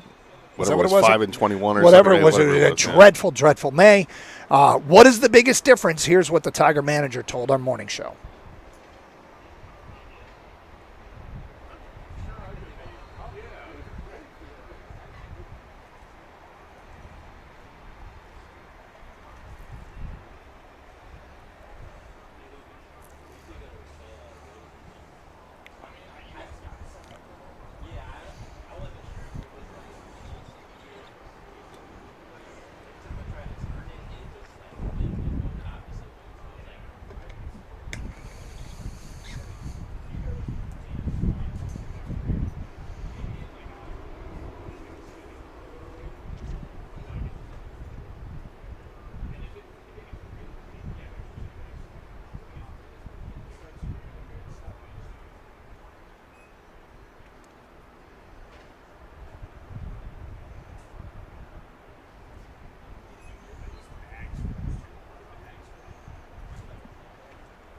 You know, the funny thing about it is listening to him talk, and there were other questions about, guys coming back and how it's changed the lineup. He's so looking at it from a perspective of, here's how I can make up my lineup now. I have a lot more options. And I can put guys where they belong in the order, like moving guys down in the order, protecting certain hitters. There's more people to pitch around for an opposing team. And it's just, all in all, he's got way more tools now that, he didn't say, guys are back, but he kind of alluded to it. The two names he mentioned there were Glaber and Carp, who missed most of May. Yeah, and it changes everything else around because you have now this is where the position flexibility really comes into play, right? Because you've got your almost full complement of players back, and now you can, like I think he even said about McKinstry, move him anywhere you want. Meanwhile, he also mentioned McGonigal at third. A year ago, we were talking about all the scouting report was that he could hit. It was just, can he play the field at the major league level? And he's answering that criticism. Well, the game last night, Kevin McGonigal made 2 or 3 fantastic plays. I mean, the defense was really flashing last night. Gleyber Torres made some great plays at second base, and McGonigal at third was great. And we'll see where McGonigal ends up like 5 years from now. Is he going to be the everyday third baseman, the everyday shortstop? I suspect it's probably more third than short, given what they have with the prospects and where they expect them to play. But right now, it doesn't matter. McGonigal's picking, and they need that. And having a good defense is a really good foundational piece to move forward. Okay, you've all seen the Tigers over the last couple of years. It's not a surprise. There are times, literally, for long stretches of play, where they have played like the best team in baseball. Whether they are or they aren't, like that last year, I think we said it. Right, their win-loss record will show. Their win-loss, we said last year a bunch, they're not the best team in baseball. They're just acting like it. And they were unbelievable last year, and then there's stuff like last month. What is the explanation for these wild swings of good and bad play over the last couple of seasons?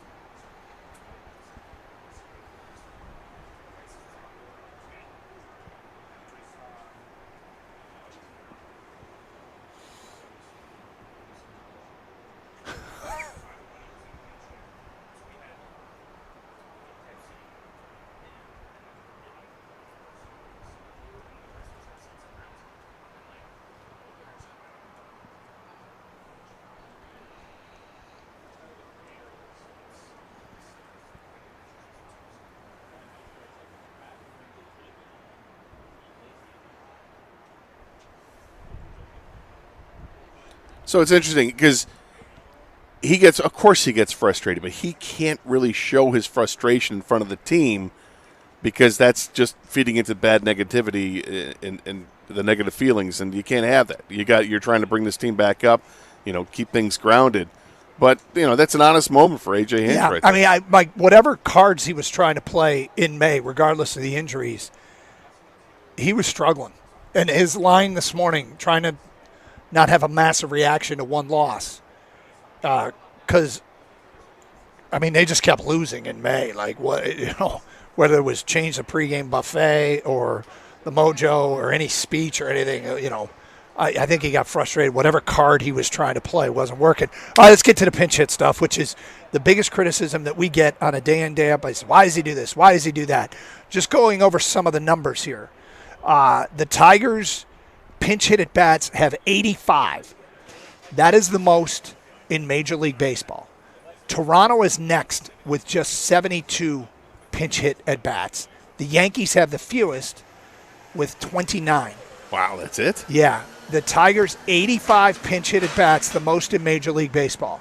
The batting average of Tiger pinch hitters is a robust 129, which is 28th in baseball. The OPS for Tiger hitters as pinch hitters, 426, 27th in baseball. The number of runs batted in spite, they got 11 RBIs, which is tied for 4th in baseball, but given they have more at-bats, right, more opportunities, the OPS numbers, the batting average numbers, and then the sheer number of at-bats, that's a telling story. Yep. Now, last year in terms, they were top 10 in batting average as pinch hitters, and they were 9th in OPS as pinch hitters. And last year, they led the majors by a wide margin with 181 pinch hit at bats. The results were way better a year ago, as they were amongst the most productive teams in the game in terms of pinch hits. Yeah, I think Jahmai Jones had like a 970 OPS against left-handed pitching last year. 2 years ago, they were top 5 in batting average in pinch hit situations, top 13 in OPS. So guys like Andy Ibanez getting the job done. Yeah. They're doing the same thing they've always done, haven't had the same results. Here's what AJ was asked, are you going to get less aggressive with the pinch hit stuff because it isn't working as much? Here's what he had to say.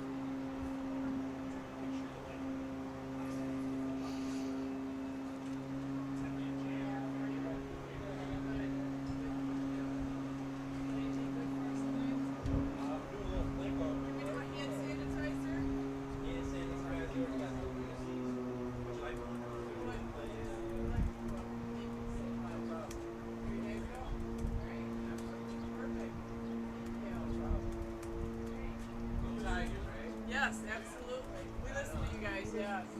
Thank you. Thanks for listening.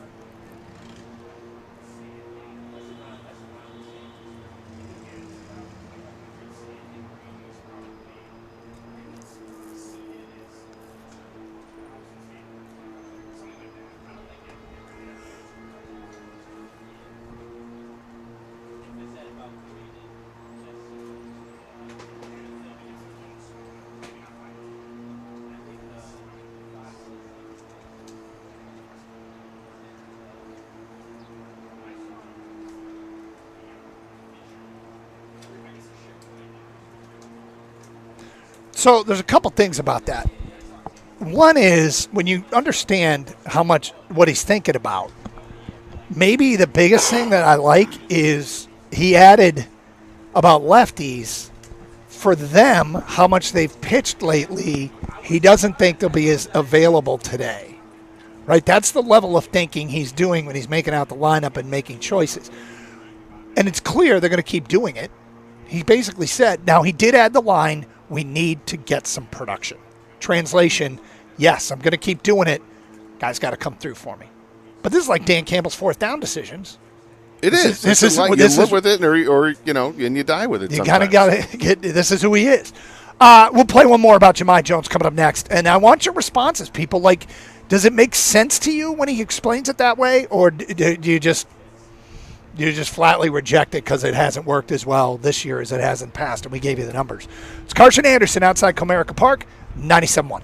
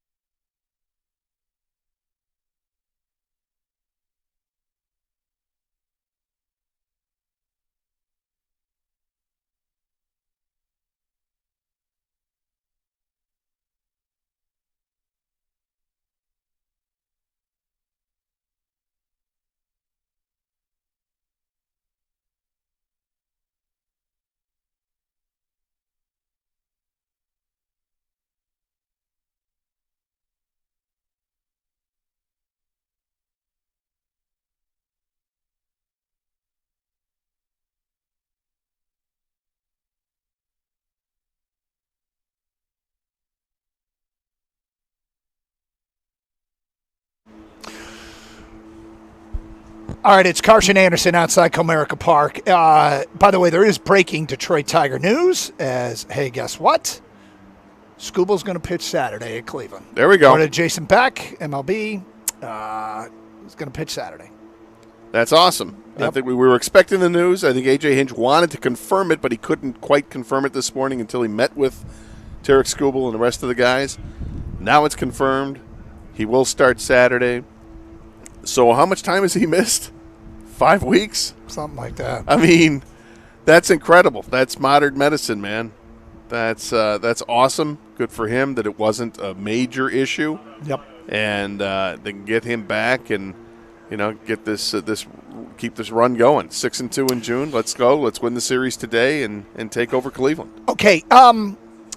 So look, the AJ sound I thought was really good this morning, and he does a great job of addressing the criticisms, because these guys are asking specifically, are you going to gear back your pinch hitting? It isn't working. And he basically said, no, I think it, he said, no, I think it's going to work. I think it's going to work for us. It hasn't. They're in the bottom third of baseball in pinch hit success rate.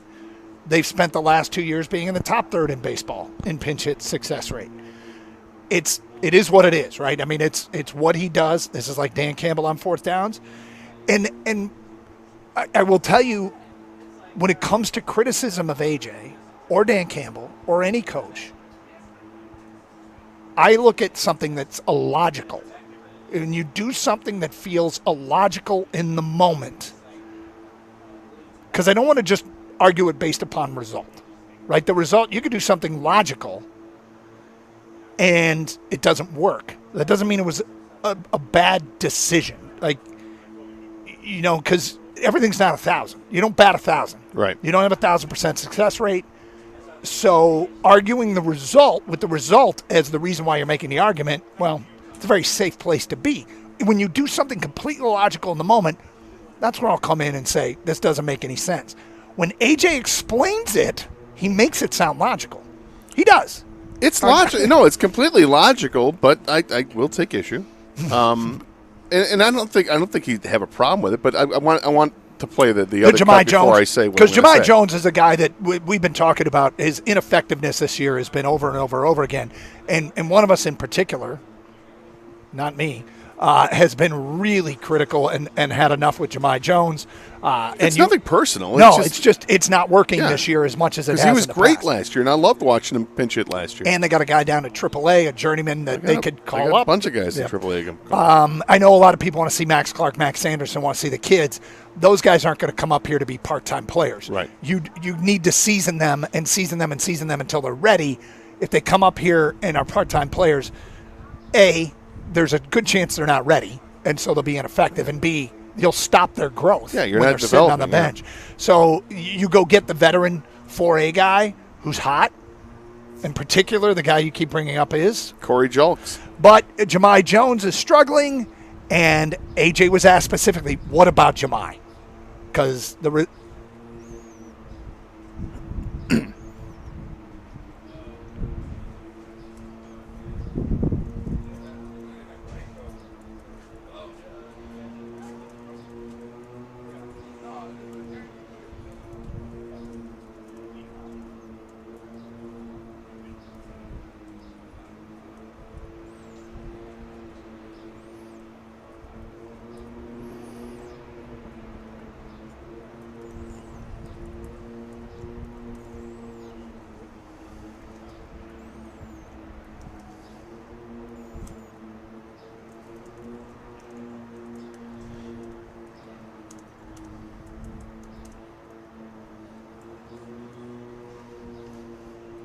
okay, what do you make of that response? All right, so again, I understand the logic behind it, and I applaud him. And I don't want AJ Hinch to change his thoughts. If you want to keep using pinch hitters, that's fine.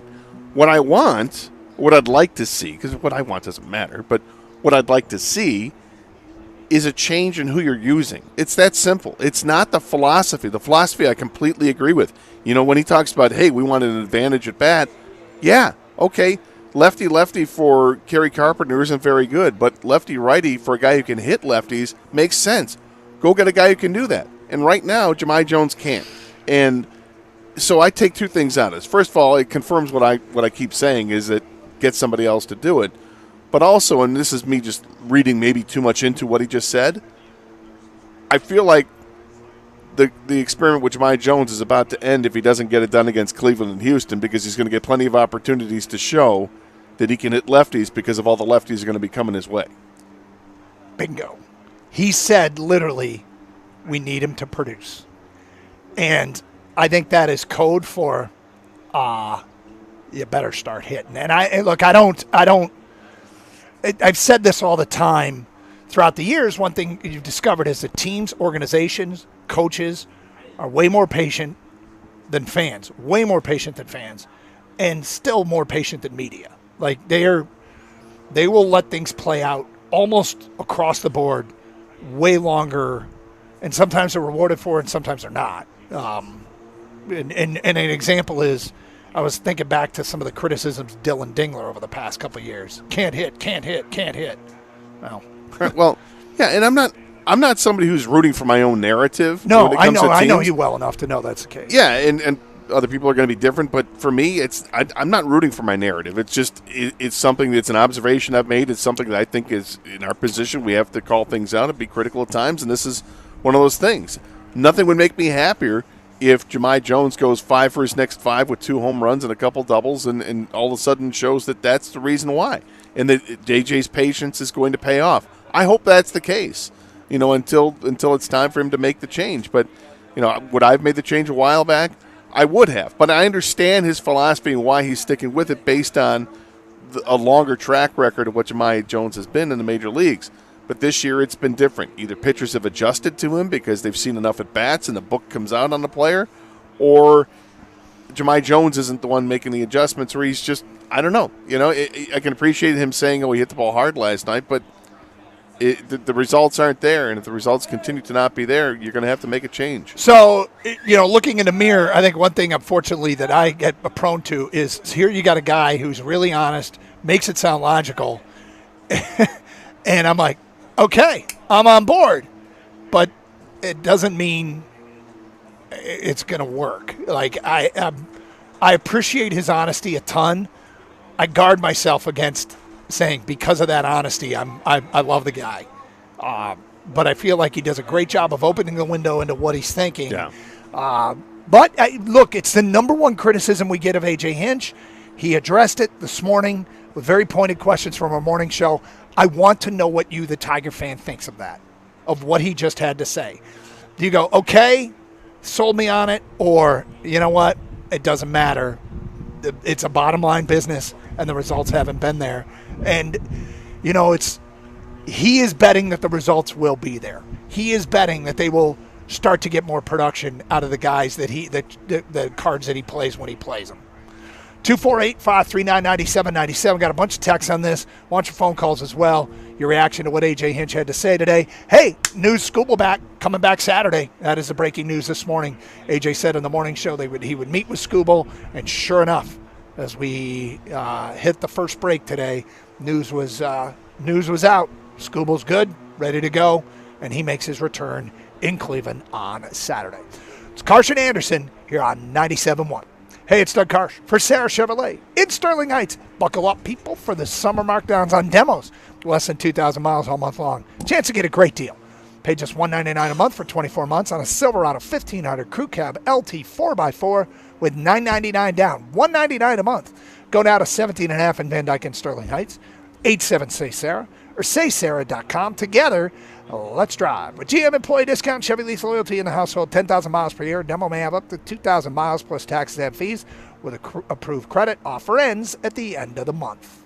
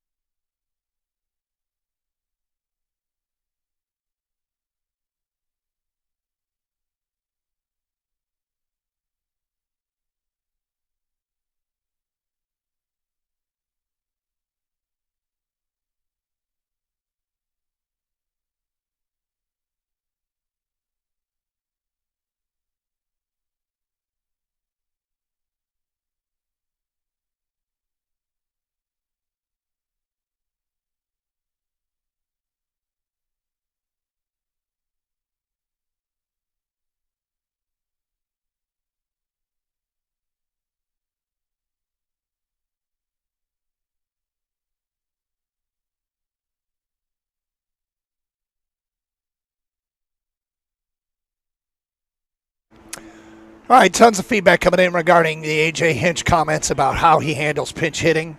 Do you have any more comments before we get to this? No. You ready to go? Sure. All right, here we go. Let's hit it. Actually, I love AJ, but one thing he said kind of blew my mind, that he's not really focusing on results with some of these guys. Come on, man.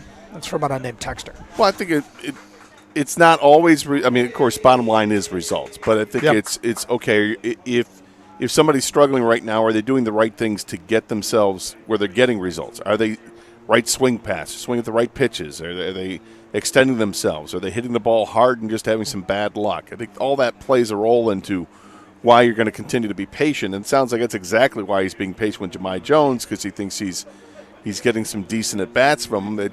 The ball's not falling onto the turf. The question really comes down to, my criticism is probably not about how he's using Jahmai Jones, and I think you're the same way.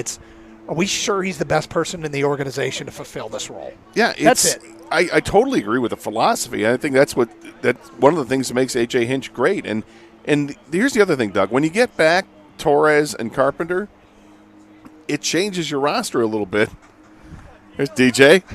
Our guy. What's up, DJ? Good to see you. How you doing? But when you get those two guys back in the lineup, it gives you better options. It should give you better options, because now you've brought two guys into the roster, two guys come off the roster, right? Yep.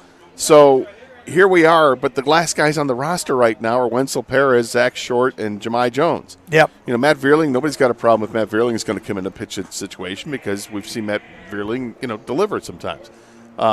More than just sometimes. But Wenzel Perez is batting himself back into the good graces of Tiger fans. Zach Short, not so much, but he's defensive. You understand why he's in there for a defensive replacement.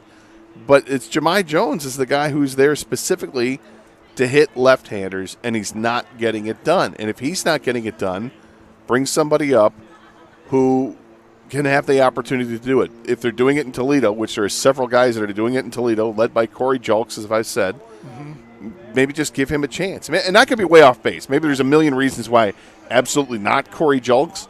But I'm trying to read into the logic of A.J. Hinch and Scott Harris. I'm not trying to, I need to bring up somebody who's not going to be blocked at the major league level, is just going to sit every couple days and get one at bat every game, and it's in a situation where it's just situational hitting, and you're going to stall their growth as a player. That's why I'm not saying Max Clark. I'm not saying Max Anderson for these guys. I'm not saying anybody else. I'm saying specifically a guy who's got major league at bats in his career. Somebody who's, I think he's 30 years old, so he knows what his role would be on this team, which would be situational hitter. He's effectively the same thing as what Jahmai Jones was a couple years ago. Next text. I don't like the pinch hitting. I would understand it more if you had quality pinch hitters, and I don't mean guys that have to hit 400. Having guys that don't strike out, it's kind of like having a three-point shooter on an NBA team. Everybody's got a couple of them except for the Pistons. The Tigers just need to put some guys on the bench that are professional hitters, and the guys that they have are not contact hitters. They're streaky hitters, and you don't want that in a pinch hitter. To a certain degree, I think everybody in Major League Baseball is streaky. One of the terms that has always frustrated me through the years is people will tell you somebody's good, they're just not consistent. And I'm like, you do understand that that's what makes you good, is consistency. The best are consistent. And if you're consistent, you're probably going to start, not be used in a pinch hit role. Pinch hitters, the guys you want as pinch hitters are specific against certain pitchers. They have value against certain, usually it's lefties against righties and righties against lefties. It's not always the case. And, the idea of they need to get a whole bunch of, or a couple of guys that are consistently good in the pinch hitting role, I'm thinking, guys like that usually start. Those guys usually aren't available. Sure, but when I think about it, when I talk about the last three guys on the roster that I just mentioned with Short, Perez, and Jahmai Jones, two of those guys have position flexibility. Yes. Right? Yep. The third one doesn't. Yeah. So if I'm going to sub one out for specifically only a bat, because how many times did Jahmai Jones stay in the game when he's, they switch DHs or whatever? he's there for the at bat. I'm not against what this guy's saying. Let me be clear. I just think what he's asking for, I'm not sure how many teams in Major League Baseball have what he's asking for. Tigers had a luxury. When they had Ibanez, when Ibanez was doing it well and Jahmai Jones was doing it well, that was kind of a luxury to have those guys off the bench and killing left-handed pitching. Here we go. Top 10 in the last couple of years in batting average and OPS for pinch hitters. Right now, everything they're doing is bottom third.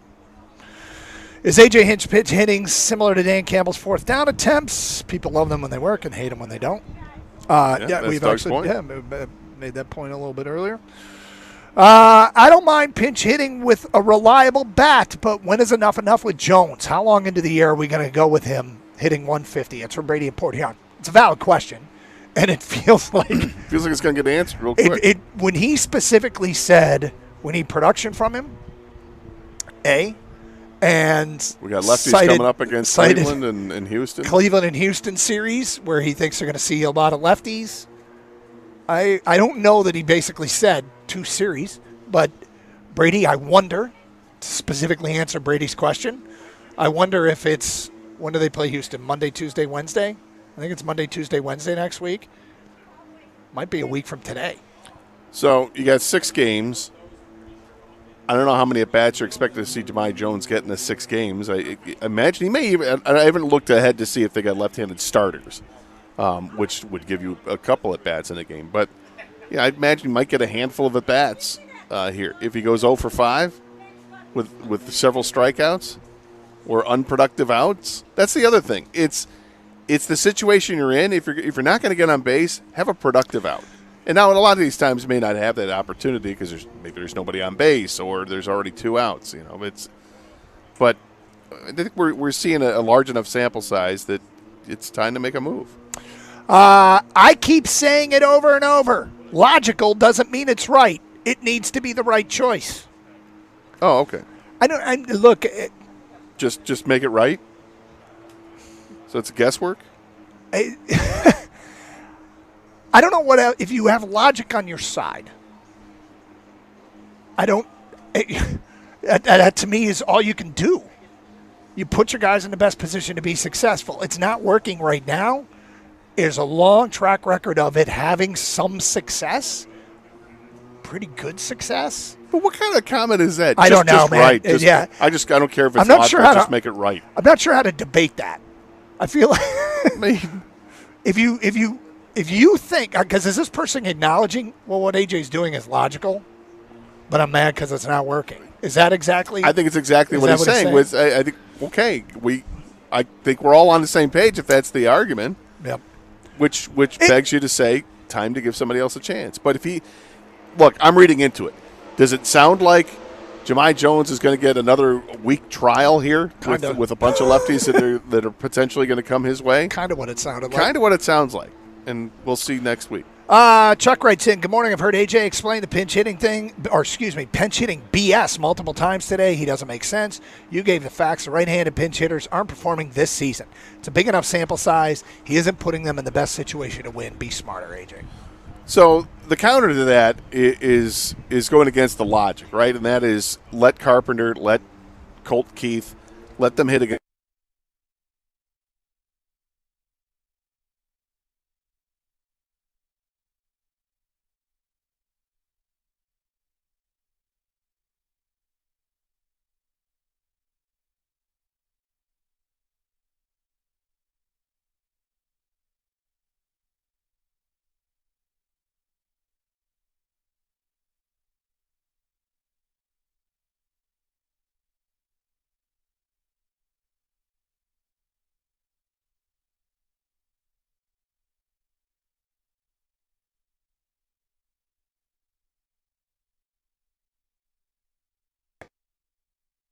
I think there actually is truth to that. They're going to go down swinging. Their philosophy, whoever they are, they're going to be authentic to themselves. To an extent, I don't know why I'm saying this. Maybe it's more of a feel thing. Did the Lions go for it on fourth as much last year? Did Dan Campbell change a little bit during the season? I'd have to go back and look, but it's a valid question. I think it's all situational. It's not you're automatically doing it. Well, but you better learn from your mistakes too, right? I mean, I think even How long have we been doing this show? 19 plus years. Okay, we still evolve. We still do things differently than we've done in the past. Yeah.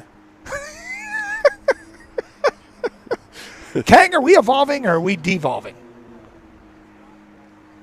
Oh, we got 10 seconds left. Kang's answer right here was 10 seconds. All right, we'll talk some NBA next. 97.1.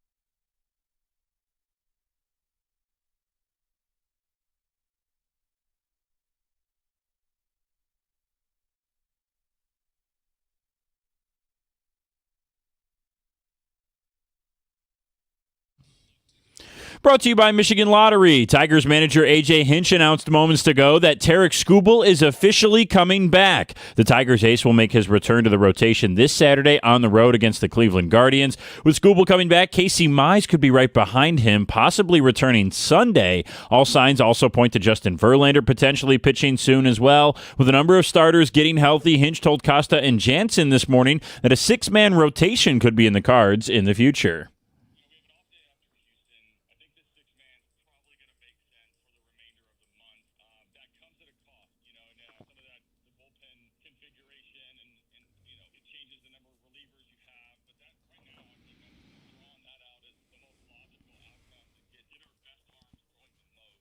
Today, the Tigers will finish their series against the Twins as they go for their third consecutive series victory. First pitch from Cater Montero is coming up at 1:10 this afternoon. Our pregame coverage will start here on 97.1 at 12:45. Today's also the first day of the World Cup. The event starts south of the border in Mexico City, where Mexico and South Africa will play at 3 o'clock. At 10 o'clock tonight, it'll be South Korea and Czechia. Team USA does not play until 9 p.m. tomorrow when they host Paraguay at SoFi Stadium. Game 5 of the Stanley Cup Finals between Vegas and Carolina is tonight as well. Puck drop is at 8 o'clock at the Lenovo Center in North Carolina. At the Cornwall Health Sports Desk, I'm Brendan Shabath. For more, go to 97.1 The Ticket or Odyssey.com.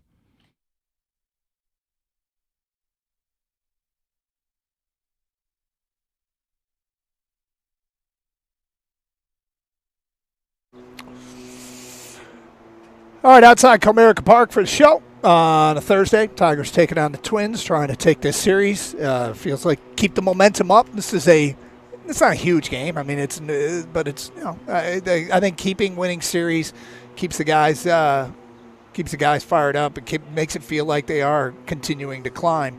And of course, all the division games count a little bit more. So winning this series feels like it would be kind of a big deal. Don't want to overplay it. But I put some premium on today's game, Scott. No, yeah, nice. Yeah. All right, look. We are unaffiliated fans of the NBA Finals. We don't really particularly like either team. My disdain for the Knicks goes back to last year, where they resembled a theatrical troupe in their series against Detroit. And the overall pervasive New York attitude is frustrating. There's all kinds of things to dislike about the New York Knicks. I have a problem rooting for a team that has had as much lottery luck as San Antonio's had. It's not their fault. Can't really blame them, but it is a remarkable fact. In the lottery 10 times, won it 3 times, never moved down in the lottery, have moved up 6 times. In the lottery 10 times, and they moved up 6 times. There's the obvious, which is the 3 times they've won it, every single time there's been a generational player. David Robinson, Tim Duncan, Victor Wembanyama. Mm-hmm.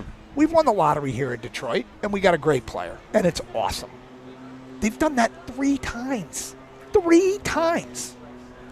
Yeah, I mean, well, Pistons also kind of won the lottery when they moved up to number 2 and took Darko. Yeah, so, but here's that. But no, I understand. Yeah, there's reason to be upset. Here's an underrated win: is the year the Pistons went from 1st to 5th, the worst case scenario.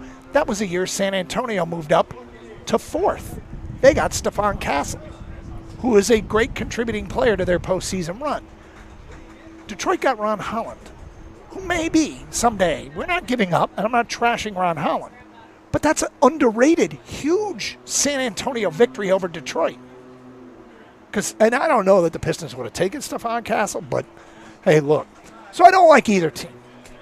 I'm an unaffiliated fan. But last night was the kind of game that evokes emotion. And Kang back in our studios is pissed today about what happened last night. Oh, boy. Kang, you doing okay? I didn't sleep as well as I thought I would last night, Doug.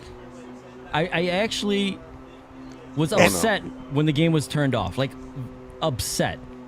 Like, I couldn't believe the emotion that came out of me because, I'm not going to lie. I leaned towards San Antonio when the finals started, but I really didn't care that much, right? Because all the reasons you stated for both teams, okay? But for me, this is a personal thing. Things that have started to bother me since the NBA Finals started.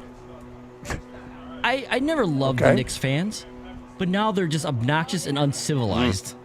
They're attacking and jumping people in Spurs jerseys. They're attacking, cars or whatever, whatever is out there. They're doing all that obnoxious stuff too. And then speaking of Knicks fans, guys. Yep. The celebrities. I already couldn't stand celebrities in general. Just, fake look at me. But now it's way more look at me. The entitlement, the elite, the privileged celebrity row. Sitting down. No, I'm sorry. They're not sitting down. Because they're always like, look at me. look at me cheer on the team that I love. 100%. Oh, yeah, sure. Oh, and by the way, Taylor Swift is a Knicks fan now? Or she's showing up at games invading the NBA? Like, She's been that way, King, since 2014. Yeah, okay. Come on. Great. Let's hand out shirts. And she's How many games has she been to since exactly. 2014? No, she's sitting next to the Law and Order, NCIS, special victims, whatever, law and legal people. Okay, enough of that. Yeah. And then the former Knick players. How precious of them, Gator. They're all showing up. Like, I'll give certain guys a pass, like Bernard King, Walt Frazier, Patrick Ewing. Those guys are legends. But the rest of these guys are just journeyman guys that used to play for the Knicks one time that never won anything. It's actually kind of pathetic if you ask me, Gator.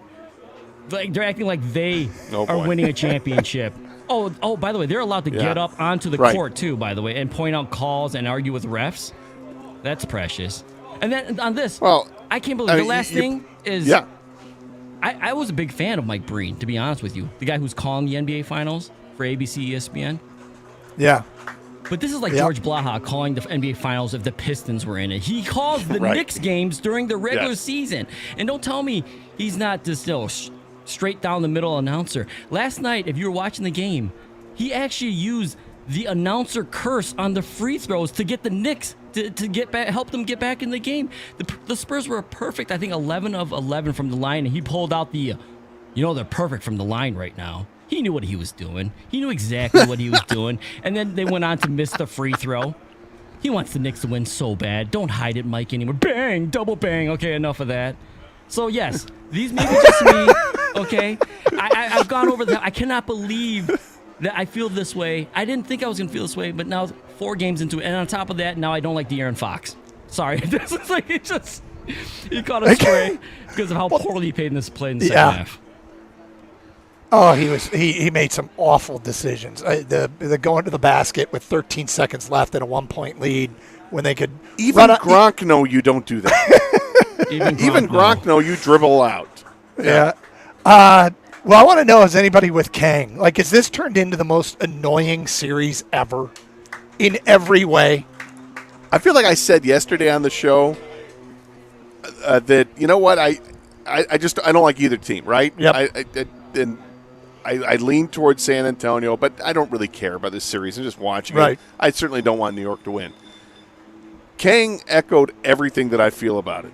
I absolutely now I'm so pissed. The fact that they just piddled away that game last night, a 29-point lead evaporates, and then you still have an opportunity at the end. You're up by 1. You've got the ball underneath the Knicks basket with 13 seconds to go. All you have to do is dribble out. You're so playing you get keep fouled. away. You're playing keep That's all away. you're doing. Yep. And he's going to try to make the basket. It's like watching a football player inside of 2 minutes. Like there's an interception return. He's going for the touchdown, and he goes for the touchdown instead of downing it at the 1-yard line. Or a running back who all you need to do is run out the clock. Right. Throw out of timeouts, take the knee, but instead they try to take the glory. And it backfires. That's what happened last night. And then when I saw Mariksa Hargitay get up there and hug OG Anunoby or whoever it was, like, oh, we're all old friends. And, had I not seen a shot of earlier in the series where she gets introduced to him or to one of the other players, I just think you're so good. And I'm like, these people are so freaking privileged. It's unbelievable. I don't want to see these celebrities anymore. And you can't help. You can't swing a dead cat without seeing it. Sorry, I don't mean to take your line, Doug. That's all right. But you can't do that without seeing some celebrity. And they keep showing it. Why? I guess ratings, but I mean the rest of this country, I'm sure we're all sick of it. I'm ready to put a ban on watching any Adam Sandler movie. It's funny because what I can't stand is the tycoon fan, the fan that drives the prices up for all the seats and prices the fans out. And I don't have, like the real fans, I don't have a ton of sympathy for Knicks fans. But I think one of the most hysterical things that have ever happened was the tycoon fan drove up the price of Game 4 tickets. When the Knicks were up 2-0, they skyrocketed. They went through the roof. Why? Because tycoon fan wanted to be there when they clinched the NBA. Then they lose Game 3. Those tickets plummet, absolutely plummet, because now tycoon fan. Well, I don't want to go down. Yeah, it'd be. I mean, going up 3-1. I only want to be there when they win. Talk about trying to co-opt somebody else's success. And remember how early in the show today I said that, look, I'm not rooting for my narrative when it comes to the baseball team. I was rooting for my narrative last night because I had said that I thought the Spurs were going to go and win it in 6, lose the first 2, and then win the next 4. And at halftime last night, I was smiling pretty wide. And then that happens? Right. Don't do that. It's funny, Kang, you bring this up. I'm so mad at the Spurs. I don't even like you to begin with, but early shot clock threes when you're up 20-plus points. Did you see the scoring by quarters by chance? Yes. First of all, before you mention it, I will say this. The stat was that the San Antonio Spurs had scored the most points at halftime of a visiting team in NBA Finals history. The most. 76, wasn't it? Yeah. Yeah, I got the. Then what happened? Here's their scoring by quarters. 41 in the first. Wow. 35 in the second. Wow. 14 in the third. 16 in the fourth. 30 points in the second half. How do you do that, man? Well, you play the Pistons. That's what the Pistons did to Orlando. They did that to Cleveland. But the Knicks did it to San Antonio after that kind of a start? Damn it, San Antonio. The monster that they have unleashed in level of annoyance for all the rest of us makes me really mad at the Spurs. You know what else is emerging for me? Victor Wembanyama is fast becoming my top 10 most hated players in the NBA. Really? I want to hear more on that. But anyway, what have been your emotions watching this unaffiliated series between two annoying organizations? 248-539-9797. It's Carson Anderson outside Comerica Park. Talked Tigers most of the first hour last night. It was a historic comeback. 29 points down in a must-win game, and the Spurs blow it and unleash the monster that is Knicks mania. Hey, garage door problems interrupting your day? Call M&M Garage Doors. See why neighbors across Michigan have trusted M&M Garage Doors since 2011. Family owned and operated. Get a local team that cares about showing up fast and doing the job right. We know this because we had a garage door problem at our house a couple weeks ago. Bam, they were there by the end of the day. Got it fixed right then and there. Their trucks have 3 of everything on it. So any garage door, they can fix it right then and there. M&M delivers upfront pricing, quality parts, and a warranty on every job. Who doesn't love that? Call 844-ONLY-DOOR or visit GarageDoorRightNow.com. M&M Garage Doors. Open your door to exceptional. License 210-220-6147.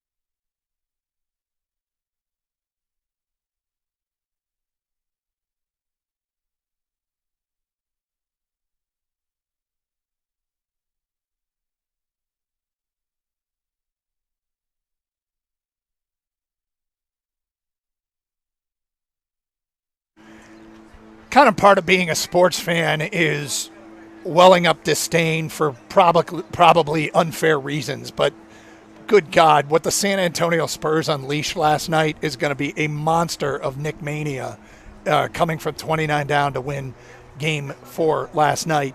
And it was a dramatic game. I mean, it was an unbelievable game. But, man, am I mad at the Spurs. I don't know that I will ever forgive them. I already was annoyed by all their lottery luck. I don't know if I can forgive them for this. This might be a deal breaker as far as me and the Spurs organization the rest of my life. There's a great I'm looking at the feedback coming in. We'll get to your phone calls in a moment. There's a great feedback we got here from a listener named Scott that said, in life, I'm personally trying to be less resentful. It's not working. And it's probably a good place to be less resentful, but my God. Let's go to Murray in Oak Park. You're on 97.1. Hello, Murray. Guys, how you doing? Okay. I'm so disappointed with the way the NBA is handling things. It sounds like it's all predestinated. The flopping rule, they're deciding how it's going to finish. Well, how do they decide that San Antonio was going to go ice cold and play the way they did in the second half? Or how do they decide that San Antonio was going to be red hot in the first half and build up a 29-point lead? Well, the flopping rule can add to that.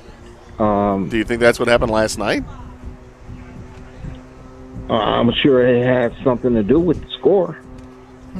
And also, do they have a bona fide legal document that says that there's flopping in the NBA? Is there a bona fide legal document? First of all, I hope so. I love the theory that there might be a bona fide legal document that confirms it. If they don't enforce it, how is it a flopping? Well, you're right. They need to start enforcing it, and I think Adam Silver needs to address the problem. But I'll say this, and I didn't expect us to get a flopping call coming out of last night's game. I will tell you this. You are not alone in believing that the NBA has this whole thing scripted out. I think the NBA would prefer it to go 7 games and have the Knicks win in 7. But was last night something where you think the NBA turned I'm things not around? sure. The only thing they could do is whistle the game differently and give the Knicks the benefit of the doubt in the comeback. That's the only part of that could have been scripted or manipulated by the league. Otherwise, it'd be blatant point shaving by San Antonio. And if you thought that's what happened last night, then I guess okay. I mean, there were some strange things. Let's just say the Spurs contributed more to that than I think the league possibly could have, because the Spurs aren't going to be compliant. Oh, you want to let the Knicks back in the game? Sure, we'll help with that. No, that's the last thing. YOLO. But it did feel like early 3-pointers. The numbers on the Spurs, they went 14 of 16 from their 3. Weed. Yeah. Yes. Wow. And then they went, wow. Welcome to Detroit. Contact buzz incoming. They went 14 of 16 from 3, and then went 3 of 17 after that. 3 of 17. 3 of 17. That's not good. No. 248-539-9797. Murray, thanks for the call. Unnamed texter, at the beginning of this series, I kind of wanted the Knicks to win because it's been forever since they won a title. But after seeing Knicks fans in the street attacking Spurs fans shows me exactly why they don't deserve one. I'm not a big fan of painting fan bases with one giant brush, that they're all the same. And that I like to think there'd be great Knicks fans out there that have suffered through the years that you can sort of sympathize with. I really need to meet some of those people before I get into a very dark place. I understand. You guys made me hate the Spurs, so I've been rooting for the Knicks. Now I'm conflicted. Thanks, guys. Well, look, I've gone from finding the Spurs' luck in the lottery to be annoying to a flat-out point where they've unleashed a beast. And for that, I don't know if I will ever forgive them. Well, I've turned on Wembanyama. I don't like why what was that? I just don't like what I've seen from him. He's a foul baiting guy right now. He's young and he's got a chance to grow for sure, but he's frustrated by the way the Knicks are guarding him, and now he's being more demonstrative and more dramatic, and I just don't like it. I find it really odd and strange that the guy is 7'5" and can just own the rim area. Doesn't really rebound all that well. Although he had 13 rebounds last night. That's great. But I don't know how many times he's had double-digit rebounds in this series or even going back to the last round. I'm getting frustrated as a fan watching, and I don't like the Knicks, and I'm blaming this guy for letting the Knicks do what they're doing. I should love Victor Wembanyama, I think, and yet I do not. I can respect his hydra ability on defense, but I don't like what I'm seeing offensively. Kang, how you feel about Wemby? I think, Gator, you might be mad at Wemby because they're blowing the series. You know what I mean? And I can respect that. I actually like Wemby as a whole because I think I've said it before. The guy came in the league and he wanted to try right away. When everyone else wanted to dog it, especially in the All-Star game, he brought it and forced other players to try. With Wemby, he is super young and he's still learning and growing. And the whole Spurs team, honestly, is super young. And that's why they've made some of these horrific mental mistakes at the end of games where they should have won. So I understand what you're saying, but I'm giving him a lot of grace just because of how young he is. He's not even from this country. I think he will get better. A lot of guys fall down in the league now. It is just the way it is. I mean, Joel Embiid won an MVP, and all he did was hit the ground, and he's 7'1", 270 pounds. Wemby's a stick out there, and I think a lot of falling down for him, Gator, is avoiding injury, because if he doesn't fall down the right way, he could be done for this season, for a career, the way his body is built. Maybe. I've just had a little bit. I've had enough of the baby giraffe. I don't know. Well, that's the thing. Imagine and then put him on ice, essentially, with all these athletic guys that are way smaller than him, running around him. Alvarado tried to take a one-legged takedown on him yesterday. I don't know if you saw that. That was ridiculous. So he's going to hit the ground probably more than you would like, but I think he's such a weird body frame that it's going to happen. Is it a weird body frame? Do they call him an alien for a reason? Unnamed texter says, I agree 100% with Kang. The Knicks fans and all the celebs, it's making me sick. I usually don't care about basketball unless it's the Pistons, but go Spurs. I mean, honestly, I don't want to watch a Seinfeld rerun. I don't want to see a Sandler movie. I'm not going to watch, CSI of any kind. I just... And I'm already out on Taylor Swift anyway, so it's annoying as hell.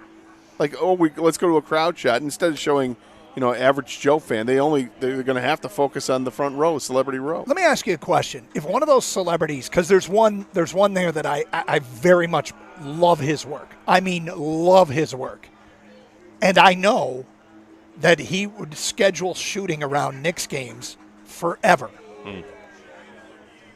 Is that guy get some break? Because he's been there. He seems to be very authentic. Look, I get that they can be fans, and I just... Are you talking about Ben Stiller? Yes. Ben Stiller. I like Ben Stiller, and I want to like Ben Stiller, but I don't... Here's what I want. I want them not to show Ben Stiller.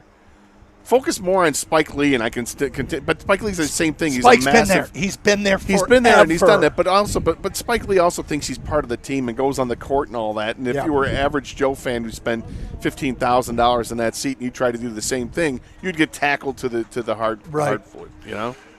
Okay, let's let the people in on a secret, because we're going to have a very important rock paper scissors match right now. Where we broadcast from, we're probably a quarter mile from the closest restroom. And we both got to go. Do you think it's possible that they would let us run through here? No. I think what we're about to do is one of us during the commercial break is going to get to make that dash. We both have critical mass situations going on. Yeah. We're going to go rock, paper, scissors right now. Winner gets to go. Loser has to wait till next commercial break. Okay? All right, let me just stand up and get ready to move. Those of you watching on camera can watch this critical rock, paper, scissors. You ready to go, my friend? Yeah. So it's 1, 2, 3, shoot, correct? Yeah. All right, ready? 1, 2, 3, shoot. 1, 2, 3, shoot. Scissors of Doug cuts Gator's paper. I will be back, hopefully in time for the next segment. In the meantime, the Mad Dash is on. Where are you going to run to? You're going there? Yeah, I'm going there. Because I was going to try around the corner. But were you? Yeah. Well, you go ahead. Go right. for it. Do what you got to do. All right. We'll see if I make it back before the end of the commercial break. Let's hope. It's Carson Anderson, 97.1.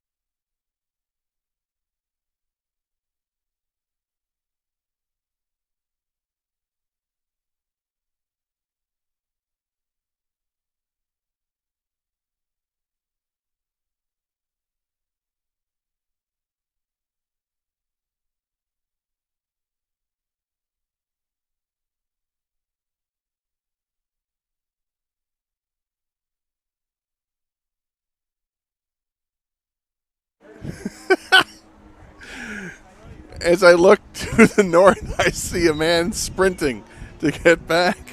He looks like he's light on his feet. Doug Karsch is making his way.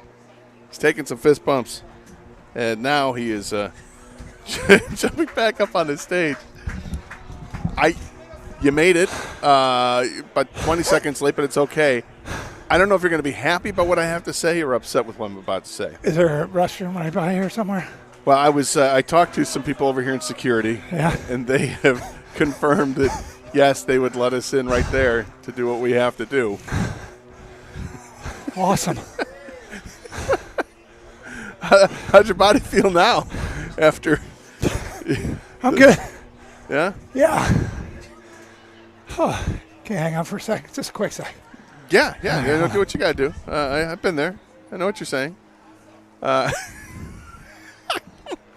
Look, it happens when we're on remote. This is one of the things we have to worry about. We concern ourselves with is, okay, if there's a situation that arises, and, this is a number one situation. Yeah, it is a number one situation. Yeah. Thank you. So anyway, let's get to the phones. 248-539-9797. Jay is in White Lake. Jay, welcome to 97.1. Hey, boys. How's it going? What's up? Man, you sound winded, brother, but you made it. Wow. We got a runner. I loved Kane's rant. Kane, that was awesome. If you can hear me, I thought you were going to throw a chair. It was great. But here's the weird thing for me is, as much as I agree with every single thing you said, I think I hate the Spurs more. Wow. Yeah, for blowing that game. Well, let me tell you what. Well, yeah, I'm so sick of Wembanyama. Everybody's been drooling all over him all season. He's an alien. He's not an alien. You know what he is? He's one of those 15-foot blow-up guys with the blower motor under him that you see out in front of an appliance store during their grand opening. Yeah. That's what he is. And, Castle and his hair looks like somebody dumped a bowl of Skyline chili over him and let it dry. Like, they drive me crazy just watching them. They're so annoying. And I never thought, I've been calling you guys forever, and all the disdain, the venomous hate I have for Patrick Mahomes. And there's Taylor Swift on the floor. And it still doesn't even upset me as much as watching the Spurs. It's blowing my mind that I feel that way, but I can't get away from it. So I've been hate watching this whole series. It's hard, man, because now I'm so mad at the Spurs for blowing that. I've never seen anything like that. To give up a 29-point lead, okay? We need to file away how bad the Knicks were, because someday the Pistons, I'm assuming, not a safe assumption, I hope the Pistons are in this situation to play in the NBA Finals. These are the two best teams in the NBA. The Knicks at the beginning of Game 3 turned the ball over more carelessly than I think Cade ever did. For like a 5-minute stretch to open Game 3, and I'm like, okay, remember that. The best players on the best teams in the league are turning the ball over. It's not a total indictment. You can't win with Cade when Cade does it, because these teams are winning at an NBA Finals level. And then when a team like the Spurs, which dethroned Oklahoma City, so they're obviously legit, blowing a 29-point lead is unbelievable. And we here in Detroit don't have to deal with our team blowing a 29-point lead. But it's important to file these things away, because someday I think we're going to be there, right? Well, we obviously, the Pistons came back from a massive deficit to destroy the hopes and dreams of Orlando. And the NBA, this is not what's new. Is it happens in the finals. It was 29 points. Well, it's the biggest ever in the finals history. And late in the game. That's the new part. Yep. What's not new is teams come back from being down 20 all the time. Happens. If you get a 20-point lead in the first half, it's not safe. There's way too much basketball to be played to finish things off. And what happened last night, though, when 76 points at halftime and 30 afterwards? Yep. That's insane, the drop-off. 30 points in the second half. Total of 30 points. That's being truly committed to losing that game, is to score only 30 after you scored 76 in the first half. With 3 minutes and 6 seconds to go in the first half, the Spurs were leading the game 71-42. 71-42. The final score, 107-106. They had 71 points with 3 minutes to go in the first half, and they finished with 106. It was like they were playing shorthanded. They were playing 4-on-5 the rest of the game. How do you only score 106 points? 35 points in 27 minutes. It's amazing. DJ is in Detroit. DJ, welcome to 97.1. What's up, DJ? What up, though, fellas? So, DJ, check this out. I have so many mixed emotions about this, because I try to stay logical all the time, but my personal feeling I just really feel like the NBA pulled the hocus pocus and gave Wemby the pot when he was retiring. But let's get away from that. But that's that emotion. Looking at Wemby play, man, and then the Detroiter. Let's stay with this. The Detroiter and me can never root for the New Yorks or LAs or Bostons of the world because we're a medium to small market team, and I always think we just get pushed to the side by them big market teams. So I can never root for the big market teams. But to go to Wemby, what you guys said, he's literally this generation's modern Wilt Chamberlain. Like, he can do things that no other basketball player can because they're not 7'5". People are not even going to relate to Wemby because he's 7'5". But here's my thing, fellas, and this is what I've been telling everybody in the sports world. He doesn't even know how good he really can be because he makes the game too hard for himself. If Wemby literally stood in front of the rim 20 times a game and shot a jump hook, who's going to stop it, fellas?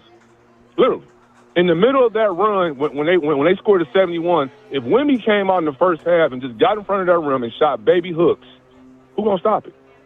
But he every goes time I out see there him and take a shot, every time I see him take a shot outside the paint, I feel like unnecessary. Right. It's unnecessary. Which is, by the way, it's impressive he can shoot 3-pointers. It but is. It's that should be emergency break class, unnecessary. end of the shot clock. And in the end of game 2, he took a bunch of shots. And DJ's right, a bunch of shots away from the basket that were unnecessary. Like they had to because they needed buckets, but they should have him. He shouldn't be anywhere further than 3-4 feet away from the hoop. And I get it, guys, because I coach high school basketball at Detroit Depths now, so I understand the thinking of these young kids. He want to cross over. He want to look sweet. He want to show he got a bag. But at the end of the day, man, it's still just simple, mathematical. I'm bigger than all of y'all. I'm taller than all of y'all. I'm just going to go and shoot this hook and just call it a day so I can go win. But he doesn't understand that. Go ahead. It's for him. I was just going to say, for him, it's like because he's so much bigger than everybody else. It's like being a big brother to somebody and playing Nerf hoop in your bedroom, right? You're not taking outside shots in Nerf hoop. Everything is around the rim, and when you're 8 inches taller than your little brother, you're just owning him. That's what it should be for him. Yeah. Would you two guys kind of literally agree with the analogy? He's this generation's Wilt. Like, he's the equivalent of those guys in the 60s playing Wilt. There's probably a direct comparison of that's how different he is and that's how different Wilt was. The first time I heard it, I'd probably want to workshop it a little bit, curate the idea, give it some thought, but you might be right. I think there's probably some truth to that. Yeah, but part of that too is coaching, guys, and their coach, by the way, is also very young. He's 39 years old. We talk about the team being like the second youngest team ever in the NBA Finals. Their coaches, I don't know the exact stat, but he's got to be one of the youngest coaches ever to coach in the NBA Finals as well. And part of Wemby and them not closing out these games is, do you know how bad you have to be physically and mentally and how many mistakes you have to make to give up a 29-point lead in the NBA Finals at halftime? Like, the Knicks give them credit, but the Spurs messed up so many times. It doesn't matter. You don't have to win by 29. You got to win that game, though. And they blew it with so many mental mistakes. So the question is, moving forward, is how much damage that does to the Spurs short term and maybe even long term. Like, that's in their head now. That's part of that's on their permanent record. I mean, they're down 3-1. And I think a lot of us would agree. Okay, you got it's must-win territory here. I think we'd all agree with that. Yeah, well, it's not that part. The part is with it being must-win territory. Now is the time. Let's stop screwing around. Throw it inside to the big fella. Let him cook inside, but make sure that he's cooking inside and not floating outside again. I look at this from my own perspective. I'm so mentally weak that, honest to God, this would hang with me forever. And that's the only thing that separated me from being a professional athlete was mentally weak. Yeah. Okay, so let me get this right. I sprinted there and back. That's right. And you just have to go through that door. Hopefully. Now it's your turn. Good luck, my friend. Thanks, brother. He gets it right almost every time. It's Carson Anderson, 97.1.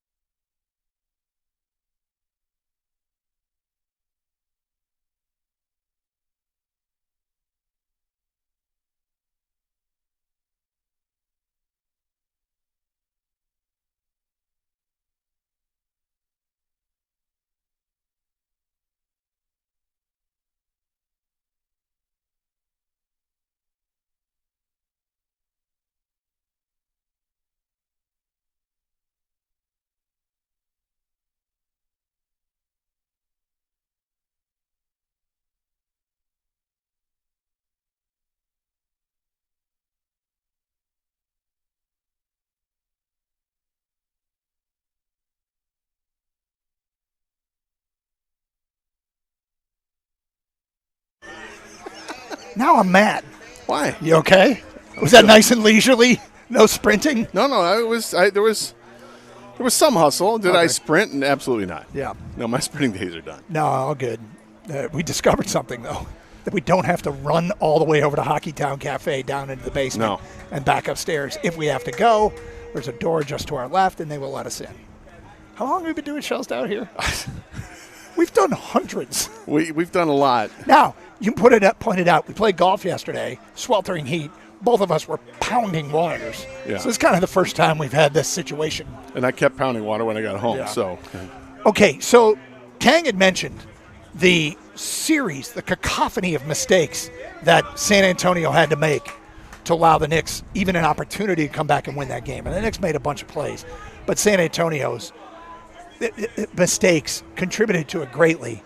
On the last bucket, Dylan Harper, rookie, is guarding someone in the corner. But when Jalen Brunson takes that first shot, he runs to the basket and he's ball watching. Now, if you watch the difference between what he's doing, he's watching the ball, and you watch what Stephon Castle does. When that shot from Brunson goes up, Stephon Castle turns, targets a Knick, back to the basket, starts to box out, and then turns and looks. Completely sealed off the Knick. Dylan Harper's ball watching, watches that ball sail up, hit the rim, pays no attention to Anunoby, who's coming in from mid-court because he was the inbounder, who flies right past a flat-footed Dylan Harper to tip it up and in. Now, it wasn't his man, but Stephon Castle did it exactly right. And Dylan Harper, it's a play. If I were in film later, I'm like, dude.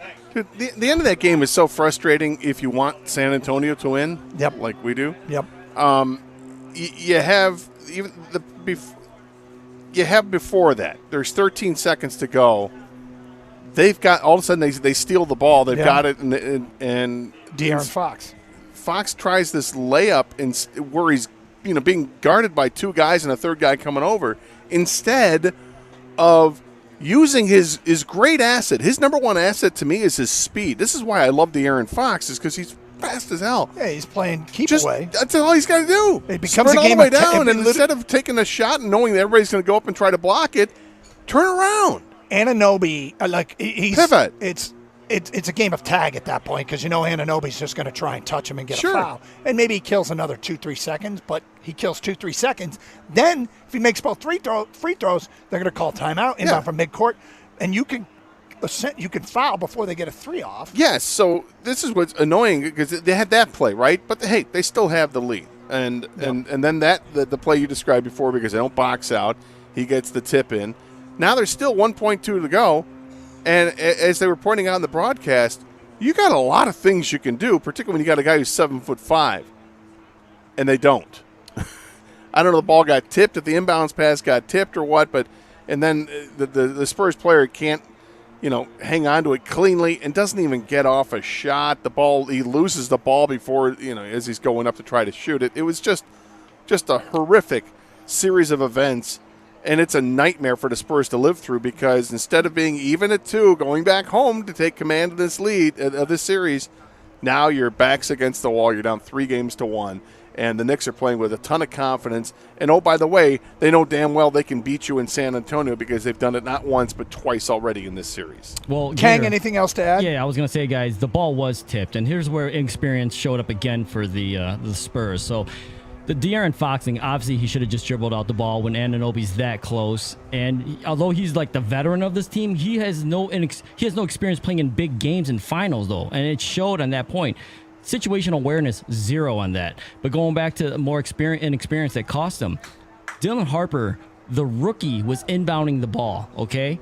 One, I know the NBA is never going to change this, but they got to let the players have room on the sidelines when they're trying to inbound the ball. The celebrities, whoever's sitting there, you got to back off, okay? So he probably had less room than you should have had. 2, when you have a rookie inbounding the ball, I don't know why Mitch Johnson didn't tell him this, or maybe he did. They knew the play, obviously. The play would have worked. He needs to pump fake outside no matter what, just to get Cat thinking the ball is going to go outside the three-point line and then throw the lob, at least to give yourself a better chance to throw that lob. Because if you look, the play was going to work. Stephon Castle got open. everyone thought the ball was going to go to Wemby because he's 7'5". That wasn't the play. So since the ball got tipped, Castle couldn't get control of the ball. All chaos with 1 point whatever second is left. They weren't going to get a shot off. The play was there. Harper, he needed to pump fake outside, then throw the lob, but instead Cat timed the throw perfectly, got to hand the ball, game over. Just more inexperience from the Spurs. They gave that game away. 248-539-9797. Kevin in East Point is next on 97.1. Hello, Kevin. Hey, how you guys doing? What's up? Yeah, first off, I want to say that caller that's talking about Wemby and Castle and the Spurs, he don't know nothing about basketball. So he needs to. What did he say to refresh us as to which caller you're referencing? He's talking about, I don't like Castle hair. I don't like Wemby all the way he does this. He gets on my. Wemby is a generation talent. Nothing is wrong with Castle. Well, he may or may not be. Like, you do understand that there are generational talents that people in Detroit won't like. Did people like Jordan? You're right. So, and that goes to my point. Everybody keep talking about, well, the Spurs are this and that. LeBron didn't win. Jordan didn't win. They're still young. He gonna win. They're gonna be all right. And they got it on the end and fall back. So another thing falls back on at the end of the game. The coach should have called a timeout. De'Aaron Fox dribbling the ball, got down there, called a timeout. It's just a bunch of You're errors. trying to kill clock there, and then you have to inbound it. I mean, in retrospect, it's better than what De'Aaron Fox did, but De'Aaron Fox has to know. He's got to know. You don't take that shot. Well, it's one thing to not have experience in the big games, right? I get that. But it's not like he doesn't have NBA experience or basketball experience. How many games do you have to play before you understand it? Hey, end of the game, I got to dribble it out. How many games have you played? Dribble it out. 248-539-9797. Let's go to Jim on a cell. You're next. Hi, Jim. Hey, guys. Great show. Hey, I agree with the caller a few calls ago about hate watching this. I'm pulling for each home team to lose in excruciating fashion, but I also have disdain for Wemby, and he to me is like he's awesome. I have to say that, and I hated Chelios until he became a Red Wing as well. But I can't stand him, and he's like a 15-year-old kid that's never been told no. When things are going well, he's smirking and doing things, and when things go wrong, he disappears. I mean, but he's got me rooting for Karl Anthony Towns. I don't know who I am anymore watching this series. It's a real struggle. Yeah, Jim, I get where you're coming from. Yeah. In some ways, it's unforgivable what he's done to you, isn't it? I don't know if I'll ever recover, to be honest. I'm really struggling with this. I got to talk to somebody about it. That's why I called. Yeah, that's a valid point. Hey, I don't know if we can help, but perhaps you schedule an appointment with a therapist. Don't get into self-loathing here. I think we all battle that a little bit. Yeah, it's okay.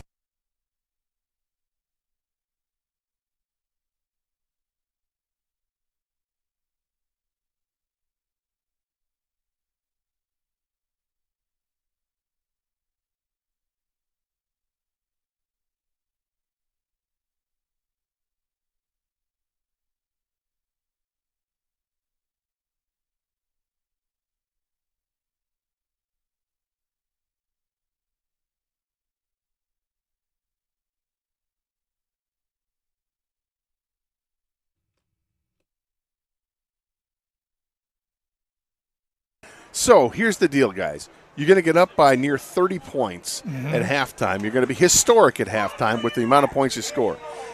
But we want you to tank in the second half. We'd prefer if you completely humiliated yourselves. Right. Got it?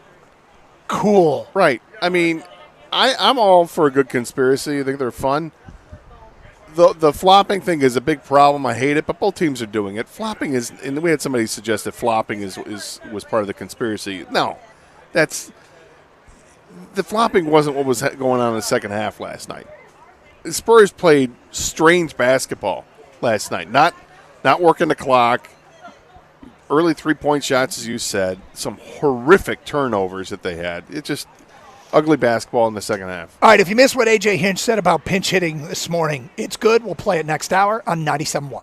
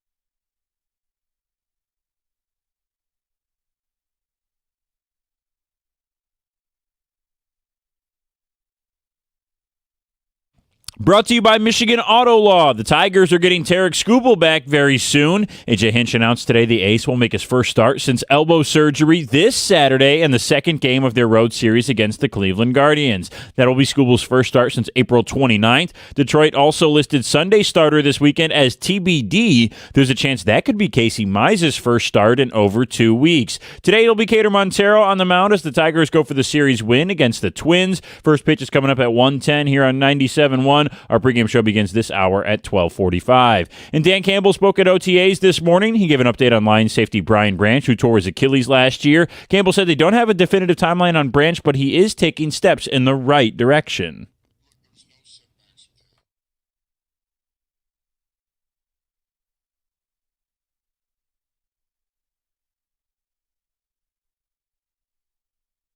Campbell jokingly said he will set Branch's timeline as December, and if he comes back at any time before that, it will be a bonus. The World Cup is in North America and starts today at 3 o'clock as Mexico faces South Africa. The United States will not play their first game until tomorrow at 9 p.m. against Paraguay. The Stanley Cup Finals are all tied at 2 games apiece, with Game 5 taking place tonight in North Carolina. The Hurricanes and Vegas Golden Knights have alternated wins through 4 games. Puck drop in Raleigh is scheduled for 8 o'clock tonight. At the Coralwell Health Sports Desk, I'm Brendan Shabath. For more, go to 97.1 The Ticket or Odyssey.com.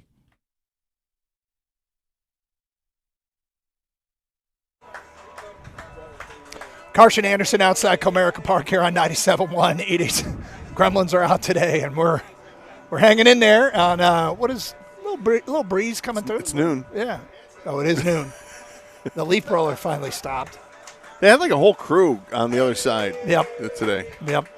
They've been kind enough not to do right in front of us. Yeah, this has been about the, hey, should I jinx it? I'll go ahead and jinx it. We haven't had a lot of noise issues today. Yeah, it's been good. Anyway, so we got Tigers-Twins in what feels like a moderately important game. I don't want to overstate it. It's a game here in June, but for their team momentum and psyche, they try to keep realistic goals, and the realistic goal is to win each series. You feel like mission accomplished if you take 2 out of 3. Won the game on Tuesday, lost the game last night, couldn't get the key outs when they needed, and couldn't get the big hit when they needed. But at the end of the day, you can't expect to win them all. So keep the good vibes going, win this game. Yeah, it's a great start to June. They had a chance last night, couldn't finish it off. Almost had a spectacular finish with Vierling with a deep fly ball in the ninth inning, but just felt, I don't know, 20, 30 feet short. But hit to the deep part of the ballpark. He really hit it well. It's fun to watch the Tigers play again, and I think as long as they start doing the little things well again, like play defense well, we saw some great defense last night. It's a good first step, and we know they're getting really good starting pitching. Last night's game was strange because Framber Valdez came out, started the game, and then the rains came and they got delayed by an hour and 10 minutes or whatever it was, and they had to come back out. That's not ideal. No. That's not how things are supposed to go. So we'll see if they get back after tonight. But knowing that this team, not only are they getting healthier with adding Gleyber Torres and Kerry Karp, Tarek Skubal's coming back on Saturday. He's going to pitch against Cleveland. It looks like if everything goes well today with the bullpen session with Casey Mize, that he'll pitch Sunday against Cleveland. So they're getting those guys back. Justin Verlander sounds like he's going to be back to this team next week. That's 3 more starting pitchers coming back, which is awesome. And if you look at this team's bullpen and you're not totally enamored with it, I get it. You know, prior to last night, they'd done a really nice job in the previous 22 innings, giving up just the 1 earned run. But what these guys coming back could mean is it might push some of these starters that they have into a bullpen role or into a different role, which is kind of exciting to me to think that instead of having to cobble it together with 4 pitchers to finish up the last 4 innings, you don't have to do that. You can throw 1 pitcher and do that, or you can use 2 guys and do that. I find Ty Madden, who gave up the 2 runs last night out of the bullpen, to be a very interesting Tiger because in 18 innings, I think it is this year, he's got 20 strikeouts. And they like swing and miss, and they like the ability to strike people out at the end of the game to have him in the bullpen. But I also look at a 25-year-old guy who at one point got into the top 5 prospect rankings that could have some value on the trade market if they decide to buy. Now, I don't think he has a ton of value, but you start thinking about a useful rental player. Like if you're not happy with the bats off the bench in pinch hitting situations, I think you can find that guy if you want to move Ty Madden in a win now move. I also think that he might craft a role for himself out of the bullpen. Last night, he got in trouble early, but with the swing and miss capability and the ability to strike out, I don't know what direction that's going to go, but I don't know that he has a future here as a starter, given their depth, what they have right now, and what they'll have when Jackson Jobe and Reese Olson return. So to me, it's either a bullpen role, and they need all the bullpen help they can get. So it's either a bullpen role or he could get dealt.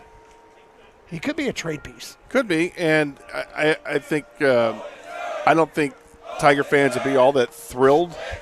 I mean, this is just. I literally just said we haven't had noise issues, and now we've got some military exercise. Because why not do that right in front of a broadcast? Because that makes sense. There's a military exercise going on in front of us. Like literally. All right.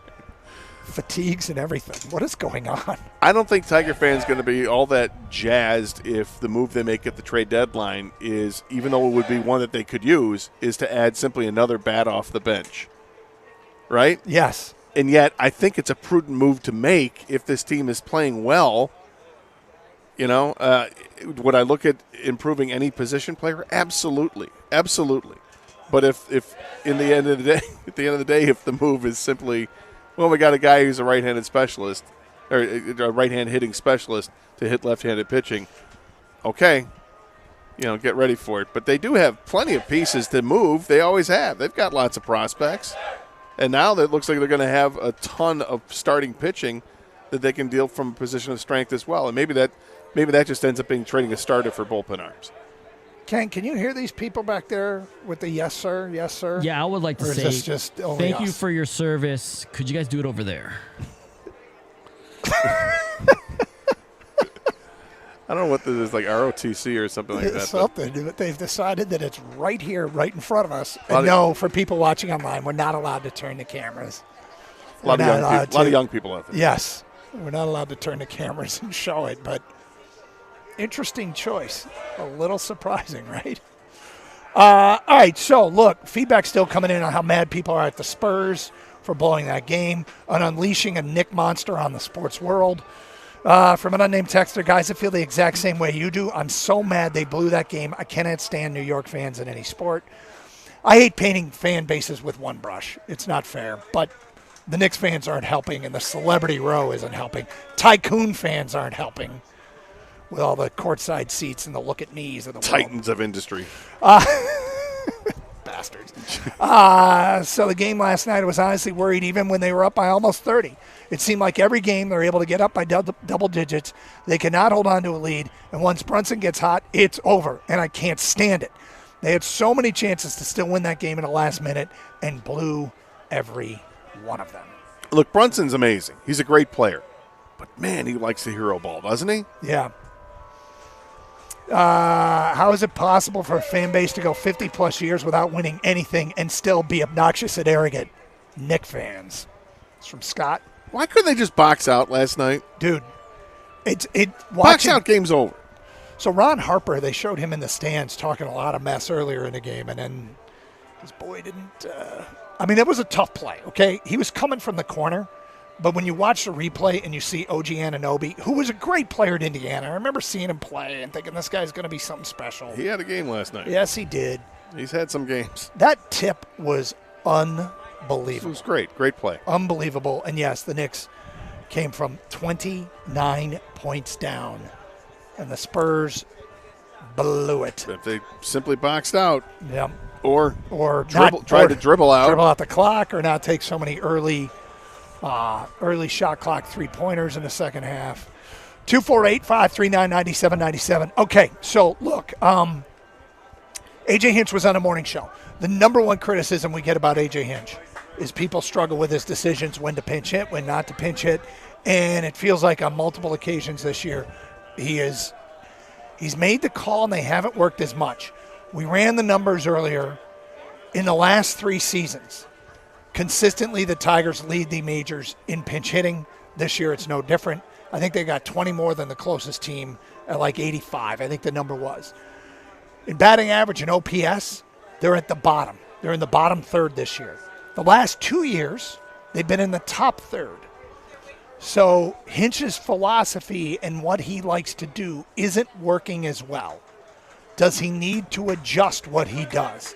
The morning show asked him that question. Hear what he had to say coming up today at 12:22. We got open lines as well, 248-539-9797. It's Carson Anderson here on 97.1. Hey, if you're looking at your home and realizing that it's time for a new roof or windows or siding, the biggest hurdle is usually finding somebody that you can actually trust. That's why you need to call Shaner Roofing Windows and Siding. With over 30 years of experience and service right here in Michigan, Shaner has built a reputation that's frankly unmatched. We're talking about a 4.9-star Google rating that's backed by thousands of homeowners. And you don't get those kinds of numbers by accident. You get them by doing the job right every single time. And because they're a local family-owned business, they skip the high-pressure sales tactics. Instead, they provide a true, honest assessment of your home's needs. And when the job's done, you're actually protected. Protected by a lifetime transferable warranty. While other companies are being bought out by outside investment firms, Shaner stays committed to our community. They're here to stay. And when you're ready for quality that you can count on, visit mymichiganroof.com. Get the 5-star treatment that your home deserves from Shaner Roofing at mymichiganroof.com.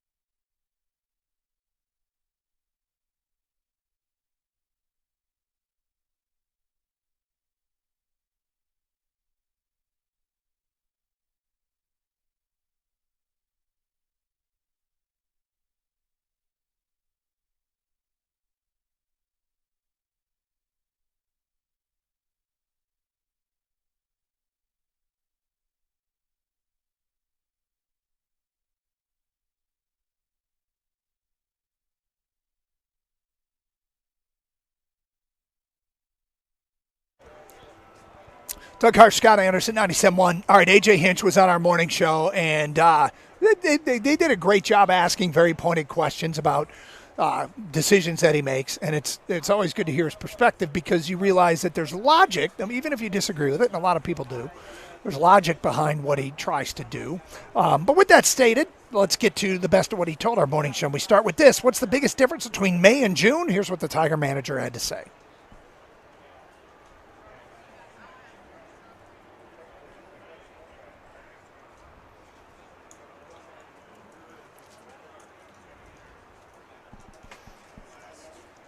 Difference. I mean, you can go down any path you want. We're generally throwing better strikes. I know last night wasn't great.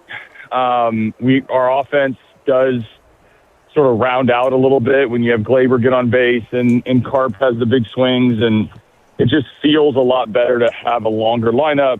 Our defense has been better. I love watching Kevin at third. You know, it's been by having Carp come back.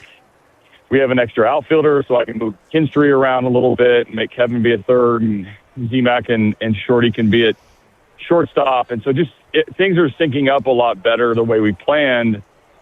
You know, we've obviously hit the ball out of the ballpark a lot more in June than we did in May. So sum all that up, it's just better baseball. Couple things here. This is a poker player sitting at a table with more chips. He's got more chips that he can bet the way he wants on his guys. And second, not literally, by the way, I'm not implying that AJ Hinch is gambling. And secondly, the McGonigal thing's fascinating because a year ago we were talking about this great stick they had down in the minors. The question was, can he field anywhere? Well, he's fielding just fine, isn't he? He's fielding great, and the plays he made last night at third base were fantastic. We've seen him make spectacular plays at shortstop as well. He's really a complete player. I can't say enough good things about Kevin McGonigal. He's the guy on the team that you want now in a clutch situation because you feel like he's going to give you a tremendous at-bat. He has a knowledge of the strike zone. He doesn't swing out of it too often. There's a lot to like. In the meantime, we have seen it. He has seen it and felt it. The ups and downs of a team that everybody is streaky in Major League Baseball. It's just the nature of the sport. It feels like the Tigers are streakier than most. It's a team that spent the first half of the season last year looking like, hey, is this the best team in baseball? We kind of knew they weren't, but they sure were acting like it. And then they spent the month of May looking like one of the worst Tiger teams ever. So what's up with the makeup of this team with the streaky play? Here's what A.J. Hinch had to say. You know, a lot of it centers around the swing and miss. I mean, last night going in against this bullpen with the Twins, I wouldn't have seen 14 strikeouts. You know, we do have, you know, sort of a wild range of outcomes that can happen. And it's hard to pinpoint. You know, I know sometimes we get a little bit greedy with damage and don't take what the game comes with us. You know, defensively, it's just not in our DNA. We should not be as streaky defensively as we've been. And same with the strike throwing. I mean, there's a lot of guys that are high-end strike throwers who have sort of tried to nitpick. Maybe it's all tied together to losing baseball in May kind of makes guys behave a little differently. But you're right. It's gone back a couple of years where we've had these massive streaks one way or the other. And if you think it's maddening for you, you should live behind the scenes day to day. But you don't ride the roller coaster. We do. You do. I know. No, you're right. I jump off that thing. I mean, behind the scenes, I probably ride it more than I show you. But yeah. I get as frustrated as anyone, but I know that this team is talented. I know the hole we've dug ourselves, but I also know what June has shown, which is, you know, we've got a pretty good team when we can put it together, and those good times remind you of what we're trying to accomplish. You know, earlier in the interview, he had a quote, "I'm trying to avoid massive reactions to a loss." And whatever he was doing didn't work in May. Now, it could be lineup related more than anything, but at the end of the day, that's kind of the job of a manager, is to be a rudder, even keeled, and make sure the guys aren't panicking. Well, that is true, and I think it's good to point that out. I think it's one of the things I really like about him. He doesn't get too high, doesn't get too low, even when he does these interviews. You know, and it had to be tough coming on the air through the month of May. when the team was losing like they were, but he kept his composure and kept telling you the logic behind what he was doing. You can disagree with it all you want, and that's fine. I understand his philosophy in the pinch hitting, and I don't have a problem with it. The problem I have is who he's using. Well, let's get to that. Do you rethink how aggressive you are with the pinch hitting? Jim Costa asked him that question directly. AJ was ready to explain his thinking, and here's what he said. I think we just don't like it when it doesn't work, because I understand sort of the assumption that it would have been better. It doesn't make it more of an advantage for Carp or Colt or those lefties coming in. We had it with Seattle as well, and we need to continue to take advantage of that advantage and get some production out of that. But again, like last night, Beerling's at bat in the ninth, as an example, was out in 13 ballparks, I think. Just not ours. So, like, that would have been a 3-run homer. And so I understand the sort of range of emotions of, like, you could have predicted 3 innings later there's going to be a leverage spot for a lefty against a righty. We've got to take advantage of the matchups that we have with how the roster's built and where our strengths are. And, so rethink it. I still believe that's the best way to go for this particular team. I've given a couple of bats to these lefties. But when we have a chance to, given how the run scoring has been, not in June, but for predominantly the whole season, I just don't think it's smart to miss on those advantages when we have them. Because I think, a lot of times when guys, why are they bringing the lefty in? Some people would say they want to get Carp or Colt out. The others would say, right now getting the righties in, our righties have struggled, but it's going to turn, and we're going to stay with that process when we can. I'll move the batting order a little bit. I may hit Ding behind Carp today, which makes it a little more difficult with as much as their lefties have pitched recently. But I try not to get too caught up in the results. Stay with the process. Trust here the way the team's built and where the strengths are on the team, and remind myself it doesn't make it easier for those lefties to face lefties just because we don't like when the righties get out. It's interesting what he had to say there to me is that basically right now it's a win-win situation to have left-handed pitching against the Detroit Tigers, because it's a win-win. You got a better matchup pitching against Carpenter and Keith, and it's also a win because if the Tigers counter with who they have off the bench, they're not doing well either. So it works both ways. If people want to see more at-bats from Colt Keith and Kerry Carpenter, I understand it in theory. These guys are only going to get better at hitting left-handed pitching when they see more left-handed pitching. But they're combined 2 for 20 this year against left-handers. They're each 1 for 10. So as much as we don't like the alternative has fared slightly better, but it has been better. And it's an advantage nonetheless, and A.J. Hinch is looking for any advantage he can get.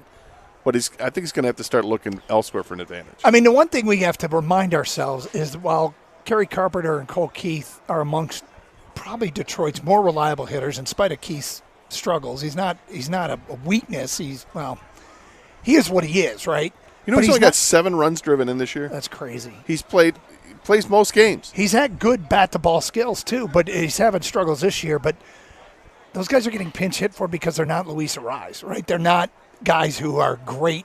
They're not Riley Green.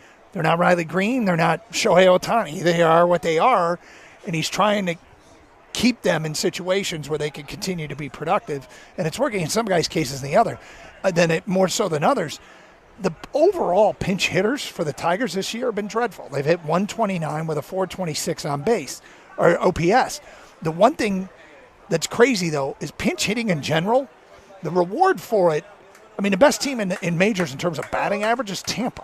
They're hitting 273 as pinch hitters. There's only like a handful of teams hitting above 250. Even when the Tigers were top 10 in the last 2 years in terms of production, batting average, OPS, their numbers were like 245, 250 in that range. So pinch hitting in general, the reward isn't great across the board, but they were way better in previous years and was with many of the same guys. And one of those guys is Jahmai Jones. And that's the one that gets the most scrutiny. And you've been on this for a couple of weeks. What AJ had to say about Jahmai's use was interesting because they did ask him specifically, okay, what about this guy who is supposed to be able to hit those lefties and he's not at all? Here is what AJ Hinch had to say. So we're going to go to Cleveland this weekend. They're going to probably call up a lefty to make it more difficult on us. We're going to go to Houston right after that. I think they have 3 or 4 lefties in their pen, with their lefty closer with Hader. So, we definitely need these right-handed bats to answer the challenge of that, and Jahmai is included in that. He just missed a ball last night, hit a ball pretty hard into the air. He has hit the ball fairly hard in June. The numbers on the scoreboard are never going to look good for the next, I shouldn't say never, for the next foreseeable future. It's hard to dig out of that hole that he's in. I don't think it makes him less of a threat, but we need him to produce in order for these moves and the advantages that we do get to actually be an advantage and help us out. Okay, when he talks about the numbers are going to look ugly, they're messed up. What is he hitting, 188 or whatever it is? His point is you're going to see his batting average or his OPS, and it's not going to be impressive.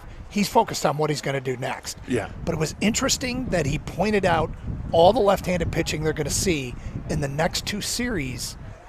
I don't know if he would admit this, but we heard that and both felt like he's kind of giving a timeline on Jahmai, and he's punctuating it with, we need him to produce. Yeah, and it's obvious because the philosophy that he has is sound. Take advantage with you have an opportunity here with a right-handed hitter against left-handed pitching. You want to use that, absolutely. But Jahmai Jones hasn't gotten the job done. He got the job done tremendously last year, and I think that's what he's hanging on to is he's still the same player. He's just not having the same fortunes and results this year. Well, he's encouraged by some maybe a hard hit rate, but in the end, the ball's not falling on the turf. So I think he needs to look elsewhere. And I'm looking at Corey Julks from Toledo because he's a guy who's a veteran player. He's 30 years old. He's right-handed. He's killing left-handed pitching at Toledo right now with over a 1,000 OPS last I checked, which was a couple days ago. I think he's got 12 home runs this year too. And he's not a guy that you're counting on to be the future of the Tigers. So you shouldn't worry you too much that he's only going to, maybe get a start every 4 games and getting at bat every couple games or whatever the situation provides. I'm not worried about that. I'd be more worried about that if you're going to bring up, Max Anderson to do that or Max Clark because you want those guys to play every day. Get at bats. I'm not looking for an everyday bat. Yeah. I'm looking for a once-a-game bat. Well, we had a listener do a little digging and come up with why Corey Julks might not have been called up yet. We will get to that today at 12:32. It's Karsch and Anderson, Open Lines, Tiger Baseball coming up this afternoon here on 97.1.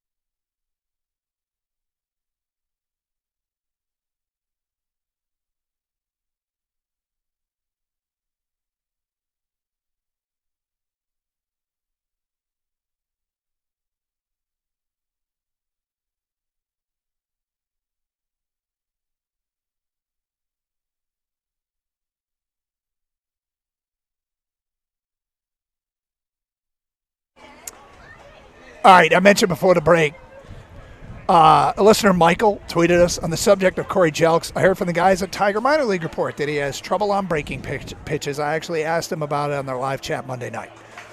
And that might be an explanation. They think when he gets up here, he'll just get force-fed breaking pitches and won't be able to come through. But for what it's worth. Yeah, I understand that. But the OPS is over 1,000 against lefties. Then he's going to have to learn how to hit a breaking pitch, I guess. But nobody's just going to throw him nothing but breaking pitches. Well, I mean, it's one of those deals. It feels like Jahmai is right now having problems with every pitch. Well, that's the other side of it. I'm just looking for a solution. It really, to me, it's less about the philosophy. It's just wondering if the diminishing returns with Jahmai, it's not going to change. But as people always ask us, why do they? Well, there's his why. When will they change? Feels like that might be coming soon. Feedback coming in here. The AJ Hinch comment that jumped out to me regarding his pinch hitting was, we're trying not to get caught up in the results. WTF, AJ, that's literally the entire point. That's from Nate and Royal Oak. Well, I think what he's saying is, there's more to it than just the bottom line. Here's the logic. It's been solid for us in the past. It hasn't worked as much, so we're not going to change it because we think it'll turn. But you know what? If it doesn't, then he'll go down with the ship. It's like Dan Campbell's fourth down decisions. It's a big part of his coaching DNA. And so he's going to do it. He's going to continue to do it. The way we've seen some guys correct at the plate, I think he's betting that his pinch hitters will correct too. But we'll see. Doesn't it seem like there's always a go-to excuse about minor league players? Cam wasn't a good fielder and stuff like that, so they don't bring guys up? That's from Gary at work. Is it an excuse, or is that literally what every organization does? They call guys up when they've proven that they can play in a way that would allow them to be successful at the major league level, right? Right. Particularly somebody you're counting on, right? I mean, it's kind of crazy. Gator, you should try the BK Impossible Whopper. It's surprisingly good. I'm not a veggie burger guy, but I really like it in the States. That's from Ontario Mark. So he says you should try the Impossible Whopper. Not going to happen. No? No. Come on, man. Why bother if I can have the regular Whopper? You might be surprised. Why bother? By the way, I was looking at the news yesterday, and I don't understand this. Massive news in the world of sports. Patrick Mahomes signed a contract that will pay him over $500 million. Was his last contract like that? It was $400 million or something. Now he's over $500 million. Was it $64 million a year? That's what it averages out to. The guys at Spot Track got a hold of, well, they've estimated what they think is going to happen. And what this is converting salary into signing bonus. Do you know what they estimate the highest cap hit to be? No. $34 million. What? How is that possible? I don't. This is why I say you get cap space out of thin air. You always have it.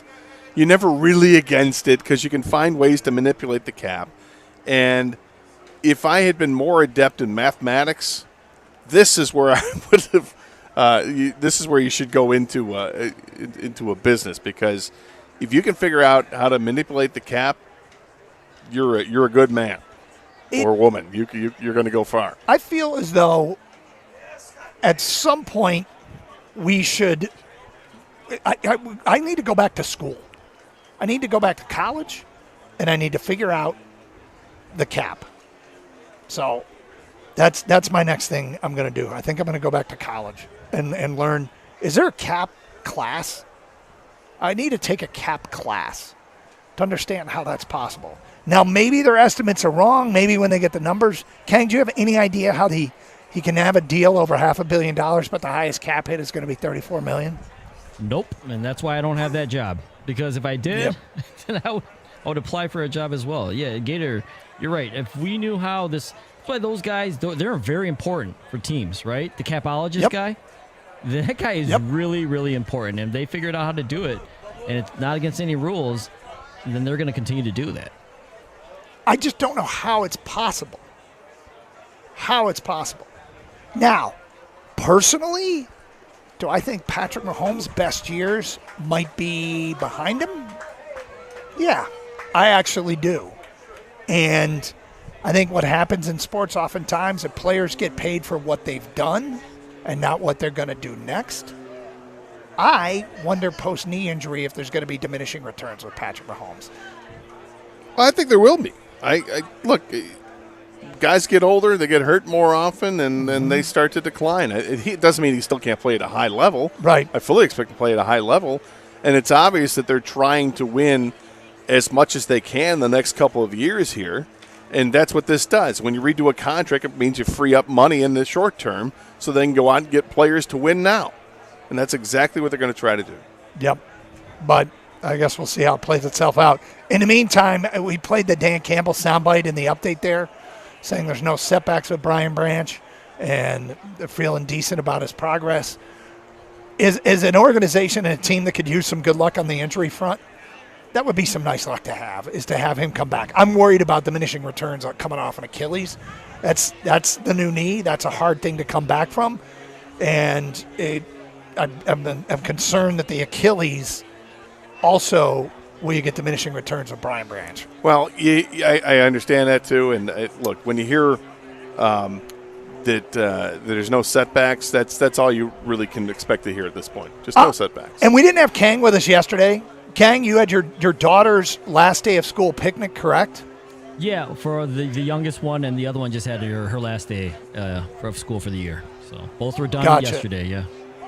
And how did that go, being a dad on duty? Oh, it was awesome. First of all, you just get to see the little one kind of, graduate or whatever you want to call it. And then the other one gets off the bus and says, "I'm free," were the two words she yelled when she got off the bus. Was funny to see. But no, I do.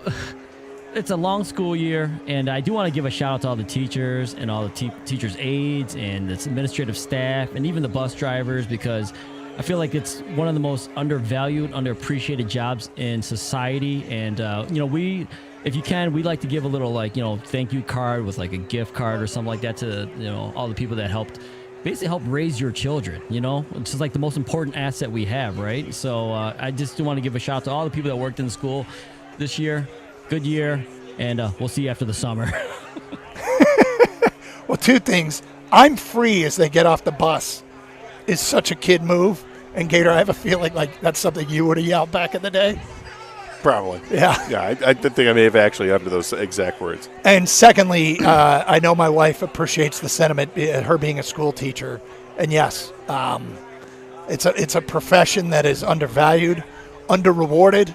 Sounds self-serving, but it's true. Have you seen the video where it's last day of school, this kid's getting off the bus, and his dad is waiting in the driveway for him, but his dad's got his buddies with him, and they're dressed up like a metal band, and they're playing Schools Out by Alice Cooper? No, just to embarrass great. the kid. It's amazing.